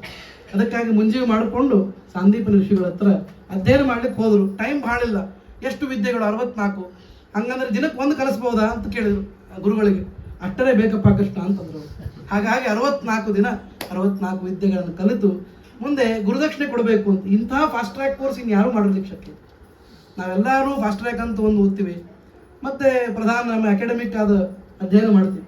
64 ದಿನದೊಳಗೆ ಯಾವ ಕೋರ್ಸ್ ಮುಗೀತದೆ? ಇದು ಕೋರ್ಸ್ ಅಲ್ಲ, 64 ದಿನದೊಳಗೆ ಎಲ್ಲ ವಿದ್ಯೆನೇ ಮುಗಿದೋದು, 64 ವಿದ್ಯೆಗಳು ಮುಗೀತು ಅಂತ. ಆವಾಗ ಅವರು ಗುರುಗಳಂದರು, ನಾವು ಹಿಂದೆ ಪ್ರಭಾಸ ಕ್ಷೇತ್ರಕ್ಕೆ ಹೋದಾಗ ಪ್ರಭಾಸದ ಆ ಸಮುದ್ರದಲ್ಲಿ ನನ್ನ ಮಗ ಮುಳುಗಿ ಸತ್ತು ಹೋಗಿದ್ದಾನೆ, ಅವನಲ್ಲಿ ಏನಾದ್ರು ತಂದು ಕೊಡ್ಲಿಕ್ಕೆ ಆಗ್ತದ ನೋಡು ಅಂತ. ಕೃಷ್ಣ ಅಂದ, ಗುರುಗಳು ಬಹಳ ಬುದ್ಧಿವಂತಿರ್ತಾರೆ, ನಮ್ಮಂತಹ ಶಿಷ್ಯರಿಗೆ ಇಂತಹ ಗುರುಗಳೇ ಇರಬೇಕು, ಅದಕ್ಕಾಗಿ ಒಳ್ಳೆಯದನ್ನು ಕೇಳಿದರು. ಕೃಷ್ಣ ಅಂದ, ಸರಿ, ಅದು ಹೊಂದಬೇಕು ಅಂತಲೇ ಆ ರೀತಿಯಾಗಿ ಅವರವರ ಕರ್ಮ ಕೂಡಿ ಬಂದಿತ್ತು. ಅದಕ್ಕಾಗಿ ಸೀದಾ ಪಾತಾಳಕ್ಕೆ, ಸಮುದ್ರದ ಎಲ್ಲಿ ಮುಳುಗಿದ್ನಲ್ಲ ಅಲ್ಲೇ ಹೋದ. ಅಲ್ಲಿ ಹೋಗಿ ನೋಡಿದರೆ ಅವ್ರ ಮಗ ಇಲ್ಲ. ಈಗಾಗಲೇ ಅವನನ್ನು ಮತ್ತೆ ಅವನ ಯೋಗ್ಯವಾದ ಸ್ಥಾನ ಯಮಪಟ್ಟಣ ಕಳಿಸಿದ್ದಾರೆ. ಈಗ ಯಮನ ಹತ್ತಿರ ಯಮ ಬಂದ ಮೇಲೆ ಕೈಕಾಲು ಅರ್ಘ್ಯ ಪಾದ್ಯಗಳನ್ನೆಲ್ಲ ಕೊಟ್ಟು ಯಮದೇವರಿಗೆ ಕೇಳಿದ, ನಮ್ಮ ಗುರುಗಳ ಮಗ ಇದ್ದಾನೆ, ಕೊಟ್ಟು ಕಳಿಸು ಅಂತಂದು. ಅವನಂದ, ನಮ್ಮ ಊರಿಂದು ನೀನೇ ಮಾಡಿಕೊಟ್ಟಿದ್ದಿ SOP ಏನದ ಅಂತ ಹೇಳಿ. ಆ SOP ಪ್ರಕಾರ ನಾವು ಕೊಟ್ಟು ಕಳಿಸೋಂಗಿಲ್ಲ ಯಾರನ್ನು. ಮುಂದಿನ ದೇಹ ಯಾವ್ದು ಬರ್ತದೋ ಅದು ಫಿಕ್ಸ್ ಆಗಿ ಕರ್ಮಗಳೆಲ್ಲ, ಕರ್ಮ ಧರ್ಮ ಸಂಯೋಗ ಎಲ್ಲ ಸೆಟ್ ಆಗಿ ಅವ್ರು ಆ ಪ್ರಕಾರ ಅಲ್ಲಿ ಬರಬೇಕು. ಕೃಷ್ಣ ನೀ ಬಂದರೂ ಕೊಡೋದಿಲ್ಲ ಅಂತಂದು. ಕೃಷ್ಣ ಅಂದ, ಯಾಕೋ ಮರ್ತೋದೇನು, ಮೃತ್ಯುಂ ನಮಾಮ್ಯಹಂ ಅಂತಾರೆ, ನಿನಗೇನಾದರೂ ದಾರಿ ತೋರಿಸ್ಬೇಕ ನಾನು ಅಂತ ಕೇಳ್ದ. ಆಮೇಲೆ ನೆನಪಾಯ್ತು, ಹೌದಲ್ಲ, ಕೃಷ್ಣನಿಗೆ ಯಾವುದು ಇದು ಹೊಂದೋದಿಲ್ಲ, ಎಕ್ಸಂಪ್ಷನ್, ನಂಬರ್ 1 ಎಕ್ಸಂಪ್ಷನ್ ಅಥವಾ ಫಾರ್ ಎವರ್ ಎಕ್ಸಂಪ್ಷನ್. ಅದಕ್ಕಾಗಿ ಅವನಿಗೆ ಕೊಟ್ಟು ಕಳಿಸಿದ. ಆ ಮಗನನ್ನು ತಂದು ಗುರುಗಳಿಗೆ ಕೊಟ್ಟು ನಮಸ್ಕಾರವನ್ನು ಮಾಡಿ ಸಂದೀಪ ಋಷಿಗಳ ಹತ್ರ ಎದ್ದು ಬಂದ ಅಂತ. ಆ ಕಾಲದಲ್ಲೇ ಮತ್ತೆ ಸ್ನೇಹಿತನಾಗಿ ಸುಧಾಮನ ಕಥೆ ಬರ್ತದೆ ಅಂತ ಅಷ್ಟು ಕಥೆ ಬಂತು. ಮುಂದೆ ಈ ಕೃಷ್ಣ ಇದು ಅಸ್ಥಿಪ್ರಾಸ್ತಿಯರು ಅಂದರೆ ಇವರ ಕಂಸನ ಹೆಣ್ಣು ಮಕ್ಕಳಿದ್ರಲ್ಲ ಹೆಂಡತಿಯರು, ಅವರಿಬ್ಬರು ಜರಾಸಂಧನ ಮಕ್ಕಳು. ಅವ್ರು ಹೋಗಿ ಜರಾಸಂಧನಿಗೆ ದೂರು ಕೊಟ್ಟು, ಅಪ್ಪ ನೀನು ಕೃಷ್ಣನ ಮೇಲೆ ಯುದ್ಧ ಮಾಡಬೇಕು, ಒಂದಲ್ಲ ಎರಡಲ್ಲ ಎಷ್ಟು ಬಾರಿ ಮಾಡಿದರೂ ಅಡ್ಡಿ ಇಲ್ಲ, ಅವನನ್ನು ಸಂಹಾರ ಮಾಡಿ ನಮ್ಮ ಮನಸ್ಸಿಗೆ ಸಮಾಧಾನ ತಂದು ಕೊಡಬೇಕು ಅಂತ. ಜರಾಸಂಧನಿಗೆ ಇವರೆಲ್ಲ ಸ್ನೇಹಿತರು, ದುಷ್ಟರೇ ಎಲ್ಲ ಸ್ನೇಹಿತರು. ಹಾಗಾಗಿ ಅವನು 23 ಅಕ್ಷೋಹಿಣಿ ಸೈನ್ಯವನ್ನು ಇಟ್ಟುಕೊಂಡಿದ್ದು, 18 ಅಲ್ಲ 23. ಕೃಷ್ಣನಿಗೆ ಅದೇ ಬೇಕಾಗಿತ್ತು, ಆ ದೊಡ್ಡ ಖಜಾನೆ ಓಪನ್ ಆಗಬೇಕು. ಅದಕ್ಕೆ ಅವನೇನು ಮಾಡಿದ, ಪ್ರತಿ ಸಲ ಸೋಲಿಸೋದು, ಸಾಯಿಸೋದಿಲ್ಲ, ಪ್ರತಿ ಸಲ ಅವನನ್ನು ಸೋಲಿಸಿ ಕಳಿಸೋದು ಜರಾಸಂಧನನ್ನು. ಯಾಕೆ ಅಂದರೆ ಅವನು ಮತ್ತೊಂದಿಷ್ಟು ಜನನ ಕರ್ಕೊಂಡು ಬರ್ತಾನೆ ಸನ್ನಾಹ ಮಾಡಿ ಅಂತ. ಯಾಕೆ ಮುಂದೆ ಕೊಲ್ಲಿಸ್ಲಿಕ್ಕೆ ಭೀಮಸೇನ ಇದ್ದಾನೆ, ಅವನಿಂದ ಆ ಕೆಲಸ ಮಾಡಿಸ್ಬೇಕು.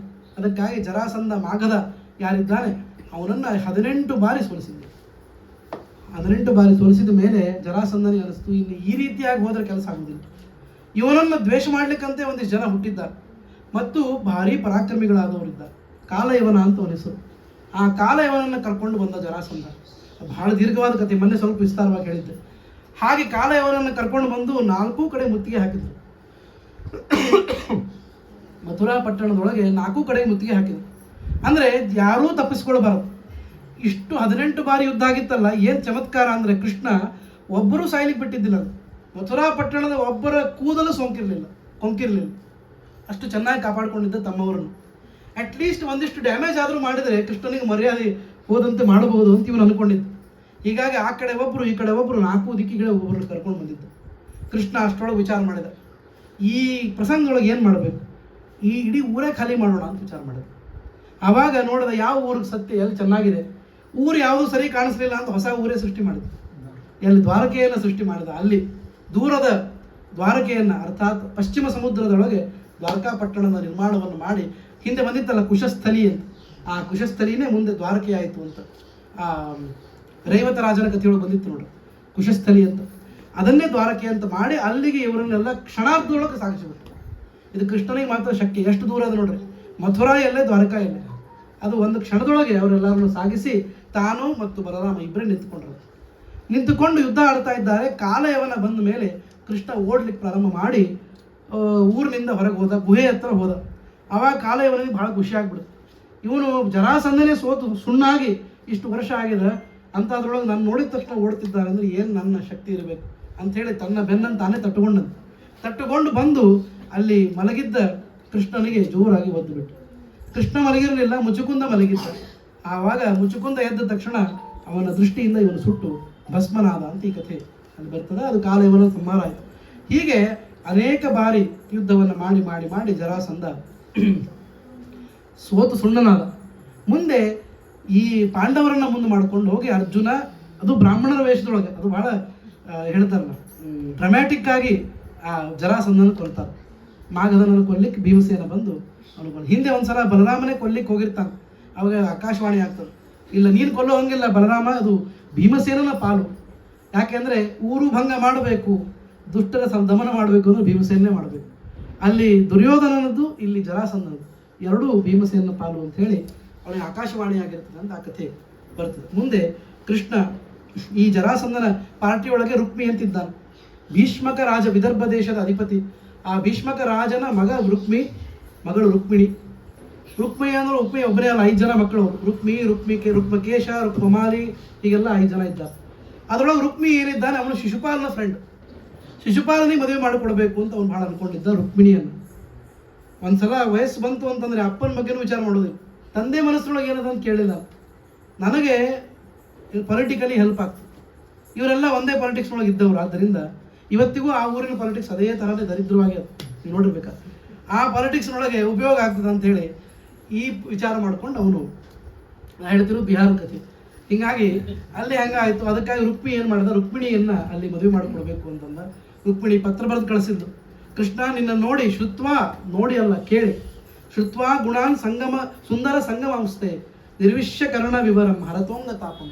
ನಿನ್ನ ಹೆಸರು ಕೇಳಿದ ತಕ್ಷಣ ತಂಪಾಗ್ತದೆ ಜಗತ್ತಿನೊಳಗೆ, ನನಗೆ ನೀನೇ ಬೇಕು ಅಂತ ಹೇಳಿ ನನ್ನ ಮನಸ್ಸು ಲಜ್ಜೆಯನ್ನು ಬಿಟ್ಟು, ಹೆಣ್ಮಕ್ಳು ಯಾರು ಮೊದಲಿಗೆ ಪತ್ರ ಬರೆಯೋದಿಲ್ಲ, ಗಂಡಸರ ಮೊದಲು ಹೇಳಲಿ ಅಂತ ಇರ್ತದೆ ಅವರ ಅಪೇಕ್ಷೆ. ಆದರೆ ಈ ಪ್ರಸಂಗದೊಳಗೆ ಅದಲ್ಲ, ರುಕ್ಮಿಣಿನೇ ಪತ್ರ ಬರೆದು ವಿಪ್ರ ಸಂದೇಶವನ್ನು ಕಳಿಸಿ ಕೃಷ್ಣ ಬಂದು ಅವಳನ್ನು ಕರ್ಕೊಂಡು ಹೋಗಿ ಅವಳನ್ನು ಮದುವೆ ಆಗ್ತಾನೆ. ಶಚೀದೇವಿಯ ಆ ಗುಡಿ ಅಂಬಿಕಾದೇವಿಯ ದೇವಸ್ಥಾನದಿಂದ ಅವಳನ್ನು ಒಬ್ಬ ಕ್ಷತ್ರಿಯ, ಶ್ರೇಷ್ಠ ಕ್ಷತ್ರಿಯ ಹೇಗೆ ತನ್ನ ಪಾಲಾದ ಸಿಂಹವೂ ತನ್ನ ಪಾಲನ್ನು ತೆಗೆದುಕೊಂಡು ಹೋಗುವಂತ ಆ ಕ್ಷತ್ರಿಯ, ನದಿಗಳೆಲ್ಲ ನೋಡ್ಕೊಂಡು ನಿಂತಿರ್ತಾವೆ. ಸಿಂಹ ಬಂದಾಗ ಸುಮ್ಮನೆ ಇರ್ತಾವೆ, ಯಾವ ಮಾತಾಡೋದಿಲ್ಲ. ಹಾಗಾಗಿ ಸಿಂಹ ಬಂದು ಸಿಂಹದಂತೆ ತಗೊಂಡು ಹೋಗ್ತಾವೆ. ಹಾಗೆ ರುಕ್ಮಿಣಿಯನ್ನು ಎತ್ತುಕೊಂಡು ಹೋಗಿ ದ್ವಾರಕೆಗೆ ಬಂದು ರುಕ್ಮಿಣಿಯನ್ನು ವಿವಾಹವನ್ನು ಮಾಡ್ಕೊಂಡಿದ್ದಾನೆ ಕೃಷ್ಣ ಅಂತ ಆ ಕಥೆ ಬರ್ತದೆ. ಆ ಕೃಷ್ಣನಿಗೆ ರುಕ್ಮಿಣಿಯಲ್ಲಿ ಚಾರುದೇಶ್ನ, ಸುದೇಶ್ನ, ಪ್ರದ್ಯುಮ್ನ ಮೊದಲಾದ ಮಕ್ಕಳು ಹುಡ್ತಾರೆ. ಆ ಪ್ರದ್ಯುಮ್ನ ಮೊದಲಾದ ಮಕ್ಕಳ ಕಥೆಯನ್ನು ಮುಂದೆ ವಿಸ್ತಾರ ಮಾಡುತ್ತಾರೆ. ಪ್ರದ್ಯುಮ್ನಿಗೆ ಎಷ್ಟು ಚೆನ್ನಾಗಿದೆ. ರುಕ್ಮಿ ತಾನು ತಂಗಿಯನ್ನು ಇವನು ಅಪಹಾರ ಮಾಡ್ಕೊಂಡು ಹೋದ್ಮೇಲೆ ಅವನು ಫೈಟ್ ಮಾಡ್ಲಿಕ್ಕೆ ಬಂದಿರ್ತಾನೆ.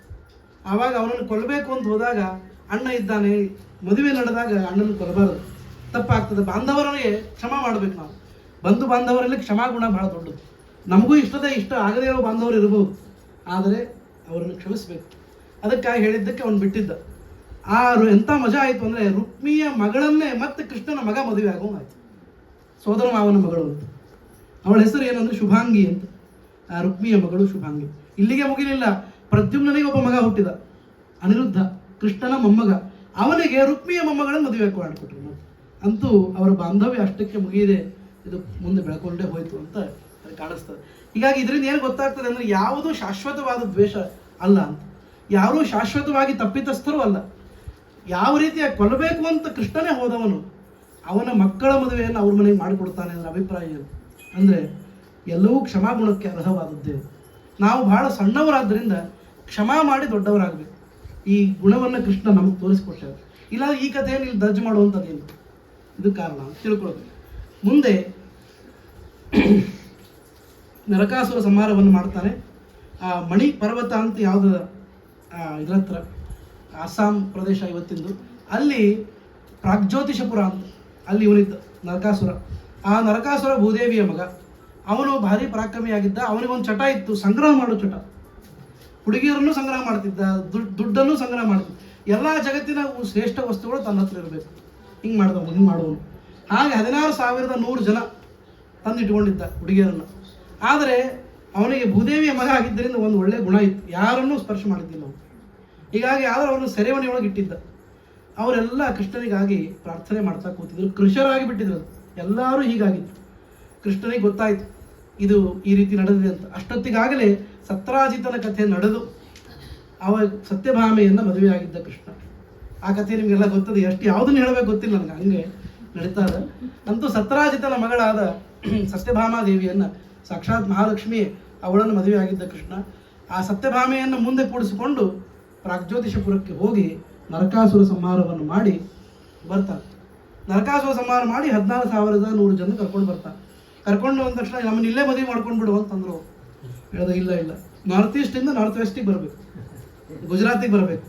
ಆವಾಗ ಮತ್ತೆ ಯಥಾ ಪ್ರಕಾರ ದ್ವಾರಕೆಯಲ್ಲಿ ಮದುವೆ ಆಗ್ತೀನಿ ಅಂತ ಅವ್ರನ್ನೆಲ್ಲ ಏರ್ಲಿಫ್ಟ್ ಮಾಡ್ಕೊಂಡು ಬಂದು ಇಲ್ಲಿ ಮದುವೆ ಆದ ದ್ವಾರಕೆಯಲ್ಲಿ ಅಂತ ಸುದ್ದಿ ಬರುತ್ತೆ.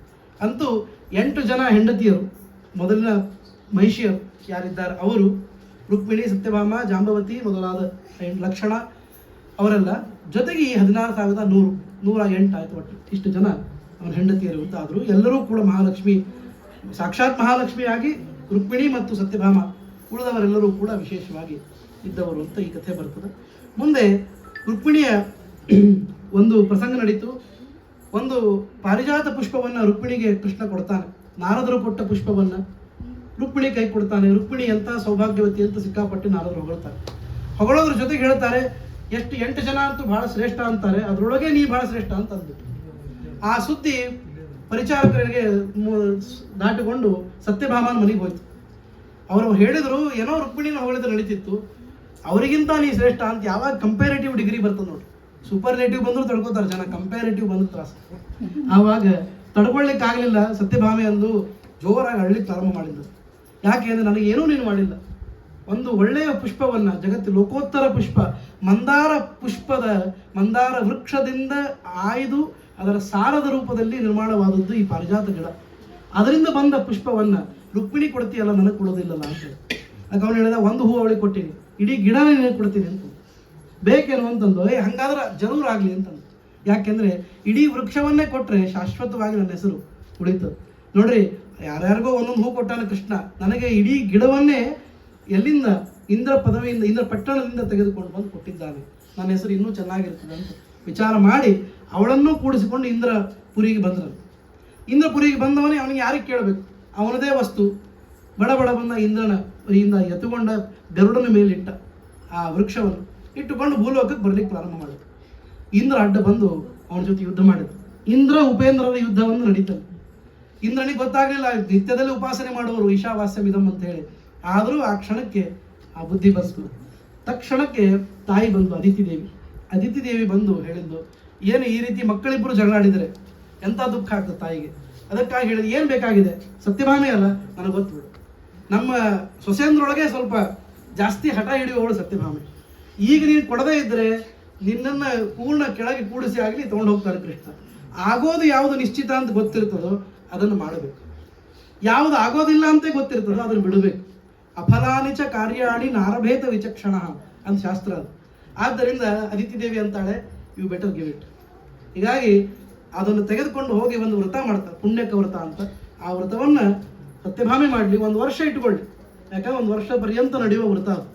ಅದಾದ ಮೇಲೆ ತಂದು ಮತ್ತು ದೇವಲೋಕಕ್ಕೆ ಅದನ್ನು ಇಡಲಿ ಅಂತ ಹೇಳಿ ಆ ಪ್ರಕಾರವಾಗಿ ಮಾಡಿ ಸತ್ಯಭಾಮೆ ಮತ್ತು ರುಕ್ಮಿಣಿ ಪುಣ್ಯಕ ವ್ರತವನ್ನೆಲ್ಲ ಮಾಡ್ತಾರೆ ಅಂತ ಆ ಕಥೆ ಬರ್ತದೆ. ಅನೇಕ ವಿಷಯಗಳು ಆ ಪ್ರಸಂಗದಲ್ಲಿ ಬಂತು. ಮುಂದೆ ಹೇಳ್ತಾರೆ, ಕೃಷ್ಣ ಮತ್ತು ಅವನ ಪರಿವಾರದವರೆಲ್ಲ ಸ್ನಾನಕ್ಕೆ ಅಂತ ಇದಕ್ಕೆ ಹೋಗಿರ್ತಾರೆ, ಎಲ್ಲೇ ಸಮುದ್ರಕ್ಕೆ ಅಂತ ಹೋಗಿರ್ತಾರೆ. ದ್ವಾರಕೆಯಲ್ಲಿದ್ದವರು ಸಮುದ್ರದ ದಂಡೆಯೊಳಗೆ, ಸಮುದ್ರಕ್ಕೆ ಹೋದವರು ಈ ಊರಿನೊಳಗೆ ಯಾರು ಇರಲಿಲ್ಲ, ಎಕ್ಸೆಪ್ಟ್ 1-2-3 ಜನ ಇದ್ದರು. ಒಂದು ಹುಡುಗಿ ಭಾನುಮತಿ, ಪಾಪ ಅವಳು ಏನು ಯಾವ ಕಾರಣಕ್ಕೆ ಮನೆಯೊಳಗಿದ್ದೋ ಇದ್ಲು, ಅದಕ್ಕಾಗಿ ಅವಳಿದ್ಲು. ಅವಳು ಭಾಳ ಸುಂದರಿ ಇದ್ಲು. ಒಬ್ಬ ನಿಕುಂಭ ಅಂತ ದುಷ್ಟ ಬಂದು ಅವಳನ್ನು ಅಪಹಾರ ಮಾಡ್ಕೊಂಡು ಹೊಂಟ. ಆವಾಗ ಓಡಿ ಬಂದು ಆ ಸುದ್ದಿಯನ್ನು ಯಾರಿದ್ರು ಅವರಷ್ಟು ಹೇಳಿದರು. ಆ ನಿಕುಂಭ ಬಂದು ಹೇಳಿದ ಮೇಲೆ, ನಿಕುಂಭ ಮಾಡಿದ ಅಪಹರಣದ ಕಥೆಯನ್ನು ಹೇಳಿದ ಮೇಲೆ ಕೃಷ್ಣ, ಅರ್ಜುನ, ಪ್ರದ್ಯುಮ್ನರು ಅವನ ಬೆನ್ನು ಹತ್ತಿದ್ರಂತೆ. ಬೆನ್ನು ಹತ್ತಿಕೊಂಡು ಆ ನಿಕುಂಭನನ್ನು ಕೊಲ್ಲಬೇಕು ಅಂತ ಹೊರಟರು. ಅವನಿಗೆ ಮಾಯಾಯುದ್ಧ ಬರ್ತಿತ್ತು. ಮಾಯಾಯುದ್ಧ ಅಂದರೆ ಕಣ್ಣಿಗೆ ಕಾಣಿಸದೆ ಮಾಡುವ ಯುದ್ಧ. ಕಣ್ಣಿಗೆ ಕಾಣಿಸುವಂತೆ ಒಂದು ಯುದ್ಧ ಮಾಡಿದ ತಕ್ಷಣಕ್ಕೆ ಏನಂದರೆ, ಯಾರು ಬಾಣ ಬಿಡ್ತಾರೋ, ಪ್ರದ್ಯುಮ್ನನೋ, ಕೃಷ್ಣನೋ, ಅರ್ಜುನನೋ, ಅಡ್ಡ ಹಿಡಿದು ಬಿಡೋದು ಆ ಹುಡುಗಿನ. ಆವಾಗ ಶೀಲ್ಡ್ ಥರ ಯೂಸ್ ಮಾಡೋದು, ಹೆಂಗೆ ಇದು ಮಾಡ್ತಾರಲ್ಲ, ಅವ್ರನ್ನ ಅಡಿಯಾಳು ಅಂತ ಮಾಡಿಕೊಂಡು ವ್ಯವಸ್ಥೆ ಮಾಡ್ತಾರೆ, ಆ ಪ್ರಕಾರ ಮಾಡಿದ. ಅರ್ಜುನನಿಗೆ ಒಂದು ಒಳ್ಳೆಯ ವಿಶೇಷ ವಿದ್ಯೆ ಇತ್ತು. ಎಂಥ ರೀತಿಯೊಳಗೆ ಹಿಡಿದ್ರು ಬಾಣ ಸುತ್ತ ಹಾಕೊಂಡು ಬಂದು ಅವನಿಗೆ ಬಡಿಯುವಂತೆ ಅವನ ವಿದ್ಯೆ ಇತ್ತು. ಅದನ್ನು ಅವನು ಆರಂಭ ಮಾಡಿದ ಮೇಲೆ ಇನ್ನು ನಡೆಯುವುದಿಲ್ಲ ಅಂತ ಹೇಳಿ ಮಾಯಾಯುದ್ಧವನ್ನು ಮಾಡಿದ. ಆದರೆ ಕೃಷ್ಣ ಹೇಳಿದ, ಇವನು ಮಾಯಾವಿ ಆದರೂ ಕೂಡ ನಾನು ನಿಜವಾದ ಮಾಯಾವಿ. ಆದ್ದರಿಂದ ಇವನಿಗೆ ವ್ಯವಸ್ಥೆ ಮಾಡಿ ಇವನನ್ನು ಓಡಿಸಿಕೊಂಡು ಸರಿಯಾಗಿ ಗೋಕರ್ಣ ಕ್ಷೇತ್ರದ ಮೇಲೆ ಕರ್ಕೊಂಡು ಬರಬೇಕು. ಗೋಕರ್ಣದ ಮೇಲೆ ಹಾಯ್ದು ಹೋಗ್ಲಿಕ್ಕೆ ಯಾರಿಗೂ ಅಲವಿಲ್ಲ, ಅದು ರುದ್ರದೇವರ ಒಂದು ಕ್ರಮ. ಹೀಗಾಗಿ ಗೋಕರ್ಣದ ಮೇಲೆ ದೇವತೆಗಳು ಹೋಗೋಂಗಿಲ್ಲ, ರಾಕ್ಷಸರು ಹೋಗೋಂಗಿಲ್ಲ, ಅಂದರೆ ವಿಮಾನದ ಯಾನ ಮಾಡುವಂಗಿಲ್ಲ. ಇವನು ಗೋಕರ್ಣ ಕ್ಷೇತ್ರಕ್ಕೆ ಬಂದ ತಕ್ಷಣ ತನ್ನ ಮಾಯಾ ರೂಪವನ್ನು ಕಳ್ಕೊಂಡು ದಪ್ಪ ಅಂತ ಕೆಳಗೆ ಬಿದ್ದು, ಅಲ್ಲಿ ಅವನನ್ನು ಹಿಡಿದು ಸಂಹಾರ ಮಾಡಿ ಭಾನುಮತಿಯನ್ನು ಕರ್ಕೊಂಡು ಬಂದು ಯಾರ್ದು ಮದುವೆ ಪಾಳೆ ಅಂತ ನೋಡಿದರು. ಅರ್ಜುನಂದಾಗಿತ್ತು. ಅಷ್ಟೊತ್ತಿಗೆ ಎಲ್ಲರೂ ಮದುವೆ ಬಹಳಷ್ಟು ಆಗಿ ಹೋಗಿತ್ತು. ಅರ್ಜುನನಿಗೂ ಅನೇಕ ಜನ ಹೆಂಡತಿಯರಿದ್ದರು, ಭೀಮನಿಗೂ ಅನೇಕ ಜನ ಹೆಂಡತಿಯರಿದ್ದರು. ಹಾಗೆ ಸಹದೇವನಿಗೆ ಮದುವೆ ಆಗಬೇಕಾಗಿತ್ತು. ಆ ಭಾನುಮತಿಯನ್ನು ಸಹದೇವನಿಗೆ ಕೊಟ್ಟು ಮದುವೆ ಮಾಡ್ತಾರೆ ಅಂತ ಆ ಕಥೆ ಬರ್ತದೆ. ಮುಂದೆ ವಜ್ರನಾಭನ ಕಥೆ ಮೊನ್ನೆನೇ ಹೇಳಿದೆ. ವಜ್ರನಾಭಪುರಿ ಅಂತ ಒಂದು ದೊಡ್ಡ ಊರು. ಆ ವಜ್ರನಾಭ ಏನಿದ್ದಾನಲ್ಲ, ಒಂದು ಒಳ್ಳೆ ಊರನ್ನು ನಿರ್ಮಾಣ ಮಾಡ್ಕೊಂಡಿದ್ದ. ಎಂಥ ಶಿಲ್ಪ ಅಂತಂದರೆ ಅಲ್ಲಿ ಒಂದು ಗಾಳಿಯೂ ಒಳಗೆ ಹೋಗೋಂಗಿಲ್ಲ, ಅಷ್ಟು ನಿಬಿಡವಾಗಿ ಆ ಊರನ್ನು ಮಾಡ್ಕೊಂಡಿದ್ದ. ಅದರ ಅರ್ಥ ಟೋಲ್ ಗೇಟ್ ಅಷ್ಟು ಸ್ಟ್ರಾಂಗ್ ಆಗಿತ್ತು ಅಂತ. ಯಾರು ಬರ್ತಾರೋ ಅದು ಪರ್ಮಿಷನ್ ಇದ್ದರೆ ಒಳಗೆ ಬರಬೇಕು.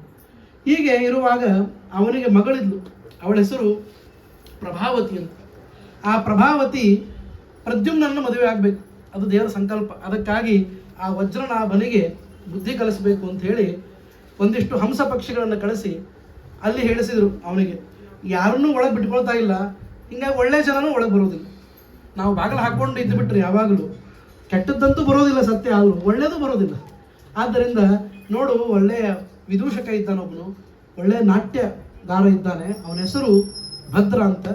ಅವನ ನಾಟಕ ಕಂಪನಿಯನ್ನು ಕರೆಸು. ನಿಮ್ಮಲ್ಲೂ ಪಾಪ ಎಲ್ಲರೂ ಬೇಜಾರು ಬಂದವರು, ಎಲ್ಲೂ ಹೋಗೋಂಗಿಲ್ಲ, ಬರೋಂಗಿಲ್ಲ, ಊರಿನೊಳಗೆ ಇಷ್ಟು ಗಟ್ಟಿಮುಟ್ಟಾಗಿ ಇದ್ದು ಬಿಟ್ಟರೆ ಯಾರು ಸುಖ ಪಡ್ತಾರೆ ಅಂತ ಹೇಳಿದ್ರು. ಆಗಲಿ ಆ ನಾಟಕ ಕಂಪನಿಯವ್ರನ್ನ ಕರೆಸೋಣ ಅಂತ ಕರೆಸಿದ. ಸರಿಯಾಗಿ ನಾಟಕ ಕಂಪನಿಯವರು ಯಾರು ಬಂದಿದ್ರು ಅಂದರೆ, ಆ ಭದ್ರನಟ ಬರೋ ಬದಲು ಅವನ ವೇಷದೊಳಗೆ ಪ್ರದ್ಯುಮ್ನ, ಒಬ್ಬ ವಿದೂಷಕನ ಪಾತ್ರ ಮಾಡ್ತಾ ಸಾಂಬ, ಇನ್ನೊಬ್ಬ ಗದ. ಈ 3 ಜನನೇ ಅಲ್ಲಿ ನಾಟಕ ಮಾಡ್ಲಿಕ್ಕೆ ಬಂದಿದ್ರು. ಒಳ್ಳೊಳ್ಳೆ ನಾಟಕ ಮಾಡಿ ರಾಮಾಯಣ ಮಾಡಿದರು, ಗಂಗಾವತರಣ ಮಾಡಿದರು, ರಂಭಾ ಅಭಿಸಾರ ಮಾಡಿದರು. ಹುಚ್ಚಿಡಿದು ಬಿಡ್ತಾರೆ ಯಾರಿಗೆ? ದೈತ್ಯರಿಗೆಲ್ಲ. ಅದೇ ಸಮಯ ಅಂತ ಅಂದುಕೊಂಡು ಅವರೆಲ್ಲ ಕುಡಿದು ಮತ್ತರಾಗಿ ಬಿದ್ದಾಗ ಹೋಗಿ ಈ ಪ್ರದ್ಯುಮ್ನ ಪ್ರಭಾವತಿಯನ್ನು ಮದುವೆ ಆಗ್ತಾರೆ. ಆಮೇಲೆ ಆ ಸುದ್ದಿ ಗೊತ್ತಾದ ಇನ್ನು ಹುಡುಗಿಯರಿದ್ದರು. ಅವರು ಪ್ರಭಾವತಿ ಜೊತೆ ಇದ್ದವು. ನಾವೇನು ಮಾಡೋಣ, ನೀನು ಇಷ್ಟು ಒಳ್ಳೆ ಮದುವೆ ಆದರೆ ಅಂದರೆ ಬರುವಾಗ 3 ಜನನೇ ಬಂದಾರೆ, ಒಬ್ಬರು ಬಂದೇ ಇಲ್ಲ. ಆದ್ದರಿಂದ ಗದಾ ಒಬ್ಬನ ಮದುವೆ ಆದ, ಸಾಂಬ ಒಬ್ಬರು ಮದುವೆ ಆದ. ಸಾಂಬ ಅಂದರೆ ಬೇರೆ ಯಾರೋ ಕೃಷ್ಣನ ಮಗನೇ, ಜಾಂಬವತಿ ಮಗ ಅಷ್ಟೇ. ಹೀಗೆ ಇವರೆಲ್ಲ ಒಂದೇ. ಆದ್ದರಿಂದ 3 ಜನರ ಮಕ್ಕಳ ಮದುವೆಯನ್ನು ಇನ್ನೊಂದು ಬಾರಿ ಕೃಷ್ಣ ಅಲ್ಲಿ ಮಾಡಿಸ್ತಾನೆ. ಅದು ಗೊತ್ತಾಗಿ ವಜ್ರನಾಭ ಯಾವಾಗ ಬಂದು ಯುದ್ಧಕ್ಕೆ ಅಂತ ಬರ್ತಾನೋ ಅವನನ್ನು ಚಕ್ರ ಕೊಟ್ಟು ಸುದರ್ಶನ ಚಕ್ರದಿಂದ ಸಂಹಾರ ಮಾಡಿಸ್ತಾನೆ ಅಂತ ಕಥೆ ಬರುತ್ತೆ. ಇನ್ನೊಂದು ಕಥೆ ನೋಡಿ ಈ ಮಂಗಳವನ್ನು ಮುಗಿಸೋಣ. ಭಗವಂತನಿಗೆ ಪವಿತ್ರಾಣಾಂ ಪವಿತ್ರಂ ಯೋ ಮಂಗಲಾನಾಂಚ ಮಂಗಲಂ ಅಂತ ಕರೀತಾರೆ.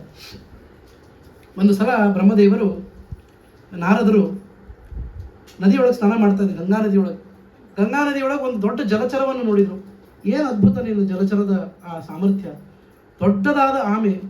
ಈ ಆಮೆಯ ಸೈಜ್ ಎಂಥ ದೊಡ್ಡದಿತ್ತು ಅಂದರೆ ಅದು ಎಷ್ಟೋ ಯೋಜನ ಉದ್ದ, ಎಷ್ಟೋ ಯೋಜನ ಅಗಲ ಇತ್ತು. ಇಂಥ ದೊಡ್ಡದಾದ ಆಮೆಯನ್ನು ನೋಡೇಲ್ಲ, ಏನು ಧನ್ಯ, ಎಂಥ ದೊಡ್ಡಸ್ತಿಕೆ ನಿಂದು ಅಂತ ಧನ್ಯ ಅಂತ ಕರೆದರು ನಾರದರು. ಆವಾಗ ಅಂದಂತೆ ನಾವೀಗ ಏನು ಧನ್ಯ, ಈ ನೀರಿಲ್ಲ ಅಂದರೆ ನಾವು ಬದುಕಲಿಕ್ಕೆ ಶಕ್ಯನೇ ಇಲ್ಲ. ಆದ್ದರಿಂದ ನಮಗೆ ಸ್ಥಾನ ಕೊಟ್ಟ ಈ ಗಂಗಾ ಮಾತೆ ಇದ್ದಾಳೆ, ಇವಳು ಧನ್ಯ ಅಂತಂದರು. ಆಶ್ಚರ್ಯವೂ ಹೌದು, ಧನ್ಯವೂ ಹೌದು. ಗಂಗೆಗೆ ಹೇಳಿದರು ನಾರದರು, ನೀನೇ ಧನ್ಯ, ನೀನೇ ಆಶ್ಚರ್ಯ ಅಂತ. ಅವಳು ಹೇಳಿದ್ರು, ಗಂಗೆ ಹೇಳಿದ್ದು ನಾವೆಂತಹದ್ದು, ನಾವು ಕೊನೆಗೆ ಹೋಗಿ ಸೇರೋದು ಎಲ್ಲಿ? ಸಮುದ್ರ ರಾಜ. ಆದ್ದರಿಂದ ಸಾಗರನೇ ಧನ್ಯ, ಸಾಗರನೇ ಶ್ರೇಷ್ಠ. ಸಾಗರದ ಹತ್ರ ಹೋದ್ರು ನಾರದರು ಹೋದ ತಕ್ಷಣ ನೋಡ್ತಾರೆ, ನಮಸ್ಕಾರ ಮಾಡಿ ಸಾಗರನಿಗೆ ಹೇಳ್ತಾರೆ, ಸಾಗರ ರಾಜನಿಗೆ. ಅವನಂದ್ರು, ಸಾಗರ ನೀರು, ಆ ನೀರು ಒಂದು ಕಡೆ ಗಟ್ಟಿಯಾಗಿ ಚೆನ್ನಾಗಿ ನಿಲ್ಲಬೇಕು ಅಂದರೆ ಈ ಭೂಮಿ ಅದಕ್ಕೆ ಸಪೋರ್ಟ್ ಕೊಟ್ಟರೆ ಆಗ್ತದೆ. ನೀರು ಆಕಾಶದೊಳಗೆ ಹಾರಾಡೋದಿಲ್ಲ, ಅದಕ್ಕೆ ಭೂಮಿ ಬೇಕು. ಆದ್ದರಿಂದ ನಮ್ಮನ್ನು ಹೊತ್ತ ಈ ಭೂಮಾತೆ ಬಹಳ ಶ್ರೇಷ್ಠ, ಧನ್ಯ ಅಂತಂದು ಭೂಮಾತೆಗೆ ನಮಸ್ಕಾರ ಮಾಡಿದರು.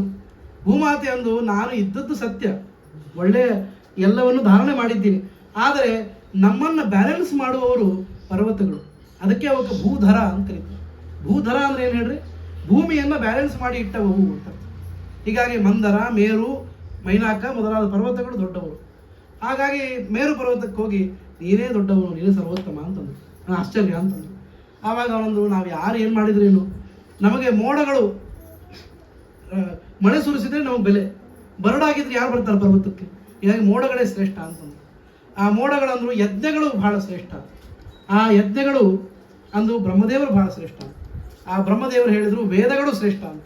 ಈ ಎಲ್ಲ ಕಡೆ ಓಡಾಡಿ ಕೊನೆಗೆ ಗೊತ್ತಾಯ್ತು ಏನಂತಂದರೆ, ಈ ಎಲ್ಲವನ್ನೂ ನಿರ್ಮಾಣ ಮಾಡಿ ಎಲ್ಲವನ್ನೂ ಅವುಗಳ ಜಾಗದಲ್ಲಿ ಇಟ್ಟು ಶೋಭೆಯನ್ನು ತಂದುಕೊಟ್ಟು ನಮ್ಮನ್ನು ನೆನಪು ಮಾಡಿಕೊಡ್ತಾವಲ್ಲ, ಅರ್ಥಾತ್ ಪರಮಾತ್ಮನ ನೆನಪು ಮಾಡಿಕೊಡ್ತಾರಲ್ಲ, ಆ ಭಗವಂತ ಶ್ರೀಕೃಷ್ಣ ಪರಮಾತ್ಮ ದ್ವಾರಕೆಯೊಳಗೆ ಕೂತಾನಲ್ಲ, ಅವನೇ ಧನ್ಯ, ಅವನೇ ಆಶ್ಚರ್ಯ ಅಂತ. ಆವಾಗ ಮೇಲಿನಿಂದ ಹಿಡಿದು ಸೀದಾ ದ್ವಾರಕೆಗೆ ಬಂದು ಕೃಷ್ಣನಿಗೆ ನಮಸ್ಕಾರ ಮಾಡ್ತಾರೆ. ಧನ್ಯೋ ಧನ್ಯೋ ಹರಿಕೃಷ್ಣ ಅಂಥೇಳಿ, ಆಶ್ಚರ್ಯವತ್ ಪಶ್ಯತಿ ಕಶ್ಚಿದೇನಂ, ಆಶ್ಚರ್ಯವದ್ ವದತಿ ತಥೈವ ಚಾನ್ಯ, ಆಶ್ಚರ್ಯವಚ್ಚೈನಂ ಅನ್ಯ ಶೃಣೋತಿ, ಶುತ್ವಾಪಿ ಏನಂ ವೇದ ನಚೈವ ಕಶ್ಚಿತ್. ಜಗತ್ತಿನೊಳಗೆ ಎಲ್ಲರೂ ಕೂಡ ಆಶ್ಚರ್ಯ ಆಶ್ಚರ್ಯ ಅಂತ ಪರಮಾತ್ಮ ಕಾಣಿಸ್ತಾನೆ. ಆಶ್ಚರ್ಯ ಅನ್ನೋದೊಂದು ಬಿಟ್ಟರೆ ನಮ್ಗೆ ದೇವ್ರ ಬಗ್ಗೆ ಏನೂ ಗೊತ್ತೇ ಆಗಿಲ್ಲ ಅಂತ ಶಾಸ್ತ್ರಕಾರ ಹೇಳ್ತಾರೆ. ನೋಡಿದವರು ಯಾರು ದೇವರನ್ನು ನೋಡಿದ್ದಾರಲ್ಲ, ಸಾಕ್ಷಾತ್ಕಾರ ಮಾಡ್ಕೊಂಡಿದ್ದಾರಲ್ಲ, ಅವ್ರಿಗೆ ಕೇಳಿ ನೋಡಿದ್ರು ಏನು ಹೇಳ್ತಾರೆ ಅಂದರೆ, ನವಿದ್ಮಹ, ನಮ್ಗೆ ಗೊತ್ತಿಲ್ಲ ಭಗವಂತ, ಏನೂ ಗೊತ್ತಿಲ್ಲ ಅನ್ನೋದು ಮಾತ್ರ ಗೊತ್ತದ ಅಂತಷ್ಟೇ ಅವ್ರು ಹೇಳಲಿಕ್ಕೆ ಶಕ್ಯ. ಅದು ಭಗವಂತನ ಮಹಾಮಹಿಮೆ ಅಂತ ಹೇಳ್ತಾ ಈ ಹರಿವಂಶ ಪರ್ವದ ಭವಿಷ್ಯ ಪರ್ವದ ಕಥೆಗಳನ್ನು ಕೂಡ ನಾವು ಸ್ಮರಣೆ ತಂದುಕೊಂಡು ಮುಗಿಸೋಣಂತೆ. ಇನ್ನೂ ಅನೇಕ ವಿಷಯಗಳು ಹೇಳಬಹುದು, ಮತ್ತೊಂದು ಸಲ ದೀರ್ಘವಾಗಿ ಅವಕಾಶ ಸಿಕ್ಕಾಗ ಹೇಳಿ ಪ್ರಯತ್ನ ಮಾಡೋಣ. ಅನೇನ ಭಾವಿ ಪುಣ್ಯಂ ತದಾಪ್ನೋತು ಗುರುರ್ಮಮ. ಆಮೇಲೆ ಈ ಭವಿಷ್ಯ